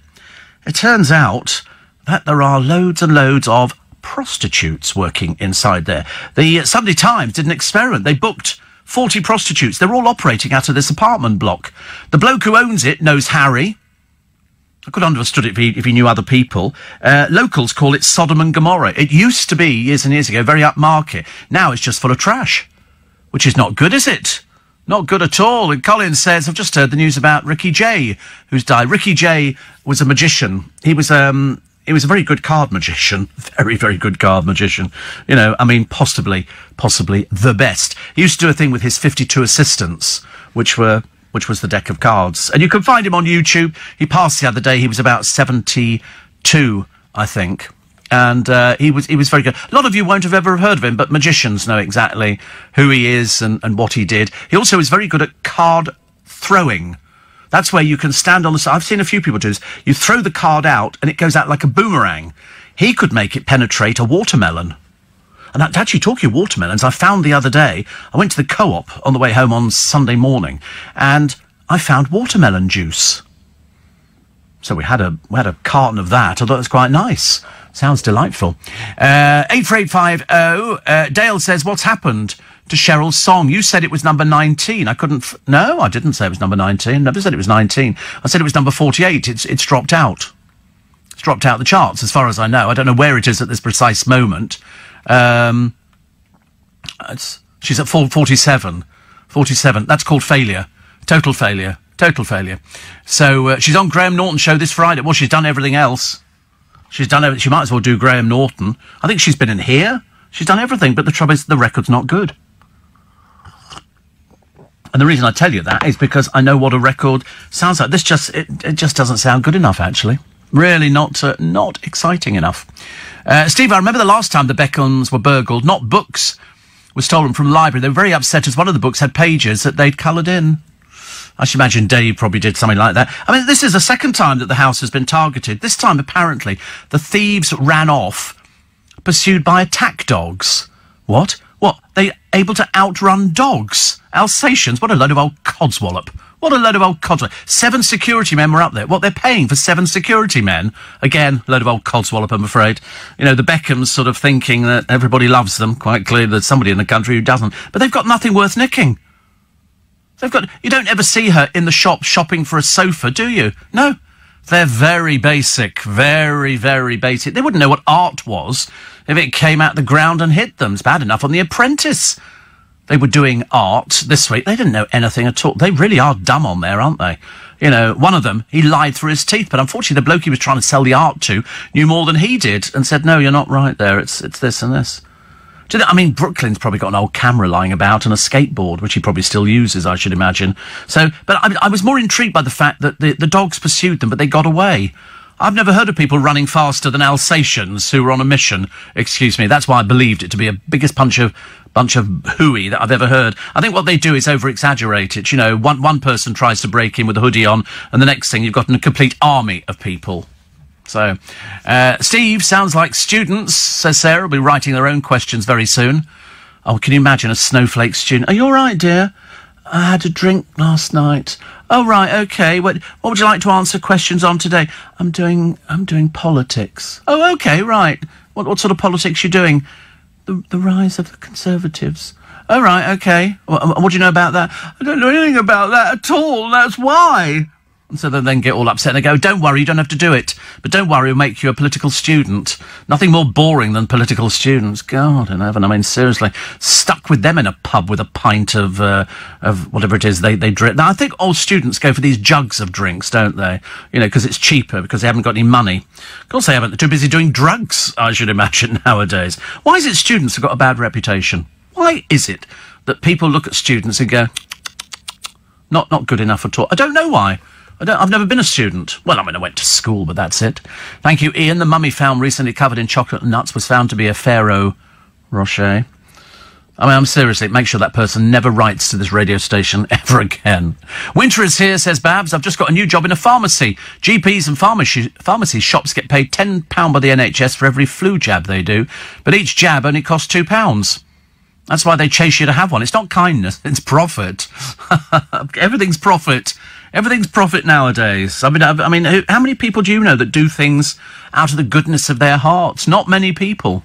Not many people. They do it because they want to make money. And that's how it is. Racist Jim Davidson continues his old act. Apparently Nigel Farage thinks he's hilarious. It's a bit dated. Jim's still doing his nick, you know, and chalky and all this kind of... It's so dated, it's like throwing back to the 70s. Also, what was the other one I quite... Oh, yes, which everybody seemed to pick up on. I don't know why. Children as young as 2 using the F word. Yeah, and the problem is what? So, would you like to sit down there? Why don't you do one? You know... shall we all have a little sleep this afternoon? I don't think so. I'm trying it on with the one over there. That's how it works, isn't it, nowadays? 2 years old swear. Where do they get it from? They get it from their parents. Their parents swear. And, I mean, we all know swear words like bother and bottom and things like that, and boobies. It's a swear word, isn't it? And bloody used to be a swear word at one time. But, I think the godchildren first swore when the youngest was very young, and she'd heard the word. She'd heard her dad using it, and then she'd heard it at school. It was a fur. It was a foot word, which I can't mention. It's funny, isn't it? You can't sort of mention it. We all know what the word is. Fuengirola. She can never get her tongue round it. Will Young seen behind the wheel of his car. You're not supposed to be driving till Wednesday, is it, Will? But we haven't found out what well-known useless lump of lard around town Katie Price is doing. She was caught in the car when she shouldn't have been. Also, the people actually in the celeb camp have lost 4 stone between them. I mean, that in Emily Atack would be just one thigh, I should imagine. And also, how much will you spend on your dog this year? Apparently 166 million quid. That's not obviously each of you. That would be ridiculous. But that's what people spend on dogs for Christmas, I think. Also, the fake electrical goods. You'll see them all over the markets. Be warned, if you plug these things in, you can have a fire going on. I mean, you pays your money, you takes your choice. If you're daft enough to buy somebody who's got a crate load of hair dryers or tongs or stuff like that, 9 out of 10 of them are going to be fake. And there is a bit of a problem with it, because there is a very good chance that you could blow your house up with these things. You know, they then take them and have them tested, and they go, why did you buy them from there? Because they were cheap. That's what people go. That's what people go for. They go because it's cheap. They're not going there because they've seen these things. Have you seen the price of it? I mean, the Dyson hairdryer is £300. Seriously, be quicker to start a fire. Probably marginally more effective, I should imagine. And I've just spoken to next door's cat, Steve, about Brexit. He said not to bother him as he's listening to Steve Allen talking about a bunch of Toms working in a block of flats in London. Quite a few of them, actually. Quite a few of them. And another one here, John in Brightlingsea, says a themed weekend went far better than I could have hoped. Lunch at Joe Allen's was historic. Great cocktails and a table next to a well-known celebrity. 42nd Street was fabulous. And I even got my daughter, who's training for a career in musical theatre, a backstage meet with Bonnie Langford, who is the nicest person in the business. We had a fantastic time. Good. Good. I'm very pleased. You chose well. Dom and Dom says they've started advertising Dale Winton's Florida experience. Really? I mean, good God, I mean, it's not long cremated and already, but they don't seem to worry about that, do they, nowadays? Also, somebody broke into the Beckham, Steve, to leave food in the fridge for dear old Vic. I can't remember the last time they went to this house. What's the point of them being stupid and buying a house and doing it all up and not living in it? Because they've got a place in America and a place in Notting Hill. And you wonder why somebody wants to break into the house. I mean, you know, it's a no-brainer as far as I'm concerned. Love how you sip your tea, Steve. Nothing better than a cup of tea in the morning. I agree with you. I can give you a time check as well. I'm that good. It's... Morning, everybody. Steve, who would want a book on how I failed at drug smuggling? Yeah. Freddie Lakers, how I ruined an airline, didn't make it into the top 100, says Phil. Yeah, I mean, I wouldn't touch anything that those drug smugglers, you must be joking. I'm surprised any publisher would even go down that route. Steve, early one morning on LBC, I heard a story of a metal detector find in Wales of a tomb with a chariot. Now, nothing's been shown or told of this find on TV News Channel. Was it fake news? No, I remember this story very, very well indeed, because I think I actually covered it because it was in Pembrokeshire. And what it's done, it's rewritten Welsh history. First of its kind to ever be found, I think, in Western Britain. Goes back about a couple of thousand years, and it's a Celtic chariot burial. And this would be a high-ranking chief interred alongside the horses and other valuables. There are 35 decorative metalwork pieces still with their bright red enamel intact, and it's really amazing, really, when you consider it. So it's rewritten Welsh history. I mean, various chariot burials have been found across the UK, mainly Yorkshire, Scotland, but this find is the first of its kind in Wales. There's no history of chariots like that in Wales at all, but yes, it did exist, and no, it wasn't fair. The colours are still bright. They're still bright. He says, I've been in this field loads of times, about a dozen times, but it was very difficult to dig. If it wasn't for the rain, I wouldn't have found it. What a thing to find, isn't it? Like over in Egypt, in Luxor, they found another mummy who they've ceremoniously unwrapped. I mean, the poor soul, honestly, they left his pants on. And it's amazing when they find these things because they're enormous. They're enormous. This is about 3,000 years old. And when you look at what they found, it's just amazing. The first one had been opened earlier, the first sarcophagus, and one was Rishi style, which dates back to the 17th dynasty, one from the 18th dynasty. The two tombs were present with their mummies inside. Normally, people broke in, but they were quite... I mean, I just find it amazing this stuff is out there. And this is the first known time that the authorities had opened a previously unopened sarcophagus before international media. So they unwrapped it, and there inside is the body. The tomb contained 5 coloured masks and 1,000 Ushabti statues. Those are the miniature figurines of servants to serve the dead in the afterlife. And the ceiling is painted. I mean, it's almost as if it was done yesterday. Seriously, because a lot of people have not gone to the tombs and things like that after the unrest of recent years. Also, there's mummies, skeletons and skulls dating back to the middle. We think this actually could be. We're not sure if these are sort of genuine or if they're not, because the ancient Egyptians, as you know, mummified humans to preserve the bodies for the afterlife. And so this one, I mean, this looks like it was painted yesterday. It's absolutely amazing. A lot of people have not been there. But hopefully this will revive interest in travelling. There was lots of dangers of going to the Valley of the Kings and everything else, so people stopped going, whereas I was sort of thinking, I'd love to go there, but if it's dangerous, I'm not going. It's as simple as that. But they need the tourism. They've revealed over a dozen ancient discoveries since the beginning of this year. It's amazing, though, isn't it? And then they unwrap it, and then you see his face. And you go, wow, that's actually somebody who existed.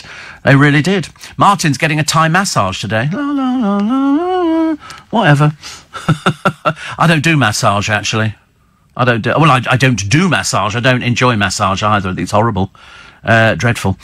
Steve, great listen last night with you and Cliff Richards. Quality, says Mark. Yes, even the Cliff Richard fan club liked the interview a lot, which is always good news. So Cliff is available to... stream. You can stream him now? Wait a minute. I have to check, just in case. Just in case. We think... Yes. Wait, no, we're not sure. We're not sure. So you can stream it if you go to the LBC... Oh, right. You should be able to in a minute. There we go. And then you can stream it, and you can have a listen back to it. It's a great interview. Any interview with Sir Cliff Richard is always a good interview. And you should be able to do it, certainly, within the next 10 minutes or so, I think. Jackie in Watford says, re-electrical goods, I've had the same problem with light bulbs blowing themselves up. They've not got LED right yet, especially dimmable, which flash, and they're forcing us to use them. Ooh, yes. On the subject of centrally heated clothing, says Michael, I recall working for a Japanese investment bank in the mid-80s. During the winter months, the Japanese staff often used these handheld sachets which warmed up when you rub them. You used to push a little thing inside, a little metal disc. You pushed it and then it started heating up. You can buy them in camping shops, you can buy them from Amazon, you can buy a box of them. And it's sort of a liquid gel, and you do that, and then you stick them in your gloves. But the clothing's a new one. I've never heard of heated clothing. I didn't. And then Kevin in Newport says, did you just use the phrase penetrate a melon? I can't get back to sleep now. Yes, Ricky J used to do it with cards. With cards. He could throw a card that could penetrate a melon. And tits like coconuts, which is, because sometimes for hedgehogs put out water. Please don't put out milk. Please don't put out milk. It's amazing the amount of rubbish that people throw out there hoping to entice birds. One of those lions that were filming for the David Attenborough programme, the local farmers poisoned it, and they couldn't do anything about it. It died, unfortunately. Apparently, Barney says the Beckhams own property in the Cotswolds. What for? They've got a place in town. They're a boring family at the best of times. All Dave does is go to the local pizza place. I don't think she's ever cooked in her life. What do you think she cooks? Nothing. I don't imagine she could cook at all. I don't think any of them cook. And he goes out and then he gets sort of, a cup of coffee or something. That's about as far as it goes. Dreadful. Dallas says they could have x-rayed the mummy to see what it looked like. No need to unwrap it. Very disrespectful. Do you think it's still got any family around? Or just a family line? When you say no, I mean, I don't know. Do you think they just sort of fizzle out? Because the family might be going, excuse me, He's just had a very nice burial. Now you've unwrapped him again. We don't want him unwrapped. I know in Mexico they do Day of the Dead, where they dig up relatives and they sit with them in the cemeteries, and they have special cakes and all sorts of things. I mean, it's something that we don't do. We're a little bit peculiar like that. But you're right. They actually could have X-rayed the mummy. You know, might be a relative of somebody's. They might be going, oh, it's great uncle Ebenezer-esque or something. You know, otherwise, you know. They have X-rayed before. In fact, if you go to the British Museum today, there's a thing for you to do. It's free. And you can see all the mummies. They've got loads of mummies from all over the place in their painted coffins, and it's quite impressive. But it's still somebody's last resting place, isn't it? It's like saying, you know, Steve Allen's just passed on. Let's prop him up in a museum. I don't think so. I don't want anything like that. Yeah, pretty nice to be company. Monday morning, the 26th of November. I met loads of people yesterday who said, you know, I wake up first thing in the morning for this programme. I thought, that's good. Me too. In fact, I was going to have a little doze in the car on the way in this morning, but I didn't actually. I'd just like to close my eyes. You know when you close your eyes and sort of gather your thoughts, and all I kept seeing in my thoughts was this mummy that's been unwrapped, which I thought was, you know, I'm fascinated by stuff like that. I mean, you know, there's more stuff under the ground here. What did I go to? The last thing I went to see was the Cheapside Hoard, and it was a box of jewellery that they found years and years and years ago when they were doing some stuff in the city, and they put it on display at the Museum of London. I was a bit disappointed. I was expecting to see, you know, bright, shiny diamonds. I think it could have been a jeweller, and this was stuff that he was saving for customers or so. Anyway, there was loads of it. And I went to see it. But it wasn't as exciting as I wanted it to be, but that's just my imagination not being stretched. Martin says, I never swore in front of my mother until I was 28. Kids today do it all the time. Stone me, they kill each other, you know, now. But as you say, the world moves on. It does. I mean, I never swore in front of my parents. Never.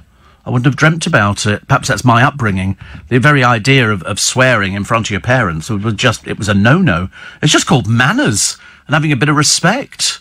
You know, to find 2-year-olds who are swearing, I'm not surprised. They hear it at home and people think they won't take it in. They learn it. And then when you say it, or when they say it, people laugh. They think it's funny. They react to that. So they go, oh, if I use this foot word, people like, they go, ha, like that. You know, is it funny, a 2-year-old using the F word? Not really. It's a bit sad and tragic, actually. A bit sad and tragic. If I win the lottery, says Dorman Don, what colour phantom do you want? I don't know. You'd have to ask me that nearer the time. I'm thinking white or cream with red and red type wheels. I've got to get a new battery for my car, so I shall book it in today, hopefully for tomorrow. And I've also got something. It sounds like something's rubbing against something on the on one of the tyres, so I get them to have a look at that. But the battery, I don't know how much batteries are now. I've never bought a battery before. 80, 90 quid, something like that. I think I've got 2 in my car, probably 2 in most people's cars. But they say at this time of year, you must check the battery because cold weather affects batteries. So I want a nice sparkly new battery, thank you very much indeed. So 80 quid, that'll do for me. That'll do for you. Is that about right? Yeah. By the time it's been fitted, it'll be 160, I promise you. Because you have to, mine are in compartments in the boot. Right, pain, it really is.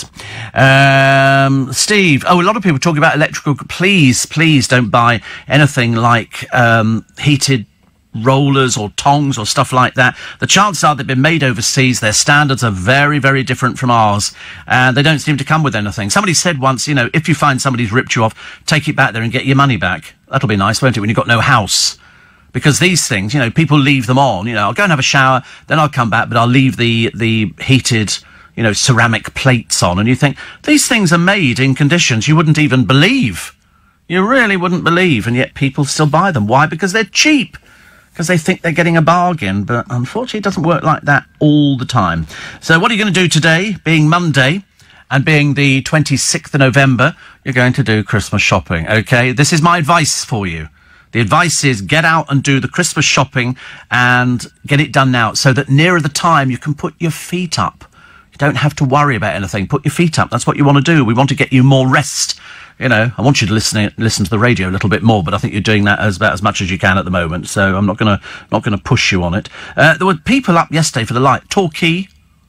2 people came up from Torquay to see the light. They weren't bothered about the lights. They just wanted to see me. And I had loads of pictures taken with people and selfies. It's amazing how we've all adapted into selfies now, isn't it? People know what a selfie is. We still couldn't fathom it out on a couple of people's phones, but we had a nice time. The Mayor of Richmond was there. I thought we had a Mayor of Twickenham, actually, but I don't know where the Mayor of Twickenham was. I thought she said the Mayor of Richmond. Perhaps I got it wrong anyway. And we had a stormtrooper there, which was lovely, and there were lots of people singing and all sorts of bands. It was nice, very friendly little atmosphere, Some little stalls, and you could buy sort of Christmassy things, and we had a nice meal as well, so that was really good. 107 days till Brexit. 107 days till Brexit. I'll be so glad when it's finished. I'll be so glad. Seriously, I'm about as bored as I can be. You know, I've heard all the arguments. I just get on with it. Just get on with it and do it. Thank you very much indeed. Also, the secretary, she's 88. She's been fired from the NHS. She's suing them for ageism. And she's saying, you know, the only reason I didn't input this stuff about breast cancer into the computer is nobody's taught me how to do it. Apart from that, she's never had a day off in 10 years. Never had I mean, that's some going, isn't it? And she's 88. She said, I was hoping to work till I was 90. And she probably will, I should imagine. You can't just get rid of somebody just because she wasn't taught something. That's not very good, is it? Not very good at all. What was the other one? Oh, jungle pop star Harry, My Love Story. This is Harry Redknapp. This must have all been done before they went in. They've all got their stuff that they leak out before they go in there, so that, you know, while they're in there, you can maintain the interest. And Harry Redknapp apparently has got loads of interesting stories. It doesn't alter the fact he's a lazy, good-for-nothing old bloke who can't do anything at all. His wife does everything for him. You know, I can understand if he was a little bit modern and had learnt how to make a cup of tea and cook and stuff like that, but he can't do it, actually. Also, the Panto dame, who's been working for 41 years... Oh, no, she hasn't. And the couple prosecuted for taking their daughter out of school for their wedding have accepted a caution, will pay a fine. Oh, they're a right stuck-up pair, this one. Oh, we mentioned them on the programme before. Oh, well, begrudgingly we'll pay it, but at least we haven't got a criminal record. What? No, but everybody will remember who you are. They seem to think that the council's lost on this one, proving how dumb these people have to be. I'm glad they got fined. Can't have... Otherwise, if you had everybody taking the kids out of school, there'd be nobody in school. The teacher was sitting there going, what's actually going on? The drug mule is Michaela McCollum, who's going to publish an autobiography. She was one half of those thieving drug smugglers. I'm sorry, anybody else in any other country, you know, they deal with them. This pair of useless wastes of space. And her accomplice, they served 3 years in jail. Should have been 50 years. Those drugs would have caused misery. She says, I've been working on my book for over a year, just finished the edits. I'm sorry, you're a drug smuggler, convicted. I couldn't care less whether you sort of print a picture of yourself stark naked with a bunch of cocaine. You're an idiot. You're a piece of filth. People like you bring misery, untold misery to people. You knew exactly what you were doing. Unfortunately, only 3 years. Oh, we really suffered in prison. No, you didn't. You lied about that as well. And Ron says it was the Mayor of Richmond, but he barely got a word in edgeways with you. He had a lightsaber. He was holding a lightsaber. Will a bottle of whiskey from an abandoned supermarket be safe to drink? I wouldn't have thought so. I don't know. No. It doesn't seem very likely, does it? I don't know how long whiskey hangs around for. They've just brought some bottles up from somewhere. They found them, and they're... What the dickens are they? They appeared in Country Life. Sotheby's have got them coming up. I think the starting price is about 6,000 quid for some bottles, which have been sitting, I think, at the bottom of the ocean for ever and a day. So that's quite exciting, isn't it? Provided, of course, you are an expert. But I wouldn't have the faintest idea, you know, what stuff was worth. I mean, I'm assuming as long as the cork doesn't dry out, it should be okay, doesn't it? Is it the same as wine? I don't know. I've never collected whiskey. No, it can't be like that, because a friend of mine collected whiskey, and he had loads of different whiskies. He bought different bits of bottles, and looked quite nice. But I'm not a whiskey drinker, unless I was not feeling very well, and my mother used to heat up some milk in a saucepan and then put a spoonful of whiskey in it. Oh, I tell you, it was the most comforting thing going. That was simple things like that. We didn't have all these cold remedies. Well, we might have done, but I don't remember them. No, all I remember in our little medicine cabinet was Beecham's powders, Andrew's liver salts, and then you could have, if you had a cold coming on, your mother would do you warm milk with whiskey and a spoonful of sugar. It was delicious. Seriously, you'd sleep like a top. It was wonderful. Also, another one here. A pregnant Brit was ordered off a flight after being sick whilst waiting for takeoff. Billie Joe Robinson was left stranded in New York as staff deemed her not fit to fly. She said passengers had waited more than 2 hours on the Virgin flight to Manchester. She's 20 weeks pregnant. She eventually found a hotel room before she was allowed to fly home the next day. She said it was very stressful. And the airline have actually apologised.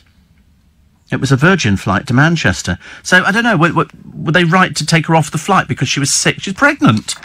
Isn't that what happens when you're pregnant? There is the chance that you could be sick because you don't feel very well. There's also a cancer sufferer who's become one of the first women in the world to have a revolutionary operation to reverse the menopause. Adele Stevens will undergo the surgery next month after chemotherapy led her to be infertile. Oh. But, so it's going to be on BBC One, The Truth About the Menopause. You know, there's very rarely a programme on the television now that isn't about some part or some bodily thing, is there really? The menopause and how to deal with it.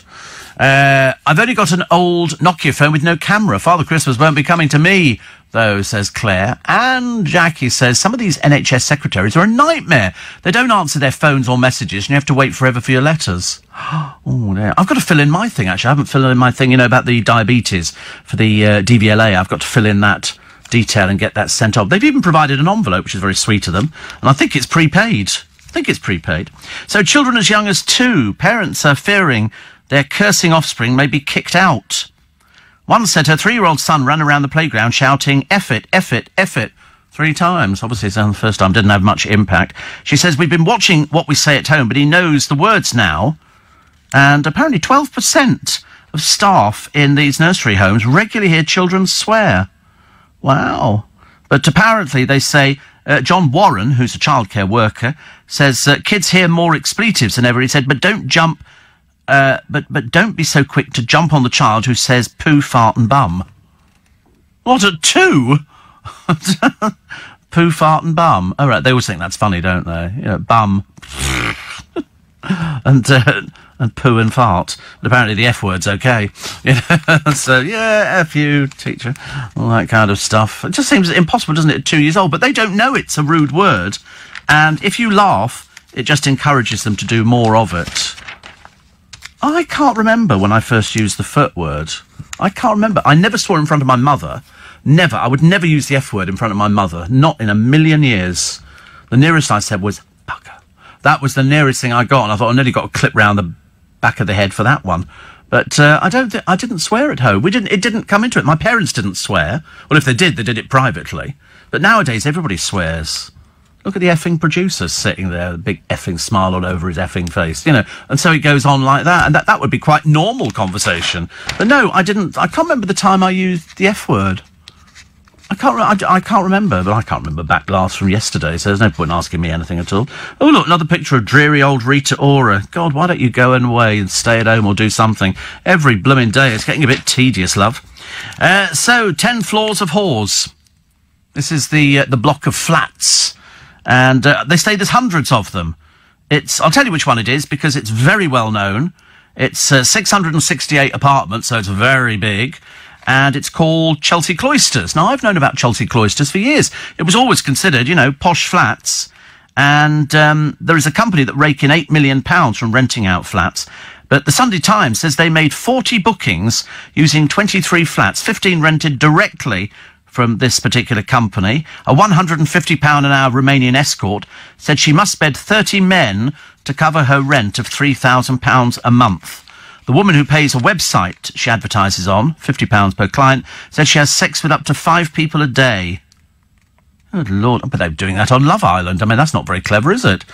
Half of Geordie Shore, I should imagine, could probably sort of, take you on that one at all. But the Met Police said they're looking into the claims. I don't know why.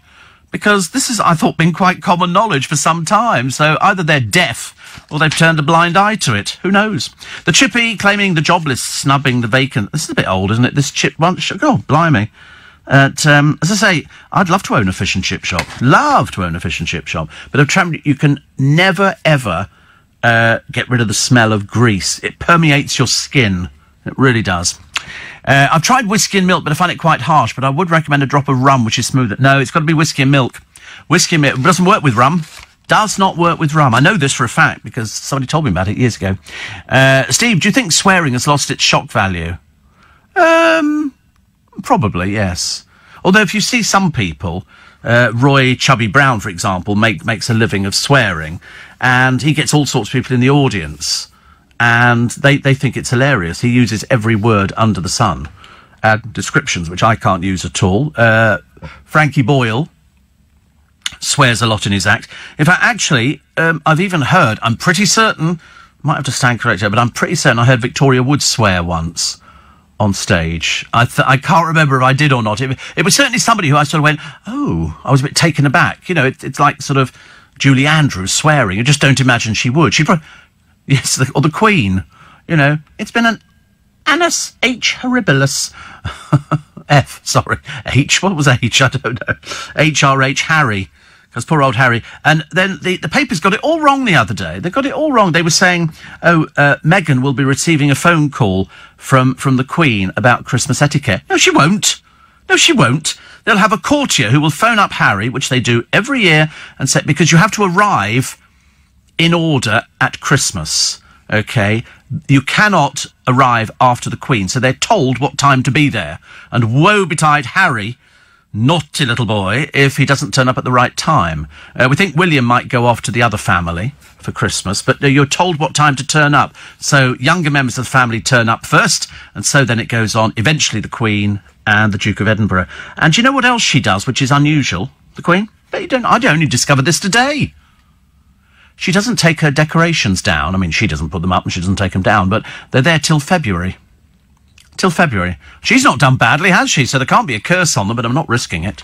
Mark says, I remember seeing Tutankhamun's exhibition in the 70s. It said when being prepared for burial, his brains were pulled out through his nose. Yes. Yes, they pulled everything out through the nose. They had a hook, and it went in, and you could take the brain out and all sorts of things, and it was all put in separate jars. Yes. They were way ahead of the game. They were way ahead of the game, and so everything was sort of buried with them. And so there was nothing inside. Then it was packed. It was interesting, actually, you know. Jackie says, if people knew what they looked and sounded like when they swear, they wouldn't do it at all. I sat on a train. Oh, I know. Friday, I've got lunch in town at Little Italy, Tony's place. And it was all very lovely, and I left there, and we were into dusk. So I get back to Waterloo Station, and the first train that I managed to grab was the Windsor and Eton Riverside train. It generally leaves at, coming up a few minutes to the hour and 28 minutes past the hour. So I get on it, and it's quite busy. It's quite busy. It's about sort of 4 o'clock by this time, so it's all the people who are going home. And I'm sort of sitting down. I managed to find a seat where there's only one seat next to me. I don't want to sit with any more than that, thank you. And there's this girl, and she's 2 seats in front of me. She's on a bank. There's 2 seats one side and 2 seats facing her. So it's one of those sort of situations. And she's sort of being loud and all the rest of it. And she was quite clearly drunk. And all we managed to gather is that she worked in PR. That's all I know. So if you were that drunkard going home the other day, because we were doing fine. She was sitting opposite this bloke and his girlfriend, and she was going, so are you two together? She's like this. Seriously, she's that drunk. I've been drinking for the last, hour, she goes. And then we start the swearing. I'm so effing drunk and all the rest. I mean, seriously, it was getting worse. I nearly stood up and said, excuse me, there are young people on this train. Why don't you keep your big fat mouth shut? Because she thought she was being very, very clever. But there's nothing sadder than somebody drunk on the train. And she go, how have you been together, you two? She went, oh, that's really great. That's really great. And he was entering into it. I'm thinking, why are you talking to this drunk old bat? This woman's a liability. I was waiting to find out the name of the charity she was working for, because I'd have bloody well named them, I tell you. Oh, no hesitation. And she kept talking about, we've had to do this thing, I was doing this PR stuff, and it was like really boring. So I had drinks. I've had quite a lot of drinks. And she was getting louder, and of course the carriage was getting quieter and quieter. Everybody listening to the rantings of this sad old drunk baggage. Dreadful. But as I say, it was touch and go whether I stood up, because there were young people in there. Nobody said a word. Brits must be, dreadful. If I'd had children on, I'd got to go up and say, excuse me, there are young people here. We don't want to listen to your foul mouth. Keep it shut. There's young children here. Learn some manners. Probably would have got a round of applause, I should imagine. But it was just awful, awful. I couldn't wait to get off the train. I looked at her, and she just looked like some sad old drunken lonely person. Not so good. So, OAPs in care homes, put your fingers in your ears. They should be able to watch pornography and use sex toys. Sex toys? Please not. Please not. Will Young seen behind the wheel of his car. I don't know if he was driving it, but I think just being behind the wheel of the car means you're behind the wheel of the car. Well, his ban doesn't end until this Wednesday, the newspapers say. There's obviously, it's very free and easy nowadays, isn't it? People don't really care about things like that. They go, oh, you're actually banned? Yeah, but don't worry. Nobody will care about it. Nobody will care about it. I can remember once, years and eons ago, I got banned from driving, and it was, what was it for? Oh, it was when I first moved up to London, so it was a long, long time ago. I mean, a real long, long time ago. And I had no insurance. And I got done by the police. I got done in a court, outside of the capital. For some reason, I can't remember why it was, actually. And they banned me from driving for 6 months. Well, I have to be honest, I did in those days, because I was very young. I was only about 17, 18. And I drove. And I got caught again. I got caught again because the police saw my car one morning. I was coming back from somewhere, and they saw me, and I saw the police car, and they looked at me. Obviously, they had one of these automatic number plate things, and it racked up, on there. This is a disqualified driver. So they turned. I could see them in my mirror. They turned round. I shot over the traffic lights, thinking I'll get home and sort of get out, and then they won't notice. They did, and they pulled me over. And so he said, so, you this? And I went, no, not that person. And he said, are you disqualified from driving? And I went, yes. And that was it. That was it, because then they'd actually got me banged to rights. And then the other thing was that I'd been to the bank and I'd taken out £20. It shows how long ago it was. I took out £20 on the machine in £1 notes. And so I had 20 £1 notes in my little wallet. And the police said, where'd you get that from? And so obviously, thinking back, they probably thought it was quite a lot of money for a young man to have. So I had £20 in brand new notes. I said, I've got it from a machine. He said, oh, right. Are you prone to taking out a lot of money? And I said I remember saying at the same time, it's only £20. It's only £20. I can earn that in an evening. But in the end, it was fine. It was all sort of sorted out. But it was just one of those things. So it's very easy to get back in the car thinking. The funny thing was, the court that did me was so far away, but they informed the local police station. They send over all the details of your car and you and everything else to your local police stations. They input it into their computer. Now it's standard. It's all over the place, all over the place. Your interview with Sir Cliff was the best I've heard. Are you sure it wasn't Mike Reed impersonating him, says Mark? No, it was definitely Sir Cliff. Definitely, we have the photos to prove it. My nan is like Catherine Tate's nan. She loves using the F word, always using the F word and the B word in the same sentence. And I find it a tiny bit embarrassing. Yes. Yeah, but some people are like that. Some people do swear, and some people don't swear. But kids pick it up. But they know the reason for being told off, because they know the difference between right and wrong, as indeed we all do. Who were the Royal Strictly fans in the front row on the television? I mean, I don't really think the Royals should sort of jump the queue. 6th of November, so it's just under the month to the big day. And I'm assuming the kids must break up very shortly, mustn't they? When do they break up for Christmas? Is it it's Friday before now. Oh, thank goodness for that. Bit of a relief, isn't it? I always love it, because the trains are empty in the morning. It's the only time you don't have to sort of sit and fight for a seat with hundreds of school kids with bags bigger than they are. Also, OK Magazine, they can't find any celebrities, so they're ending up with people like Kim Marsh, who is thrilled, but there again she would be, at learning she's become a grandmother at the age of 42. Her daughter, Emily, has revealed she's expecting a baby with her boyfriend of less than 6 months. Fantastic. The track record there looks absolutely doomed. Apparently, Emily says Kim was with her when she did the pregnancy test. When I saw it was positive, I started crying. You're not married and you've only known him 6 months. What's the matter with you? Are you mad or something? There's no chance of this thing surviving. That'll be the relationship of the decade. Why do they insist on telling people? Do you think young people are going, oh, good, I'll go and have a baby as well, I think. I'll just go and have unprotected sex. Storm Diana, brace yourself, 60-mile-an-hour gales and downpours. We've had it before. It's nothing. Listen, you can't frighten me with the weather in this country. You can't. I mean, really, I've sort of, we've had everything. We've had rain. We've had intense. I thought the intense heat over this summer was about the worst it was ever going to get. But no, then we ended up with rain, and now we're back to that miserable stuff. And now they've said that it's going to be very, very cold. In fact, they think this Christmas could be the coldest ever. for a long, long time. So brace yourself. Get your coats out, get your gloves out, get your hat out. No matter how stupid you look, believe you me, it's preferable looking stupid and being warm than freezing. Some people, I mean, I'm absolutely amazed that the clothing some people get. I watched a bloke the other. When was it? Was it coming to? Yes, I was coming in this morning.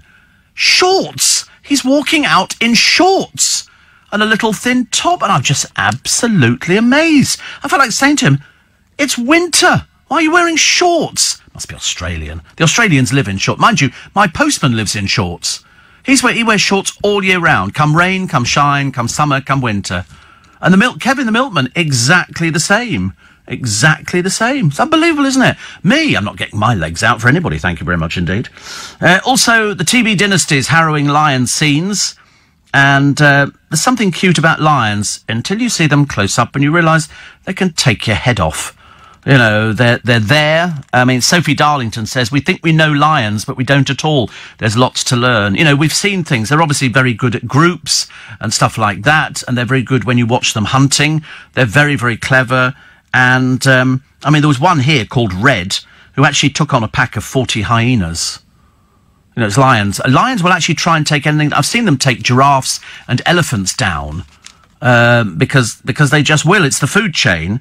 But then if you get a lion who comes into a pride of lionesses and there are cubs, he will kill them. There is no two ways about it. He will kill all of them because he will only father his own children. He's not looking after somebody else's. But there are painful bits. But I mean, I always, having seen lions close up, I appreciate how big their paws are and stuff like that. I think I wouldn't risk it. There have been lots of people who've been killed by lions. People who've said the one thing you're apparently not supposed to do is run. If you run, they see you as prey. But I mean, who in God's name is just going to stand there looking at them? They say, do that if a gorilla runs at you. You think, well, I don't want some, 25, 30 stone gorilla hitting me in the chest. That's going to hurt a little bit, isn't it? But here, it's amazing that people are talking about lions, and they do take lovely pictures, and they look all cosy, and little lion cubs are great, because they've done a new film about Disney's The Lion King, but using real animals, real lions, which I think is quite sweet, actually. They're not sort of trained, they just filmed them doing natural things. When we had a TV programme years ago called Tales of the Riverbank, it had Habby the hamster and all the other things. They weren't doing anything, they just filmed them moving backwards and forwards, and then wrote a story about it. They weren't trained animals at all. There's a man here. He's one of the first people in Britain to have an arm transplant. And do you know what's the first thing that he can't wait to do now he's had his arm transplanted? I know, I thought that as well. Shoelaces. He can't wait to tie his shoelaces because he's had an arm transplant. I mean, it is just amazing. And he's a mobile phone sales advisor. He flogs mobile phones. None of this advisor rubbish, don't buy into that at all. But he got a new limb in September. He's only the 5th Briton to undergo it. He says, I'm putting on a tie. So, it's very interesting. I don't understand how it works. So is it somebody else's hand, or is it his hand? I don't really know. He says, now I'm just a man with his arm in a sling. The use of the arm will take a while for the nerves to grow. So I've got a long road of physio. But aren't we amazing? Aren't we amazing? That'd be the best Christmas present of all. Oh, look, a lot of people dressed as Father Christmas. And 2,000 Santas, she says. She's just got married and she wanted Santas to turn up, so 2,000. They're very young, some of them. You can't be very young if you're Father Christmas. You've got to have wisdom and everything else. There's also a cabbie who's got to pay, wait for this one, £980 in total for smoking in her own taxi. I see this all the time. Helen Jones of Newport in Gwent failed to appear at the magistrates, where she also faced a littering charge. A council official said officers will not tolerate breaches of the law. God, you could have a field day round in London. There's loads of cab drivers who smoke. Loads of people in firms' vehicles who are smoking. I could take pictures on an hourly basis. Easy peasy. Because you're not supposed to be able to smoke in there, but I suppose the argument is, are you working or are you not working? And that would be the big argument, I suppose. Also, Esther Ranson is calling for a dedicated Golden Day each year to help combat loneliness in older people. So, She says a golden day would remind us of the importance of our older people. We don't care, do we? We don't care. Not like other countries who do look after their elderly people. We're a bit bad at things like that. You've only got them once. They don't come back again, OK? So you have to appreciate them when they're here first time round. Oh, dear. Steve, if young children, says Paul, persist in swearing, tell them a dinosaur will come into their bedroom at night and bite their heads off. Still works for me. We never had that sort of threat at all. I was more worried about earwigs, called earwigs, because they would climb inside your ear, lay eggs, and then they'd eat you from the inside out. I used to panic every time I see an earwig. Oh, terrible. Absolutely awful. Producer's mum threatened to wash their mouths out with soap. Soap. Used to be, I'll wash your mouth out with carbolic, and they would, to stop you swearing. Didn't work, though, did it, really? No, didn't work. But we still know the difference between right and wrong. Steve, last Friday saw a bloke in Harrow in shorts and flip-flops. That'll be my boss out there again. He's prone to shorts and flip-flops. I'm totally convinced. And, Steve, sex toys in care homes, they're not allowed to close their bedroom doors. Well, they're now saying they should be allowed to close the bedroom doors. I mean, I don't like to think about it too much, because it's from somebody who runs care homes and said elderly people have needs as well. Ooh, scary, very scary. You don't like to think about things like that. ANPR tells the police your car is insured, MOT'd and taxed. So if you don't speed and drive in accordance with the law, chances are you'll never get pulled over. Years ago, if the old Bill didn't like the look of you or the car, they'd have you over in a jiffy. Yeah, now it's this... they've got it in garages, haven't they, as well? So they just spot the thing. It pings it up. I've seen them going out, and as the car goes by on the opposite side of the road, you go ping, ping, ping. They turn the car round, and it will tell them exactly what it is. They've got the car number, and they always say the same thing. They had a bloke the other day, white van man. He was a bit dodgy. They pulled him over, and of course he leapt out of the van. You know, he went, how are you? And all the rest of it. And they went, we're fine. It's showing us there's no insurance. Trader insurance, car trader, which means you can drive any vehicle. And so you could see the police were a bit disappointed that they'd only... And it turned out he did have car trader's insurance. But the other thing he had, oh dear, what did they go for? Red diesel. They got him on red diesel. The fool was driving on red diesel. And he was so dim, he didn't actually know that it was illegal. They thought, you know it's illegal, don't be so stupid. So anyway, they got him on that, and they go, well, we're going to impound your vehicle. What for? Because it's got red diesel in it, thick boy. And so they took it away. He had to go and get a friend out to come and drive him home. There's an old Chinese proverb that says a lion only has 7 sisters, but you'll never get close enough to count them. Listen, I know every Chinese proverb under the sun, and I've never heard of that one. Why would the Chinese? They don't even have lions, do they? Unless they've started importing them. There was a place somewhere. It was in India, I think. But I don't think the Chinese have lions. I think you find they've actually got those sort of bears that are of different colours, which eat bamboo and stuff like that. I don't think the Chinese have lions. I'm pretty certain. So why would they have a saying? I like the idea, actually, but I just don't believe it. I don't think it's very likely. You know, it's like, you know, the red kite flies at dawn. No, it doesn't. No, it really doesn't. It's asleep. Martin says, I watched a very good documentary a couple of weeks ago about the building of a Viking longship. Then they built it, sailed it to Scotland, then across to America. Across to America? I'm not sure about that one either, actually. I don't think that you could get a Viking longship and sail it to Scotland and then across to America like it was a hop, skip and a jump. Although we've had fake news before, which we've proven to be factually correct. Steve, I've got 2 left feet. When I go on holiday, I wear a pair of flip-flips. 2 left feet. 2 left feet. That's what people said who couldn't dance, didn't they? I've got 2 left feet. Claire says kids love anything to do with bums. First time I used the F word, my dad went mad. I'd been stood up and was cross. Can't use it. Not in front of your parents. That's so disrespectful. So disrespectful. Worst thing. Steve, with your, shall we say, forceful views on criminals, could we nominate you as an honorary sentencing judge? I think, unfortunately, I would not be letting people get away. They caught a little motorbike thief the other day. They rammed him off his motorbike. I'm all in favour of that. I'm all in favour of the police cars ramming them. They do it in America.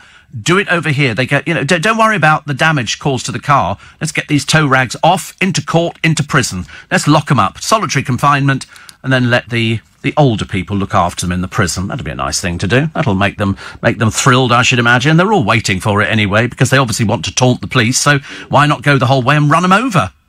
I've seen the clips on the LBC website. All looks very good, and I'm all in favour of it. All in favour of it. But I am hang 'em and flog 'em brigade, I'm afraid. I am, or flog 'em and hang 'em. I think that, the short, sharp shock treatment has got to be a deterrent. There's no deterrent for these people. They look on it as a badge of honour. The police chase me down the road, I'm on the pavement. Now the police chase you down the pavement. They'll run you down. They'll run you down. They say, let's get you all in prison, because you're a bit of waste of space, aren't you? You're a bit thick. An embarrassment to your parents. They don't want to know anything about it. They must know what goes on. They can't be that stupid, surely. It's ridiculous. Gemma Collins is game. I don't know if that means she flies and we can shoot her out the sky and then eat her. I haven't worked that one out yet. But apparently the series starts in January. This is for Dancing on Ice. So most of it will be filmed. It'll be in the can by that time. And it'll go very well into... I couldn't care less. But I know that they've got various people lined up. I think Toby Anstis is having ice skating lessons. He couldn't skate before, he told me. That's what he told me. So, and he looks... Well, at least he can stand upright. That in itself is an achievement for me. But, there's a nice story in the paper today, and you always get them every so often, but this is a little 7-year-old lad. And he comes home, and his daddy has had a fit and collapsed. He's a diabetic. Something I've never had. I've had a few sort of scrapes, but nothing particularly bad. Anyway, when his mum, Becky, got home from the shops, she was shocked to find her husband, who's type 1 diabetes, unconscious on the floor. But Hayden, who's 7, already had the thing under control. He had already spoken to the 999 call handler. The lad said, when I called 999, they asked if Daddy was dead. He's 7. I'm sorry, is your father dead? I'm 7, I don't know what you're talking about. But anyway, he said no, because he's making noises. They said, is he breathing? And I said yes, but he isn't speaking to me. I told them what was wrong with him and our address so they could come and help. His mother says, I came and Hayden was on the phone. The call handler said Hayden had done all the hard work and the paramedics would arrive shortly. He even managed to keep his brother calm as he was crying about his jam sandwich. Good Lord. His father, who's 28, is called Dan. He says, I remember waking up to the paramedics pumping insulin into my system. I'm very proud of Hayden. He's a very clever boy. He's a very, very clever boy. If only all 7-year-olds were taught how to handle things like... I love the idea, though. Is he dead? I've got no idea. I'm 7 years old. Why would I know if somebody's dead? He's breathing, he's making noises, but he's not talking to me. Talking of cold winters, says Ian, do you remember how cold it was in 1963? I can't remember yesterday. Why ask you about 1963? We were frozen up for nearly 4 months. We visited London at the time, and the pickpockets had their hand in my pockets just to keep warm. Thank you. And Johnny Margate says that the proverb is, don't worry about the world coming to an end today. It's already tomorrow in Hong Kong. Very nice, thank you. And there is an old Chinese proverb, says, truck driver with neon signs loves his fellow drivers. Also, the man with the rickshaw on the M4 motorway is king of the roads. Okay. Steve, you were switching on the lights, and that was Elaine. Morning, Elaine. She said, Gordon and I wake up every morning at 5 and start the day with a laugh listening to you. So there you go. So I saw Elaine, and I saw Gordon, because they were on the left-hand side of the stage. I don't think we've ever had a stage before. I don't remember there being a stage, but it all went very well, actually. And, lots of friendly people, and that's what it's all about. That's what it's all about. Viv says, thank you for the warning for the pending cold snap. To be honest, I would far rather be cold than suffer the awful summer heat. At least you can put more clothes on if you're cold. I do 4 days as a volunteer at my local hospital. You should see the visions that arrive for appointments, even in winter, wearing leggings and crop tops. Why are they always the fat ones? I don't know. I don't know. I couldn't possibly comment. I don't know. It is odd, though, is it? You see, some people look at the clothes and you go, did you look in the mirror before you came out? I have to be honest, in winter, tracksuits? I don't think so. I really don't think so. The new Lion King film is not real animals, it's all CGI like The Jungle Book. Looks realistic, though. Oh, I thought it was real. Don't the Chinese have ceremonial lion dances? Yes, they do. Yes, they do have that. They don't have lions, though. They don't have lions. They have a lion dance. But I don't think it's anything to do with lions. Alice Roberts, humanist versus religious schools debate. I couldn't care less, actually. She can do whatever she wants to do. I didn't know who she was to start with, so it didn't really help. And she's apparently, her mother complained about her, and then she's, I don't know, I'm just not interested.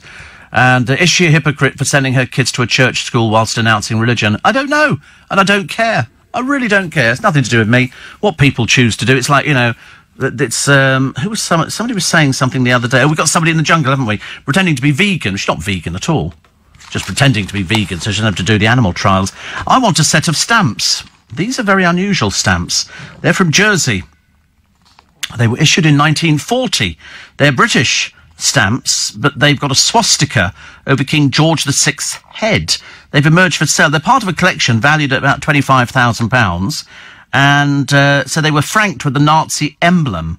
They're being sold today, and because they're so unusual, I think it's a 1.5 penny stamp, a 2.5 penny stamp, and a penny stamp. And they've got the swastika. Somebody's obviously stamped them. As you can see, they've got the swastika on there. Bit odd, isn't it, really? Oh, Lancashire lamb hot pot. Oh, no, not Lancashire. Lancashire lamb hot pot with wilted greens. Actually, the other day, what did we have? They were all fighting over it. They were fighting over Jamie Oliver's recipes, because there was a thing that came with one of the Sunday newspapers, and it was Jamie Oliver. And the producer said, "Oh, hope you don't mind." He said, "I've taken the Jamie Oliver recipe." I can't believe it, honestly. Without a kiss me quick, buy me, nothing at all. Telly Jim in Vile Race Rant. They don't use him on television anymore, and that's his act. That's what he does. He's like that. He's quite happy, doing those sort of things. Here we go. Vic Reeves has suffered from a constant ringing in his ears for 6 years. Isn't that tinnitus? Ringing in the ears. I saw some he says, "I have bad tinnitus." Oh, I can't think how bad that must be. That must be like sort of suffering with migraine or something. I can't think of anything worse. Also, the judge who married Brad Pitt and Angelina Jolie will preside over their divorce battle, which is lovely, isn't it, really? And also, Robert De Niro is set to charge fans £1,000 for a selfie with him. The Raging Bull star will attend a black tie event in Leeds and Birmingham today and tomorrow. He'll charge the £849 photo fee, despite a fortune estimated at $830. He's not seriously going to charge £1,000. Who's going to pay for that? Even if you were a fan, I mean, you would think, it's...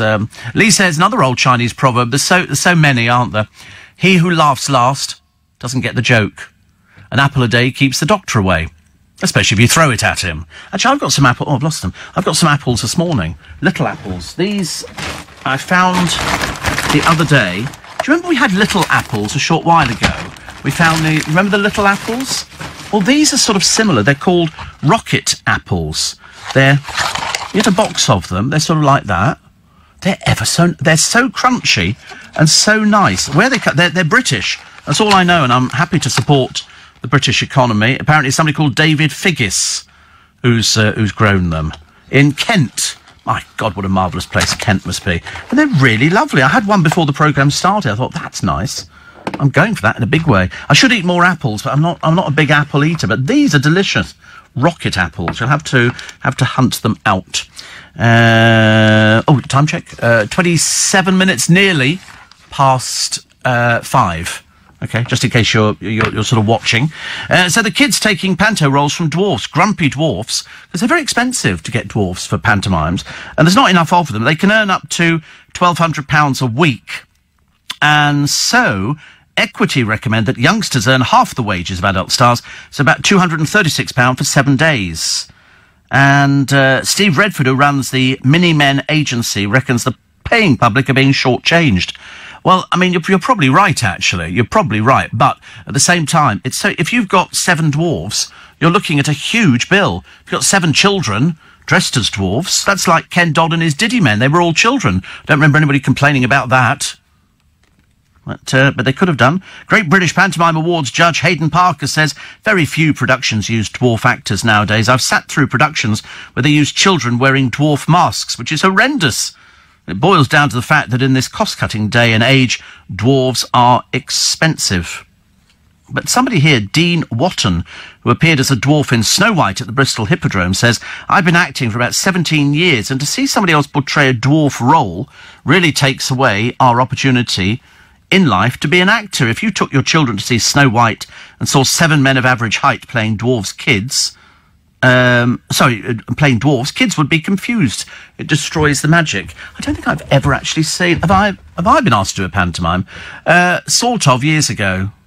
Yeah, the Wimbledon Theatre. I said, no, I'm a radio presenter. I don't do And also, can you imagine, you finish work, and you've got to go home and sleep, and you've got to... Oh, God, I couldn't manage it. Yeah, it doesn't stop some radio presenter. I think it's mainly local. BBC local radio presenters, I think, are the ones who do, pantomime. But no, it's not for us. Not for us. I'm a radio presenter. I don't do... Why would I want to encroach into somebody else's territory? Oh, yes, you would. Oh, no, I wouldn't. Oh, yes, you would. And so on and so forth. So, I mean, I don't believe that. I don't think that little children going to the pantomime now would actually have the faintest idea. It's just, this is Snow White. Hello. Hello. And these are the dwarfs. Hello. You know, hello. They're all fine. But, so, 7,000 a week you can save on a production of Snow White if you use children. So there you go. Unless, of course, you're a naturally little person anyway. But that's what they're doing. That's what they're doing. It was like the one the other week who completely got the wrong end of the stick and thought in Shrek, Lord Farquharson should have been, in fact, played by a dwarf. And they went, no, it's not. No, it's not. Absolutely not. That was down in Portsmouth, wasn't it? Portsmouth, Plymouth, one of those. Plymouth, Portsmouth, one of them. Portsmouth, we think. So, everybody will moan. Go and see a pantomime. You'll love it. If you've never seen one before, they're wonderful. Steve, are you on the internet lighting up the Christmas tree? I don't think so. And I'm not sure if there's any Twickenham Light pictures available. I really don't know. I really don't know. Not from me, there's not.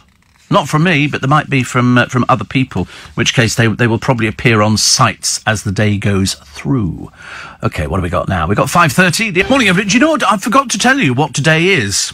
Probably another Brexit day, I realise, but it's Cyber Monday. Cyber Monday. What's that? It's another day where they go, oh, get your bargains now. Another day you can buy a slow cooker, I suppose. So, Cyber Monday. So we had Black Friday. Now we've got Cyber Monday. I can't wait to see what tomorrow's going to be. Tinkly Tuesday, I suppose.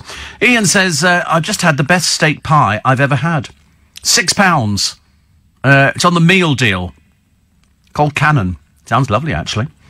I wonder if Jim at Radio Shropshire's in Panto this year with the local vicar and the lady who does his weather, says Ian. We've not heard from him, actually, probably very wisely. His boss has said, do not, they'll rip you apart.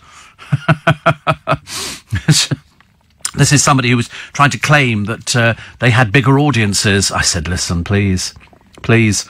Nobody gets a bigger audience than me at this time of the morning. Thank you very much indeed. Yes, having tinnitus, Steve, is no fun. A work colleague stuck a cocktail stick down my ear, perforated the eardrum, and ever since a constant ringing. Cool, dear. That sounds horrible. I couldn't cope with things like that. That would drive me mad. Claire says, I'm 4'7". Could I be a dwarf? Not really. Not really. I don't think age has got anything to do with it. It doesn't matter if you're getting on a bit. I think it's definitely younger. Shorter. You've got to be shorter. I would think that they'd be looking at, I mean, if you say 4'7", I don't know, actually, you might be right. 4'7", that's under 5 foot, isn't it? You might be right. You might be right. We'll have to ask, actually. There must be a sort of, an official line of how big a dwarf is. But age, under 4'10", Claire, you're a dwarf. Is that for men and women? All right. Under 4'10". You're a dwarf. Not could you be a dwarf? You are. That's lovely. Delightful visit, says Marie in Petersham, to Twickenham. You were looking very handsome on stage with the mayor and the stormtrooper. The Christmas light switch on was brilliant. Did some Christmas shopping in Church Street. Enjoy your Joe Loves Christmas Prezi. Yes. And Ian says, please make a bit more noise, slurping your tea, rustling the bags and losing control of the newspapers. I never lose control of the newspapers. They're in the same place every day. I'm the only person who is very good with newspapers. Anybody starting to listen to your show simply won't get it, which makes it priceless. Oh, don't worry. They generally do, after a little while. Steve, Jersey and the other Channel Islands were occupied by the Nazis for 5 years. The islanders couldn't leave, were severely treated. There was a lot of collaboration, I believe, that went on, that everybody... They did exactly the same in Austria, so it doesn't make any difference. But concentration camps were built on the island. The islanders were forced to work. Otherwise, they were interned or even sent to the camps on the continent. Yes. Oh, yes. There's no way you can make that sound any better, is there, really? Also, inmates at a top security hospital are trousering fortunes by claiming benefits. I thought, if you went to prison... You forewent all of that kind of thing. These people are stockpiling their money. I mean, people, they think it costs about £500,000 annually to pay these old lags. What, if they're in prison for the rest of their life? Oh, I don't think... Well, there's no point, is there, really? You've got a drug mule who is writing a book about about her experiences. As I say, let's just call her idiot. Each page could just have the word idiot, bigger idiot, more stupid, more thick. Nobody's going to buy this piece of rubbish. Why would you want to buy that? Good God in heaven. Stuart Manning says I wouldn't listen to anybody else at this time. Hashtag Spike. Just as well. Have you got married or done something in Hollyoaks? Did I read something about that? I know there was something going on. Or sort of you died? Or so, what's happening? Do tell me. Do tell. I get a bit confused with what people get up to with all my other friends on the radio. Plus, there's a Desert Dust Bowl. The Three Lions Dream in the Desert Dust Bowl. This is for the World Cup. Because originally I thought, Dave Beckham single-handedly building a stadium. But as I say, if that sees the light of day in my lifetime, that'll be the miracle of all miracles. Ollie Mers says one overkeen fan once managed to find her way into his bed. Yeah, I think we know the name. But anyway, he says, I walked into my hotel room, there was a fan on my bed, there was a security guard with me, and my mate grabbed her and just tried to get her out. He says, I didn't have a girlfriend, she could have stayed. What is this over-obsession with the lies that Ollie Mers is telling everybody about? He can't find a girlfriend. We know somebody that you were seeing on a very regular basis, Ollie, so don't give us all this spin doctoring rubbish. If you're still trying to flog an album, it's pretty poor show. That, I can't find a girlfriend. Although he did try on the Sunday brunch programme, or Saturday brunch, and there was somebody else on there, a singer, and she's looking for a bloke, and he said, over here, totally blanked him. Totally blanked him. I mean, he's not exactly the most fun, he might sing to you in bed. Not so sure. Don't be fooled by the hype, Steve. M&S best ever steak pies costing £6. I had one yesterday, find their steak slices taste better at more than a third less. They do steak slices in M&S? Do they? You sure you don't mean Greggs? Good news for all those living in the Northern Hemisphere, says Paul. In a month's time, the days will start getting longer. And Nicholas says, my uncle was the tallest dwarf in Acton. The tallest dwarf in action. So it's 4'10", isn't it? You've got to be under 4'10" to be considered as a dwarf. So that's not me, is it? And probably not many of you, but it could be Claire. Could be Claire.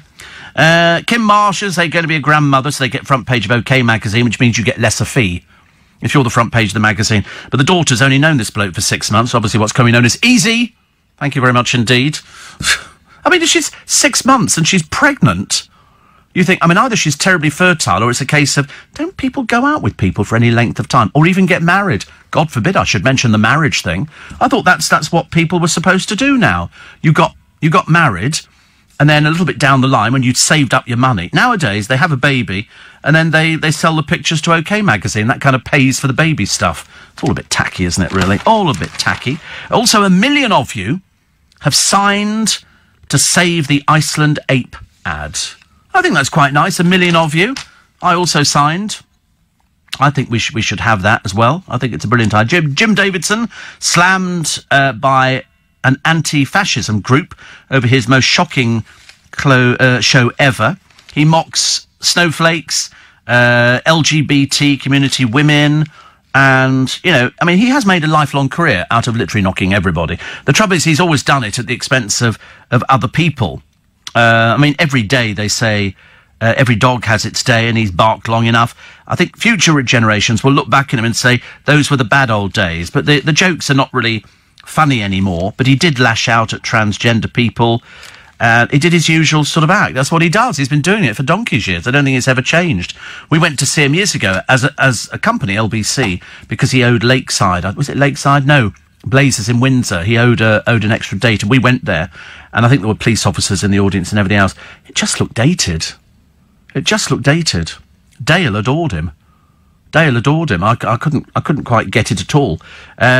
I remember interviewing him once. He's a tricky interview, as they say.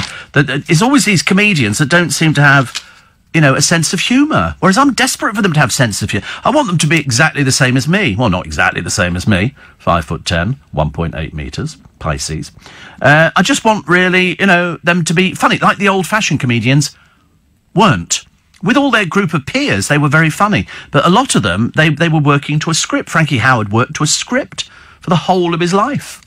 Everything. He just adapted it and became fashionable again after he'd gone out of fashion. And you see the people on the television now. Some of them, Sean Locke, I think, is amazing. And I love Bill Bailey and people like that. And And today I've actually got oh, that's right. Sorry, let me just change. I'll tell you this one here. Stuart Manning says, I got married and then murdered. Classic soap. I wasn't sure if it was real. And you know when you read something, you think, oh, has he got married? Because I remember you texting me saying you were going up to get married, and I thought, well, it seems a bit sudden. Nobody tells me anything. And the Euro Millions winner, or as I prefer to call her, the attendant... No, what is it? What I'm thinking of. She's desperately seeking publicity. Her name's Jane Park. Years ago, she won £1 million on Euro Millions, and ever since then we've had to listen to the dronings on of this poor woman. But she's now been snapped on a date. She can't find anybody to go out with. I'm not at all surprised. She's now offered a £60,000 bonus if somebody will go out with her. That's probably just used up the rest of her money. But this was the same man who allegedly destroyed Zoe Ball's marriage. His name's Tay Stars. I don't know if that's his real name, his middle name, a girly name. I've got no idea. But she said, I'll pay $60,000 to anybody who would date her. That's how desperately sad she is. So she went on a date, and he's part of a group called Franklin Lake. No, me neither. Sorry about that. But she's launched a website where lads could apply to be her boyfriend in exchange for an annual allowance. Is something the matter with her? I don't know.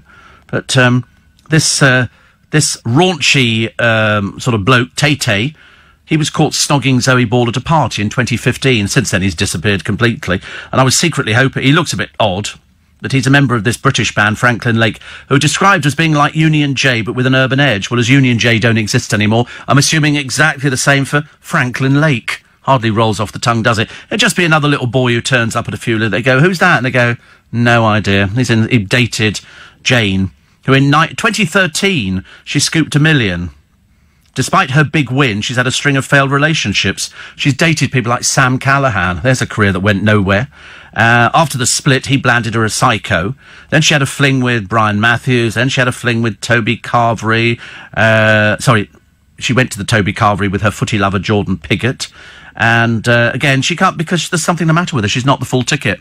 She's not the full ticket, so expect more disasters there. Having to pay somebody to go out with you when you're 23, 24. It's a bit embarrassing, isn't it, really? A little bit embarrassing. 32 days of snow and ice over the Christmas period. That means get the car, everything topped up in it, everything that you need. You can probably, you could put in antifreeze by yourself, because you should do. And that's, it's quite a nice thing. I was trying to find out, actually... And Stuart says, I did get married in the real world also. Now I'm confused. Is this the real world, or is this a television programme? I don't know.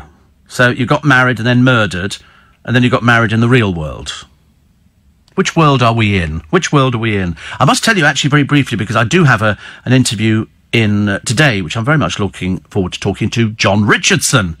So we're going to be recording him for a future In Conversation. Well, it's for In Conversation. I just don't know when we're going to transmit it. I'm hoping very soon. So I can't wait to meet him, actually, because I do watch him on the television. He seems like the sort of boy... I know he swears, because I've heard him swear. I can never understand the comments that come out from the royal family's advisors. So people ask about Harry and Meghan's little house down on the Frogmore estate... And back comes Kensington Palace, where we have no comment. You think, why not? We're blooming well paying for it. Why have you got no comment? And yet, strangely enough, the picture in the Mail today is of Sophie Wessex and her daughter, Lady Louise Windsor, cheering on couples at the show on Saturday night. They were watching the Strictly show, and the camera panned onto them. And a Buckingham Palace spokesman said they were big fans of the programme. So obviously they have comment on some people and not comment on others. Admittedly, Sophie Wessex used to work for LBC ages ago. We've got pictures of her wearing our sweatshirts, which was lovely. She was lovely. She was part of the PR team, and they've got children, and they obviously enjoy watching that programme, so it's an opportunity to go out for the night and go and watch it. Meanwhile, Harry and Meghan are not moving into this new house, which is an old house, which they're doing up for, I think, until next year. It's going to be next year. And we can't work out whether or not they just don't want to get on with wills anymore, or whether or not Meghan is saying, no, let's get out of town. The reason they say... What did they say, actually? It was very interesting. They were saying, the reason that that they're moving down there is because they don't want their daughter or child, whatever it is, they've suspended betting because there's been a flurry of bets on twins, but from an unusual source. Almost the betting, people say, as if somebody's got prior knowledge. Could be. But anyway, they say, and why they don't want their child growing up in a palace. Oh, perhaps he'll just go into exile or something. Perhaps we can send him to Magaluf. He could go and enjoy himself over there. Because you look at the fact they were all together the other Christmas, and it was all wonderful. But her secret plans for a cosy winter cottage. Their idea of a winter cottage is 10 bedrooms, by the way, so they're hopelessly out of touch with the real people. And Steve says, yes, agree with you. We got married and we've waited a bit and indeed saved a bit, so we should better support children. We decided to on Saturday. It was our 45th wedding anniversary. There you go. Did you just say the millionaire girl Jane Park dated somebody called Toby Carvery? She had a fling with Brian Matthews, and she had a fling with Toby Carvery. Yeah, all right. We don't need that clever kind of stuff, do we? I did then correct it afterwards, going, she went out to the Toby Carvery. I've never been to a Toby Carvery, so it doesn't really help, does it? Right about online shopping, says Dallas. I had an email message from Amazon yesterday warning me that Black Friday was ending soon. This morning I had a message saying Cyber Monday was here. Well, that's good, isn't it? I don't know what, it's just designed to part you from your money. Can't think of any other reason, can you? Also, the Crown Prince over in Abu Dhabi has freed 785 prisoners, but we don't know if the jailed British spy is amongst them. I mean, to be honest with you, it's ridiculous. You know, I mean, he wasn't guilty of anything at all, but you know what people are like nowadays. And also, David Attenborough's team rescued a group of trapped penguins, you know, in Dynasties. I've not seen this programme. I've not seen it, so I hope it comes out on DVD. But last night's scene showed another effort to save a life ending in tragedy. The BBC viewers watched a cameraman weep as he revealed a lion cub had died after being poisoned by farmers. At the end of yesterday's episode, which followed the marsh pride of Kenya's Masai Mara, a tearful John Aitchison told how the young lion had survived the trials of the natural world, only to be killed after eating poisoned meat, put down by local herdsmen to protect their livestock. That's just, you can't do anything about it. That's what they have to do to protect. Lions are so endangered, and this happened because of pressure on the land. Yeah, I mean, to be honest with you, I'm kind of on the lion's side. I know it probably sounds wrong because there are farmers out there trying to make a living, but the lions, I suspect, were there before the people. I'm assuming so. Where do they come from, though? You know, if you go back far enough into time, you know, if you could rewind history, go like that. Where do the lions come from? Do they just sort of drop down from the sky or something? Where do they? I mean, what were they before they were lions? And how did they arrive there? On the Masai Mara? I mean, where do they come from? How far back do you go? Can you trace lineage back thousands and millions of years? Were the lions wandering around then? We don't know, do we? It's like every time we've had a discussion, I call it loosely a discussion, about, you know, what's out there, space, the final frontier, people say, well, we don't know, there could be anything out there. And I'm thinking, I don't think there is. I think there's nothing else out there at all. I think it's very nice. Mr. T says, if you want to try something that'll blow your taste buds, try cotton candy grapes. They're rubbish. They're absolute rubbish. I've tried them before. I've tried the cotton candy grapes. They've been on sale for ages. I bought those last year, cotton candy grapes. Supposed to taste like, you know, candy floss. They don't. And there was another one as well, which you got half and half in the box for about £2 or something in Marks and Spencer's. So, no, not for me, I'm afraid. And I've got excellent taste buds. Very good. James in Bushy Park. Well, you can't actually be in Bushy Park, can you? Unless you're currently ripping down the stuff from the trees there. Danny Dyer wants to be the next Doctor Who. I think what would suit him better would be a character called Doctor Who. What, mate? I don't get it, mate. I don't think he'd be Doctor Who, could he? I think he's stretching himself on EastEnders. I don't quite get it. I haven't seen EastEnders not since Barbara left. Seriously. Ooh, a mummy. Enchanting. The decorated sarcophagus, and off comes the lid, and ta-da! And there is the person, the remains of Thor Erkit If, which I'm not sure if it's a man or a woman. But she's 3,000 years old. She's been happily asleep there, found buried under rubble, located between the royal tombs, which is at the Valley of the Queens and the Valley of the Kings. The El Assaif Necropolis is the burial site of nobles. So it's quite interesting. But the coloured ceiling were amazing. So they've got all sorts of things there. The tomb had 5 colourful masks and 1,000, I think it's Ushabti statues, Ushabti, the miniature figurines of people who help you in the afterlife. But they sort of uncover it. They didn't know what to expect. You expect actually as they unwrap the thing to go, hello. Just to freak them out completely. There's a new programme coming up on the television. I've got to watch it. It's on Channel 5, but it's 8 p.m, so I'll probably have to catch the reruns. It's called Our Yorkshire Farm, and it's a woman who, she's a Yorkshire shepherdess. She's got 9 children. Surprised she found time. No computer games, Christmas presents for £2, 6-mile walks to buy a packet of peanuts, the ultimate antidote to helicopter parenting. Good Lord, she looks quite well on it. She's got children. Amanda, she's out there. She's very similar to that lady, do you remember, who lived out there looking after her animals and stuff like that? And so she's got Edith, Miles, Rubin, Raven, Clemmy, Nancy, Violet, Anas and Sydney. That's sweet, honestly. I'd love to be part of a giant family. 9 children, how amazing. But she's got to work for it. She's got to work. My very free-range children, so I should be trying to watch that on the television, I think. I like programmes like that, sort of real programmes. Free luxury mince pies today in the Daily Mail. And also how Britain's prize double agent proved Michael Foot took cash from the KGB. Well, of course, you can say anything about Michael Foot. He's been dead for God knows how many years now. And the drowned village, which I'll tell you about a bit later, which emerges after 23 years, and then vandals go down there and start writing all over it. I mean, really. Happy birthday today to Rita Ora. The Kosovan-born pop star is the 11th wealthiest musician under 30, according to the Sunday Times, with a fortune of 16 million. And she's 28 today. Riveting. And also, Eva Herzegovina. She was the Wonder Bra girl. Do you remember? And she was 19 then. Now she's a little bit older. But she boosted Wonder Bra sales by some tremendous amount, 41%. She's 45 now, in the same posing, and looks absolutely amazing. Absolutely amazing. If only we could all say the same thing. Imagine looking the same as you did all those years ago. How lovely, how lovely. Brexit, EU, get on with it. Theresa May warning MPs they have a duty to get on and deliver Brexit for voters because it's the best you're going to get. Lions and the cat family evolved from carnivorous mammals, says Paul. I'd just like to think that, so the Masai Mara, what was there before? Sand, a river, an ocean? Who knows? I don't know. I made the mistake, Steve, of going to a Toby Carvery before. It's the 6th circle of hell. If you could imagine, there's like a bunch of Gemma Collins lookalikes frothing at the mouth for an extra piece of crackling in their velour tracksuits and trodden down Ugg boots. Horrendous, says Phil.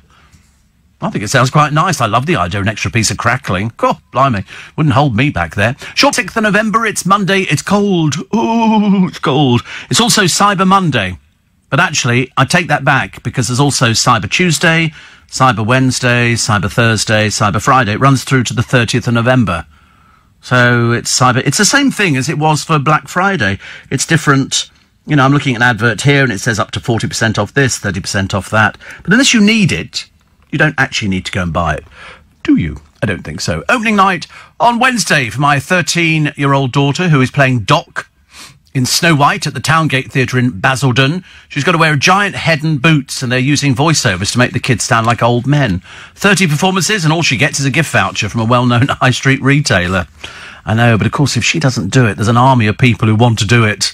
That's, you know, I can only sort of say, listen, if you can get free tuition and that experience of being on stage, whew, you'll never... When I did some operatic things, you know, light operatic when I was at school, you know, The Merry Widow and My Fair Lady and stuff like that, I mean, we just looked at it as a great exercise. We thought it was fantastic. You went down there, you put your costume on, and we'd sit out the back waiting for our bit, and somebody go, OK, you're on in a few minutes.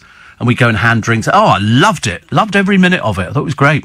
Touch of Velvet, Sting of Brass, says Neil. And another movie theme, which is quite apt at the moment, is Paris Burning. Lovely sound of the accordion. Is that the one that goes... Da, da, da, da, da, da, da. We can find, unless you can find something else, is Paris Burning. Overture, Paris stroke waltz. God, truth, honestly. Oh, it gets better later.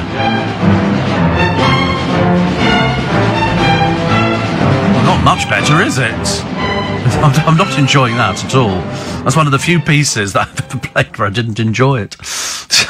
What an odd... I've never even heard that music before. Hope I never do again. So, and I'm checking all the other things, and they've got, Is Paris Burning the Overture? Perhaps we've just got the wrong bit. That's got the wrong bit. But I don't care about it anymore now. Seriously, I really don't... Sorry, Neil. It's obviously, perhaps you're obviously listening to something different to the one I've just been listening to. Guinevere and Trelawney enjoying the daily dose of pre-dawn sunshine that your brilliant show reliably and regularly brings us. Looking forward to a restful week after a hectic weekend with all the family at the races. We ended up £6 ahead thanks to the If the Cap Fits, who romped home handsomely. £6 ahead. Good Lord. Steve, if I might make a suggestion, says James, when you're in the comfort of your home, check out Kevin Richardson, the Lion Man. You'll see the wonderful Meg and Amy, Bobcat and Gabby, Vayetzi, Livy and Ginny and many more. Yes, I've seen him before. Is this the one in South Africa? Yeah, I've seen him before loads of times. And his advice is, never turn your back on a lion.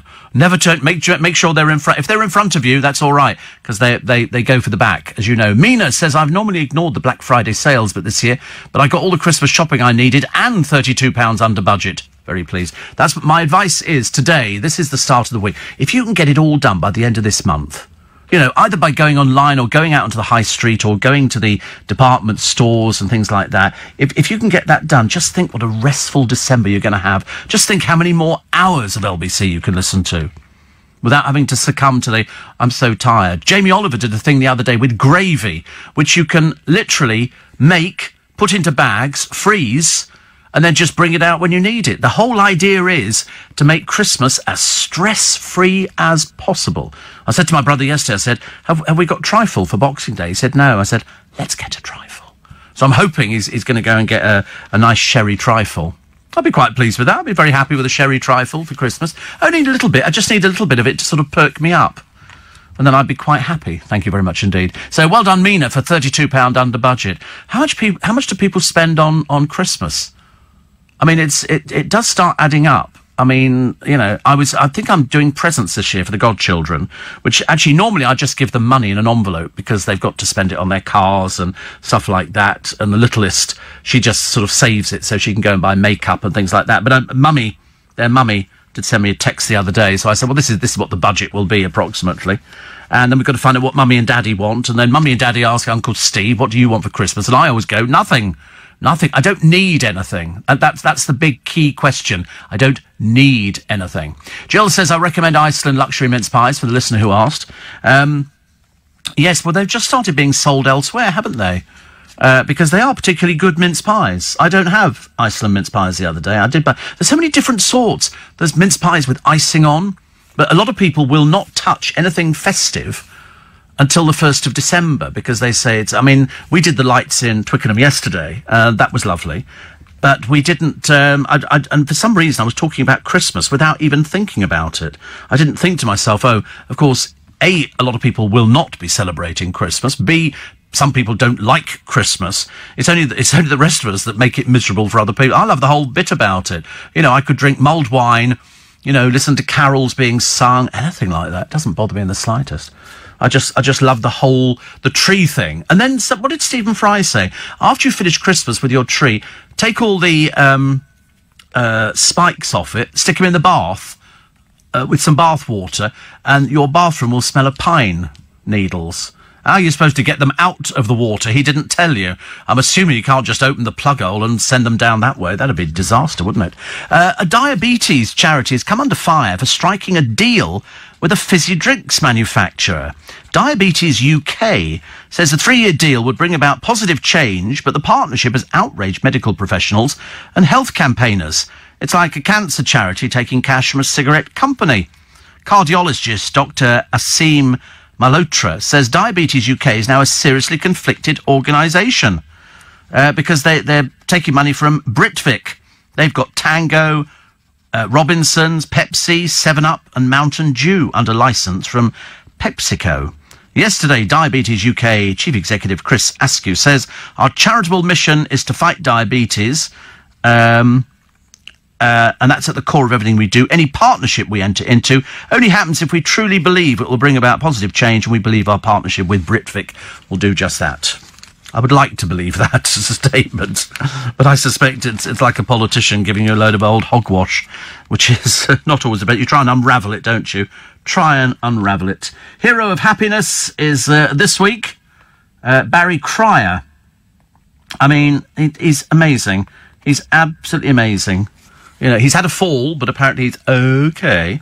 Ricky Jay, the magician, died. He seemed, you know, strange enough, for the few people who listening to this programme would have heard of Ricky Jay, I'm amazed that he even made it onto the news. Not our news, but he's in the news on my telephone. It said Ricky Jay's died. He was 72. Admittedly, an expert card man, but like loads of people who are absolutely brilliant at what they do in magical terms, most people won't have heard of him. Magicians would know who he is.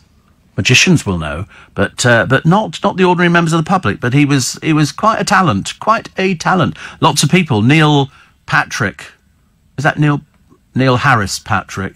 Neil Patrick Harris. He gave a great glowing tribute to him as well, which was lovely. Excuse me. Ow, my tea gets so hot. It really does.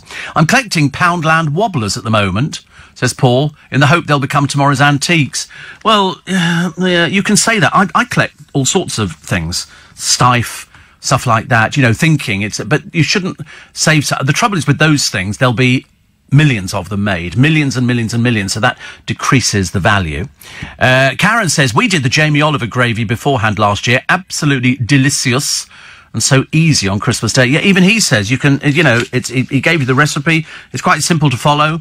I mean, I don't do it because I don't do things like that. But and then I thought, well, that makes it a lot easier for you on Christmas Day. If you're one of those people who does do the cooking, you know, listening to you under my pillow in our beautiful guest house in Holmfirth. They filmed Last of the Summer Wine here, and in the churchyard next door, Bill Owen and Peter Sallis are buried next to each other.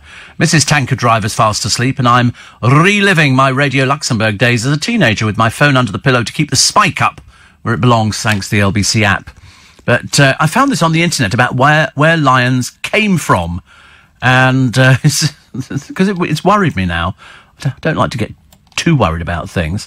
And he says, all members of the cat family are believed to be descended from a common ancestor called Prolerus lemonensis. That might not be the correct pronunciation. And they were around about 25 million years ago. Remember it well. Not a photograph exists. And it's thought that the next link in the chain evolved from this small serval-like creature about 20 million years ago. And so it goes on. Because I often wonder about things like that. I know I'm not supposed to, because I've asked all the experts and said, you know, where does stuff come from? As all of a sudden there was nothing there. I mean, what was there before the Masai Mara?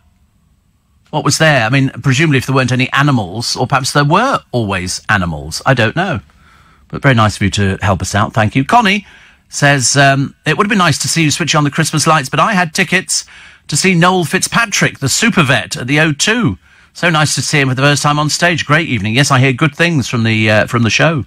Good things from the show. Some friends of mine went to see it and said it was amazing. You can sit there in a huge place like that, and a man tells you about his humble upbringing and how he couldn't read or write or anything else, but he sure knows how to look after animals, doesn't he? He is the super vet. But good evening, everybody tells me. Steve, you sure you don't need a new Hoover for Christmas? I might do, actually.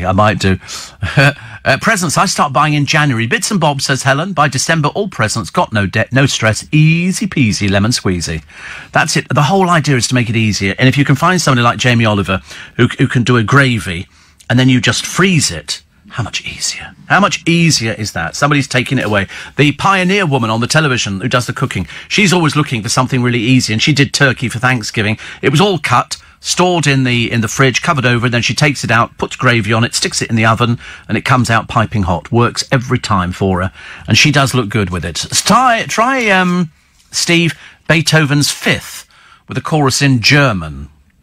Yes. What is the fifth one? Is that dun dun dun dun dun dun dun dun dun dun dun? Oh, that's the Ninth Symphony. What was the fifth one? I don't remember the fifth one, actually. Oh, I should do. Oh, that one. There's no words in it, are there? Well, I don't think there are. I'm trying to think, actually. He was very busy, that Beethoven, wasn't he? He turned out some good tunes. Yes, you're right. There weren't any words in it, were there? All right, wait a minute. I'm trying to go through it in my mind. He's just a poor boy from a poor family. No, doesn't work. Does it? Doesn't work at all. I shall try playing with that one again. Oh, wasn't that piece of music at all, says Neil. He says, I've sent the producer a link with Jeff Love's. Oh, Jeff Love. Oh, you see, Is Paris Burning? There is, when you look at I tell you what, I love all this music. 633 Squadron, Battle of Britain, one of my favourites.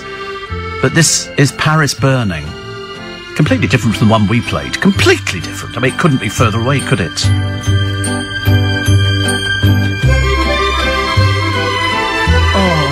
I was by the Seine one night, and I was with Madeleine, and we held hands and walked across. Something about an accordion that makes you think of Paris. I don't know why. I've never been to Paris and heard accordionists. I've heard a few in London. Well, it's pretty, isn't it? Actually, I think this whole album's pretty, Neil. I mean, I've got this album at home because it's also got, which was the one that they used for the marathon in London? The Trap. That was my all-time favourite piece of music. I used to rehearse that and the Battle of Britain because I could talk up to the dun dun dun dun. And it just built and built and built. And that's one of my favourite films. If you've never seen it, you must get it out. But that's quite pretty. We'll go with that for a Monday. Of course, it's now lulled us into a false sense of security and we've completely lost all sense of reasoning. Just buy your gravy ready-made from M&S, says Ben. Even easier. I'm sorry, I'm supporting the Oliver boy. I've got to support him, because if he does an easy thing, and all his stuff seems to work, so that's what I can do. Michael in Hitchin says, looks as if Diabetes UK have finally joined the corporate bandwagon. I suppose next they'll start telling diabetics it's safe to use some dangerous sweeteners. The only safe sweeteners are, of course, stevia, guar gum and monk fruit. See, I think every diabetic knows exactly what they're doing. We know what we can eat. We know what we can't eat. I'm always quite good with it. I haven't, been anywhere close with anything like that for ages and ages and ages. But you do sort of worry about things, don't you? Think, should I have that? Should I not have that? Is that any good for me? So I try and stay away from sweets. I do, and I'm fairly good. I'm fairly good at staying away from sweets, and I quite like the idea of staying away from sweets, mainly because I'm not a sweet sort of person. Mind you, I'm talking about not being sweet. This one might blow up. They've run it 2 days now. I think it's a bit of goading. This is a former girlfriend of Prince Andrew. You know who it is. It's Koo Stark. Koo Stark went out with Prince Andrew. He'd been out with loads of people. I mean, he really had been out with loads and loads of people. This was in the early 80s. And then the newspapers, because they were like this even then, they worked out she'd appeared in an erotic film, Emily. And that was the whole basis of this thing. The papers ran with pictures of her. She was topless in it. Topless pictures were all over the blooming place. But anyway, she's worried, because she's 62 now, how she's going to be shown in the hit Netflix drama, which is shooting the 3rd series about the royal life, including Princess Margaret's fling with Roddy Llewellyn. See, he hasn't said anything. He hasn't said anything, and there were various quotes from Roddy's father at the time, which were hilarious. But they say the 4th series would cover the time of Koo Stark's romance with the Duke of York before he married Sarah Ferguson. American Miss Stark has instructed lawyers to issue the programme with a warning. What for? What for? It's a real lot. Presumably they're going to be going from something, aren't they? A source said Koo has spent years trying to rebuild her life after going out with Andrew. She's no wish for it to... Well, unfortunately, you don't have any choice in it. You don't have any choice in it. If it happened in real life, it's not like they've made it up. It's the fact that it happened, so they're going to run it. She's now a photographer and has moved on with her life. The last thing she wants... See, she doesn't know anything about this. This is pure guesswork. She says, is an inaccurate picture of her being painted. She wants an assurance that she would be consulted. They don't have to contact her at all. I'm assuming under legal issues, it's a case of, as long as they don't tell lies about her, that'd be fine. That'd be fine. She dated him for 2 years, during which he was a Royal Navy helicopter pilot. So, she does jump to conclusions. It doesn't take much to wind her up. But I think in this one, I think, as far as I know, is the Crown taking the mickey? It's not, is it? It's like a docudrama. Artistic with the truth. Well, there you go. That could mean just about anything, couldn't it? But I don't think they're actually going to do anything. All they're going to do is go, she was what do they call her? Not an erotic actress, because she did other things. It was just this thing happened to be the one that the press latched onto, because they love stuff like that. Because Andrew had all these other people when he went onto islands and was naked with people and all sorts of things like that. But she just wants to make sure that historical inaccuracies were eradicated. But she didn't get any response because they don't have to. Like, they probably didn't contact Prince Andrew. They certainly didn't contact the Queen or anybody. They just go ahead and make these things nowadays. So it'll be very interesting. Very interesting, because I believe that one newspaper called her a porn star, which was the most ridiculous thing I'd ever heard in my entire life. It wasn't porn. This film wasn't porn. It was just erotic. And erotic is completely different. Take my word for it. Christmassy is another good word, but how over the top can you be? Here is a pub in Britain. It's the Churchill Arms in Kensington. They've got 21,500 lights, which actually isn't that much. I can have 6,000 to 7,000 on a tree quite easily. And they've got 95 trees. The manager, James Keogh, and his staff spent 3 weeks preparing the display. It looks fantastic, actually. The former landlord, Jerry O'Brien, started decorating the pub with a few hanging baskets. He said it just grew and grew. And it looks amazing. It must cost him a fortune. If he's got 95 trees, it's 95 times a lot of money by the look of it. They put them all up there and they've got stuff. It really looks lovely. You see, I know people take the mickey and they go, oh, it looks horrible. I don't think it looks horrible at all. I think it's wonderful. Absolutely wonderful. And it's not too far from here. Whether I'm going to drive down there and have a look at it remains to be seen. Steve, will the interview with Sir Cliff be repeated over Christmas, says James. There's a very good chance it might be. I can only say might be because I'm not actually sure. But you can get it on catch-up at the moment. Get it on catch-up. Steve, nursery staff have a very frustrating job looking after a load of spoilt brats, so it comes as no surprise they end up hearing the children swearing. Yeah, we have lots of little kids who go through Twickenham. They're in like a train. They get pulled by the girls, and they seem all right. I don't know. I've not heard the girls swearing, so I'm sure if they did, mothers would have something to say about it. But it's a new thing, isn't it? Really, I doubt Poundland offers much potential for finding antiques of tomorrow, says Holly. So here is my helpful acronym for buying antiques and collectibles: RADAR. Rarity, aesthetics, desirability, authenticity, and really good condition. Good luck when using and buying your next vacuum cleaner. And somebody says, I can't believe people freeze gravy, says David. You boil the water, add the granules. Oh, you peasant. Oh, you don't do that at all.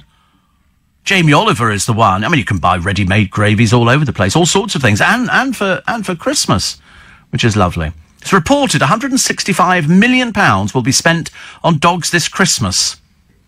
Can't wait for the BBC Radio Shropshire phone in this morning. What did you buy for your dog last Christmas? I don't know if it's Jim or the Vicar on this morning. Oh, it'll probably be Jim, I should imagine. LBC Nick Ferrari at breakfast at 7 this morning on LBC. Theresa May has said that we, the British people, are sick of arguing about Brexit and just want to come together again. Will the deal she's agreed with the EU help you move on from Brexit? Nick will get the views from both the Conservative and Labour front benches, while he'll also hear from Gibraltar's Chief Minister and from voters in areas of the country which very decisively backed either side in that 2016 referendum. As well as this, Tory Brexit rebel Jacob Rees-Mogg will take your calls on his so far unsuccessful attempt to oust Mrs May, among other key issues. That and more with Nick Ferrari at breakfast from 7 here on LBC. So I open up the Daily Express today. Great gifts for kids. Okay, so I'm looking down here, and one of them is very nice. Jane Austen, The Complete Works. Which kids they're appealing to, I've got no idea. That's £100. GHD Platinum and Glacial Blue Styler. It's tongs. £175. This is great gifts for kids, is it? Hoverboard Vanguard, £209. I thought these were illegal. You can't use these anywhere on pavements. Well, I don't know whether they catch on fire, but there was one here we had for ages, and it had lights on it, and it was all very lovely. But I thought you can only use them on private land. If you use these things on the pavement, there's a very good chance you'll just whiz into the traffic, and we're going to be having all sorts of dreadful things. They've got Robot Wars, which is more reasonably priced at £60, and Lego Harry Potter Hogwarts Castle, £349. Wow. I'd rather have an Electra Sprocket kids bike, £225. What sort of kids are they buying presents for nowadays? Hoverboards are banned. I thought they were banned. Every time I see a thing here, they keep putting hoverboards, and I keep thinking they're illegal. You're not allowed to ride them if you've got private land, you can use them, but you can't use them on any public land, which means roads, pavements, anything else. Ridiculous, and yet they're still advertising them. They're dangerous. They're very, very dangerous, but nobody seems to realise that. Very odd, isn't it, really? I was trying to find the story earlier on of the couple. Do you remember the couple who took their kiddie out of school? And because they were going on honeymoon. Seemed a bit of a strange thing to do, but nevertheless, that's what they did. And they decided that they were going to take the kids out of school. So they did. And they got fined. They got fined quite a bit of money. Anyway, it went to court. And they've been fined as well, but they don't have a criminal record. But quite clearly, the council were going to make an example of them, because you can't have people just taking kids out of school. There are rules. And if the rule is that you don't, because they were told, ask permission, but it would have been denied anyway, because, unless you really don't want your children to have an education, then, don't bother putting them in school, but that's going to get you into even more trouble. So the whole idea is you have to sort of make sure. But I was sort of looking at these sort of parents, thinking, well, you have learnt. You're £300 down now, about £360 down on the deal, and the reason that you're down on the deal is because they've had to pay and they've had to do all the other little bits and pieces. Jack Whitehall's Brits hosting debut saw him mock the likes of Harry Kane and Ollie Murs. Viewers were left in stitches when he asked Cheryl Tweedy and Liam Payne if they had a sex safe word. That's what I like about Jack Whitehall. He doesn't really care, does he? But of course, these people. Can you imagine, Cheryl sitting there with a smile on her face? No, I can't either. Also, the chip shop. That's a very old story, the chip shop story. I don't know why people are still running it. It's very embarrassing. But there is a lonely pensioner who's been conned out of 19,000 quid after falling for a porn star online. Simon Frost spent 2 months exchanging emails and calls with Eva O'Toole from Ghana after meeting her on a dating site. She said she needed money to claim her late dad's estate, so he took out payday. Oh, honestly, you should hear it a million times, isn't it? I mean, surely, she didn't show up. He was hoping if she sent her the money, she'd turn up in England. I mean, what? This is a dentist. He discovered she was a fraudster using photos of innocent porn star Brianna Lee. He said, I was used. No kidding. I mean, surely the alarm bells must have rung. I mean, surely. Doesn't matter, 75, a dentist, an intelligent person. And she said she needed money to claim her late dad's estate. Well, since when does that happen? Since when? I mean, dear Lord. It's just embarrassing, isn't it, that these things happen all the time. People get caught out because there are crooks out there. I don't know. What do we do? You can't offer any more advice. I've always said if it sounds too good to be true, it is too good to be true. And these old people on the internet, they'll tell lies through their teeth. They want your money. They couldn't care less whether you suffer as a result. You could have a heart attack and die. They wouldn't care. Nothing to do with them. The couple prosecuted, here they are. Janine and Shane Scott took Elisa, 7, to New York in June. She was supposed to be in school.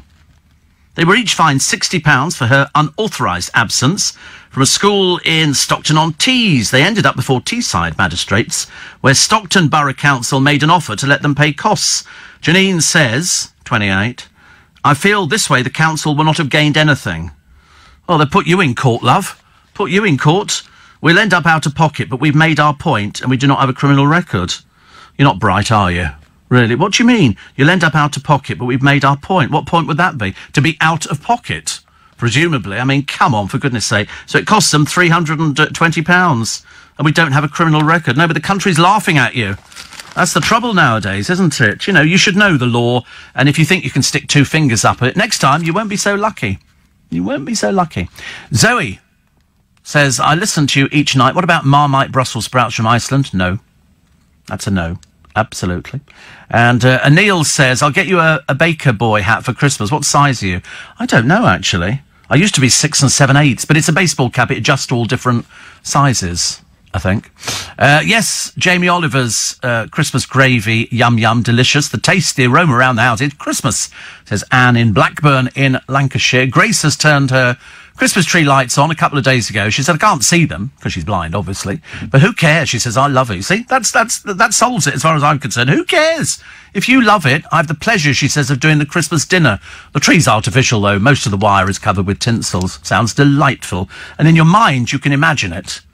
In your mind, you can imagine it. Freezing gravy, new, says Steve. No, I didn't say it was new. I just said that's what he's advising, to make it easy. To make it easy. He says, my mother used to put her gravy in ice cube trays, so you could take out as little and as much as you ever wanted. So that's how it works. That's how it works. The Kardashians make the papers. Apparently Ozzy Osbourne has said he's unimpressed by the Kardashians. I'm sure they probably think you're a sad old man who mumbles. You know, but what difference does it make? It's in America. Doesn't really make any difference, does it? Do people worry about stuff like that? Front page of the Times this morning. Russia seizes Ukrainian gunboats in a Black Sea clash. And bulky presents under the Christmas tree are no longer enough.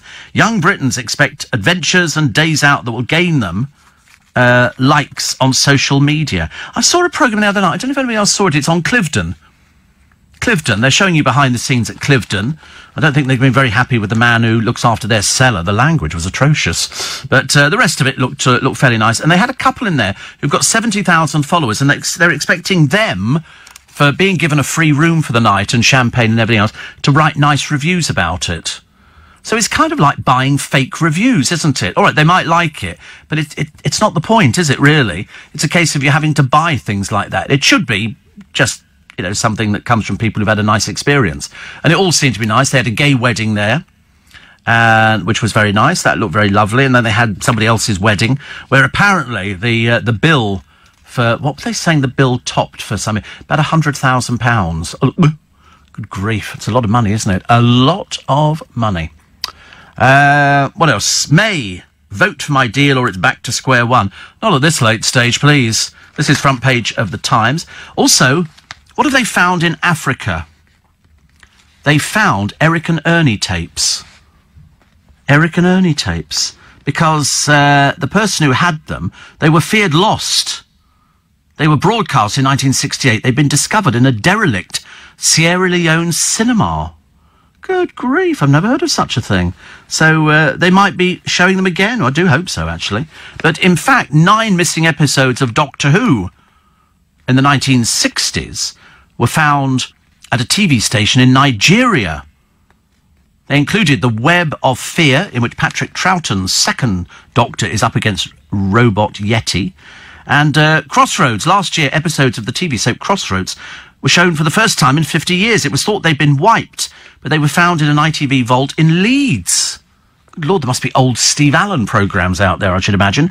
A mini episode of Only Fools and Horses was shown last year on UK TV Gold in a documentary series. The 19-minute Licence to Drill from 1984 was used in schools to teach about crude oil. They found Dad's Army and an episode of The Avengers that featured Diana Rigg. That's been found in a private collection. You know who had a lot of these things? Bob Monkhouse. Bob Monkhouse had one of those rare things in those days, in the early days of television. He had a recorder. He had a recorder, so he recorded loads of things. So they actually managed to find in his archive loads of stuff that he actually recorded, which was amazing. There's another story here. The video on app to help patients resist obsessive compulsions. And that's everything. That's everything. It's a brain training app. All sorts of things that people, you know, it's used for treating people who are addicted to certain medicines and stuff like that. Because we have had problems with that. Morning. Oh, you're not in favour of the poor dentist this morning, are you? Losing his 19,000. People have said, no fool like an old fool. The dentist in question must be sick to the back teeth. Like you've stated, if it sounds too good to be true, it probably is. The moment somebody starts asking for money, the alarm bells ring. Thank you, goodbye. But no, he took out payday loans. He took out payday loans. I mean, I don't know whether he had 19,000 or not, but he certainly lost it to her.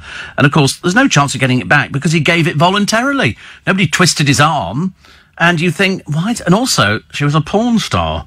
Why would you be giving £19,000 to a porn star unless she's really unsuccessful? Which, of course, this one isn't, because she managed to get 20 grand out of you. And these are just the tip of the iceberg. Around the world, there are people sitting there now chatting away to women, pretending to be somebody who worked in the American forces and would love to come over to this country, and you sound absolutely the ideal person, but unfortunately, because of my medication I'm on, I don't have the money to travel. And also, how people fall for this guff, I'll never know. If I live to be 37 3/4.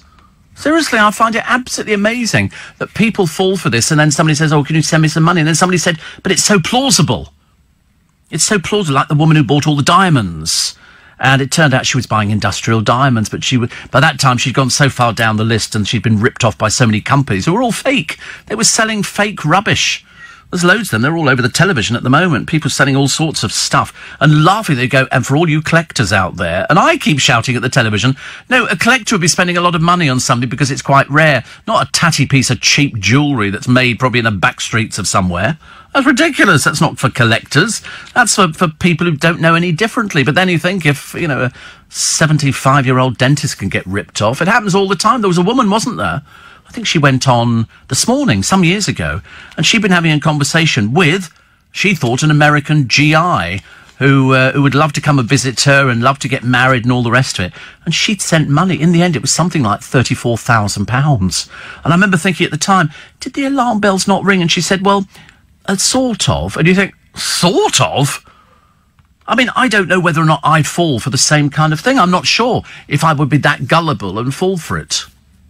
And I would like to think not. Because the moment money's mentioned, it's like, you know, sometimes you get a thing on your phone, not on this phone, I've not had it for years and years, saying, oh, hi, stuck at the airport, can you get me some money out? I can't get out of customs at the moment. And you think, no, that's just rubbish. It's just rubbish. So as far as I'm concerned, or failing that sort of, you know, stuck in a snowdrift, you know, could you send some money in a snowplough? I love that farmer, the entrepreneurial one the other year. The snow came down so heavy, he was charging people 25 quid to get their cars out of the snowdrifts, and some people begrudge paying it. I'd have handed it over straight away.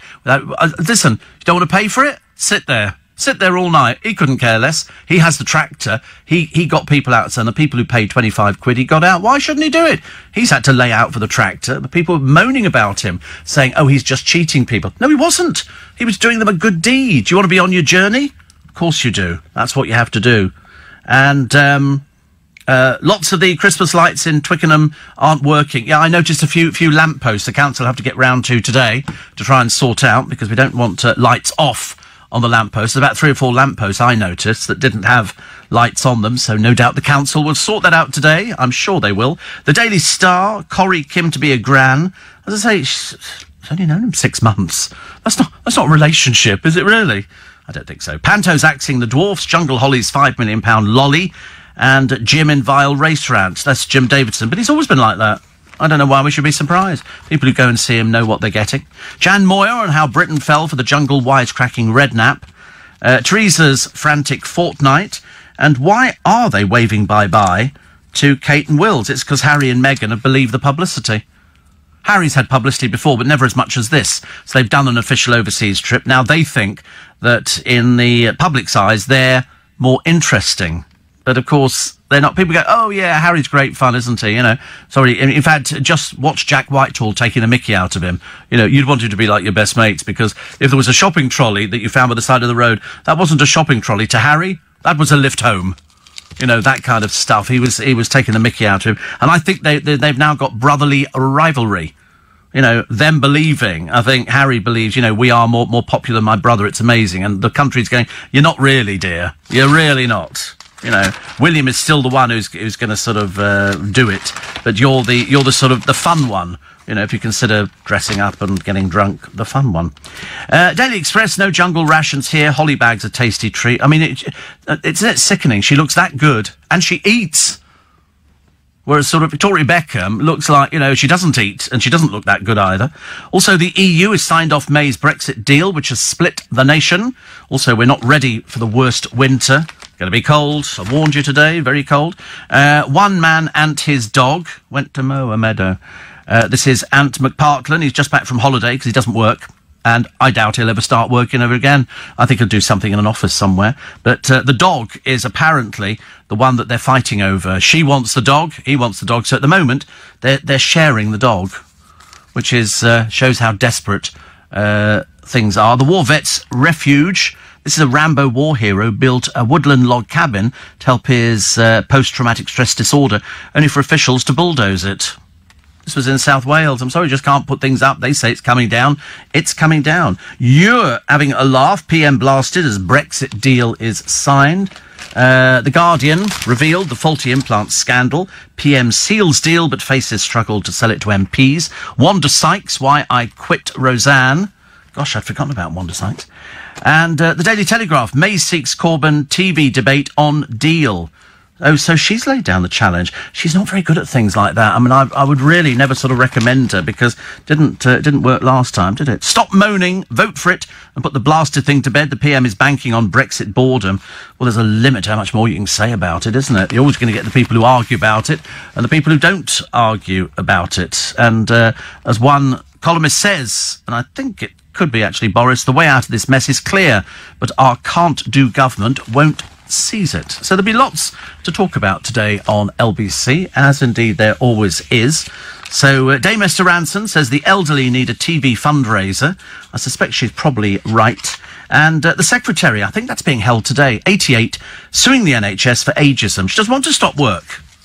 I mean, should people be forced to stop work? I'm not too sure. One of the Peru 2 drug mules bringing out a book. Can't imagine who'd want to read it. Pulpit, maybe. As I say, it probably just says I'm a complete idiot on the front page and exactly the same on the back page. Will Young, seen behind the wheel of a car. I hope he wasn't driving because the ban doesn't end until Wednesday. And that's it for this morning.